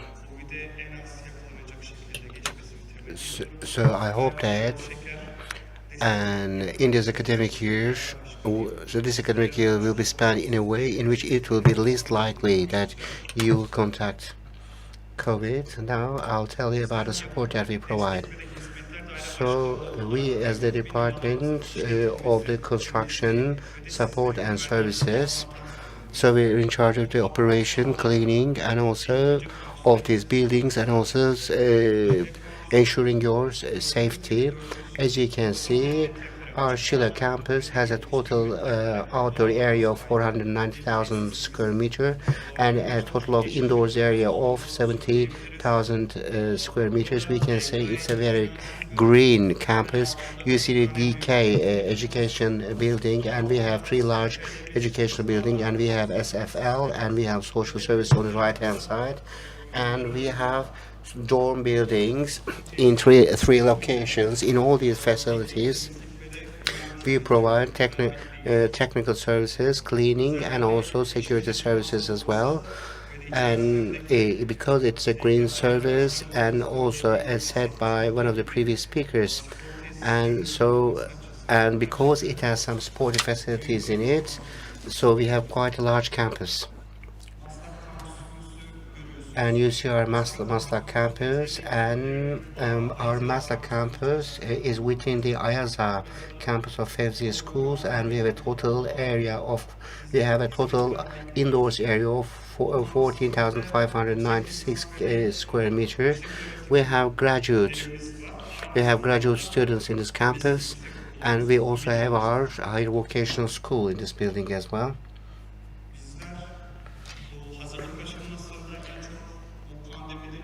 So we thought about what we would be able to do during the pandemic, and also we were provided by some details by our occupational health and safety department. But in order to ensure that you can live in a healthy way, so we conduct automatic HES code and also vaccination screening on a daily basis. And also when we receive a risk about someone, we can identify this at 7 in the morning, and we can quarantine this person. This system operates automatically. So we screen the permanent HES codes you provide us every day, and then we also measure people's body temperature, and also there's an obligation of wearing a mask all across the campus, and also as said by all our professors and also the health units, using a mask is more important than many other precautions. That's why we consider using a mask really very important. And you can see social distancing posters everywhere in the campus. And also, in order to ensure our hand hygiene, I think we have a sufficient number of hygiene matics and with disinfectants in them. But if there are any places that you deem to be necessary, then we will place some hand disinfectors there as well. So as the Department of Services, so we have logistics and also transportation management. So we have security directorate, and also we have some support services directorate, and also construction services the directorate. We also receive some outsourced services as well for cleaning services and for technical maintenance and repair, and also landscaping services. When providing these services, we also engage in many analyses in order to provide you with the safest possible services. However, there may be disruptions in all the services that we provide it is very important for us that you inform any disruptions that you may face, because you are the recipients of this service. That's why your feedback is very important to us. In our sometimes school buses do not set out on time, or inappropriate behaviors of drivers and any other disruptions about our school buses can be notified to us. So we audit our services, and we also audit whether they obey the traffic rules. However, your complaints would be very valuable for us in. And if you have any problems about any personal security or and so in the checks during entering and also exiting the campus, and so we also try to help you in the solution of the security problems that you can experience within or outside the campus. And we kind of ask you to contact us whether if you use any of your properties, and our cleaning services is very important in order to ensure hygiene in this pandemic period. And so we kindly ask you to notify any complaints that you may have about cleaning. And also landscaping is very important for the physical appearance of our campus. And if you face any problems about the landscape of our campus, then we kindly ask you to contact us. And so I'll be sharing with you our contact details, and you can come to our service offices as well, and you can use our PYS system as well. So the HYS system is very important for us. And so when you make a complaint or a notification by visiting our office or by on the phone, then it remains on the system for a limited span of time. But when you use the HYS system, then they'll be saved on the system, and then they'll be we kindly ask you to we will continue to recommend that you use the HYS for your complaints, so that we can find solutions to your complaints. But for example, if you're outside and if you can't get access to HYS, then maybe you can notify your complaints by phone or by sending an email, because all the recommendations and complaints from your side are analyzed will be analyzed and also reported in the background. And this is of great importance for us to be able to provide you with better services. In emergency situations, you can call our numbers. When you call our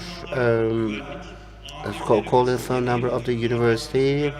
So we have a security supervisor 24/7, and you can call 5609 for Şile, and the other number seen on the slide for Maslak. So our security supervisors have a good command of all the services that is provided by our department. And you see our mail address as well. You can send emails to this address, and we will definitely reply to your emails. As I said minutes ago, your transportation is also part of our services, and we will be supervising and auditing the transportation company on a regular basis. And you can call 7099 for this company. But if you face any problems in your dialogue with the company, then and if you notify these problems to us, we'll be able to solve these problems sooner. As part of a project that's implemented by the presidential office, so we have moved on to zero waste practices. And then so we collect our bottles and also our glass and also plastic waste, and then when living in such a great green campus, in order to live a better future, it will be of great importance for us that you also support our zero waste project. So I wish you all a very successful academic year, and I wish you all a very good day. Thank you.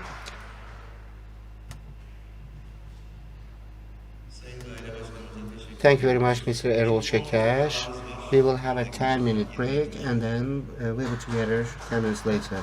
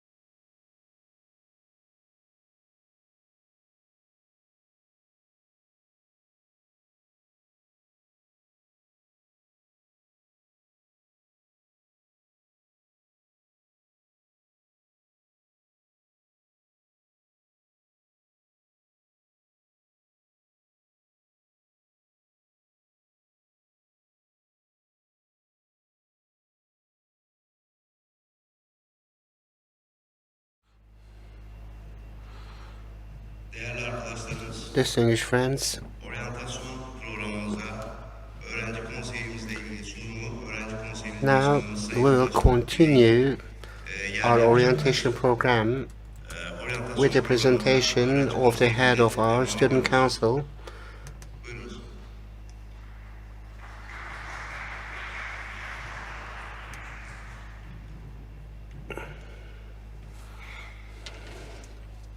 ...2021-2022 akademik yılında aramıza yeni katılan arkadaşlarımıza So I'd like to welcome our new friends who have joined us in the 2021-2022 academic year.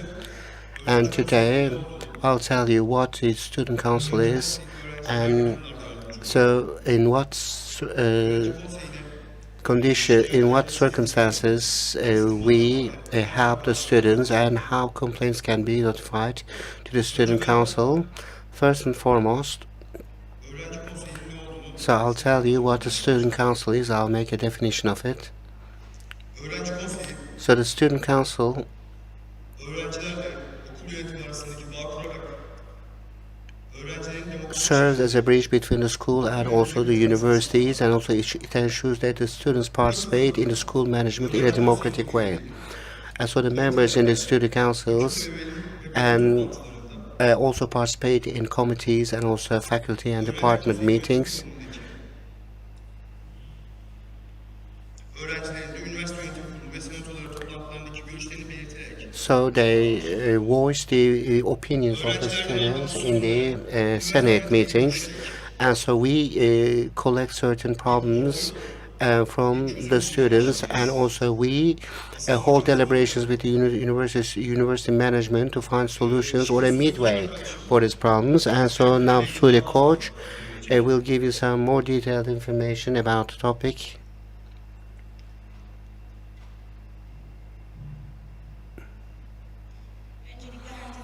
Hello everyone, my name is Sude Koch. I'm in my second year in the economics department, and I'm also the representative of the Department of Economics. In the council,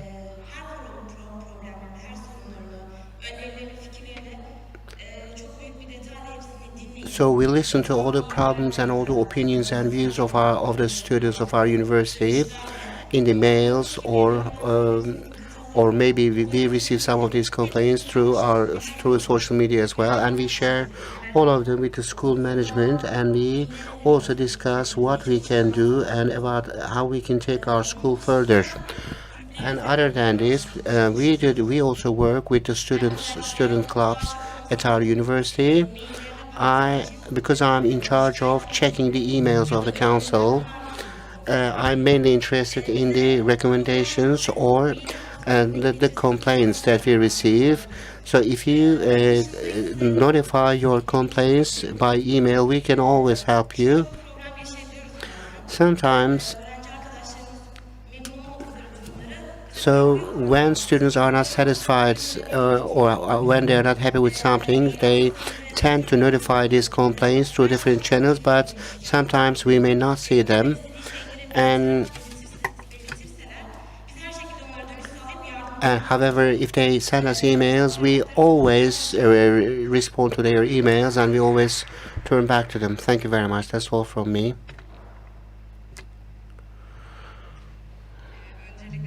Hello, I'm Hülya Ekşi. I'm studying industrial design, and I'm the representative of the Faculty of Art Design and Architecture. And today I'll tell you about department representation. What does department representation mean? In every department that you study at our university, there is a representative, and also the faculties of the university have representatives as well. These department representatives are in charge of conveying and notifying the recommendations and suggestions or the complaints of the students of the department, and the same. So the faculty representatives do the same as well. So the recommendations, the complaints that we receive establish a bridge for us, and we discussed these complaints with the management, and result of these deliberations, your complaints and suggestions are evaluated, and we share the results with you. That's all from me. Thank you so much. Öncelikle merhabalar. Hello, everyone. My name is Ersagun Gerçek. I'm the department representative for software engineering. And so we want to make our campus life more colorful, and then we do all we can, also based on your recommendations and suggestions as well. And then we also cooperate with our clubs, and when necessary, we become part of these clubs as well. And we are trying to do some very pleasant things in this campus environment. Didem, I'd like to invite Didem to give you some information about the emails.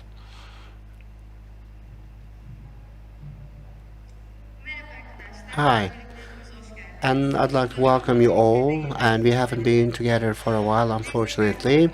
And now we have rejoined, and I hope that we will have a healthy year together. I'm the department representative for international trade.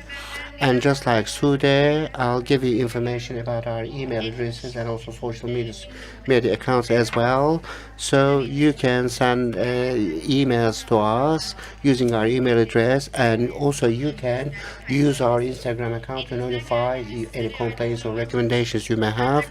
We are doing our best to help you, but at the end of the day, we are students like you, and we can only help you in conveying your problems to the school management. I wish you all a good academic year. Thank you.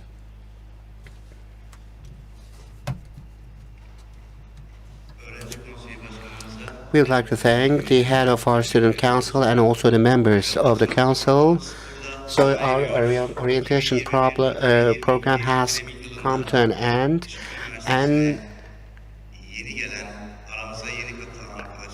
so we would like to welcome the newcomers to Işık University, and we wish them a happy and healthy university life. Welcome once again. Thank you.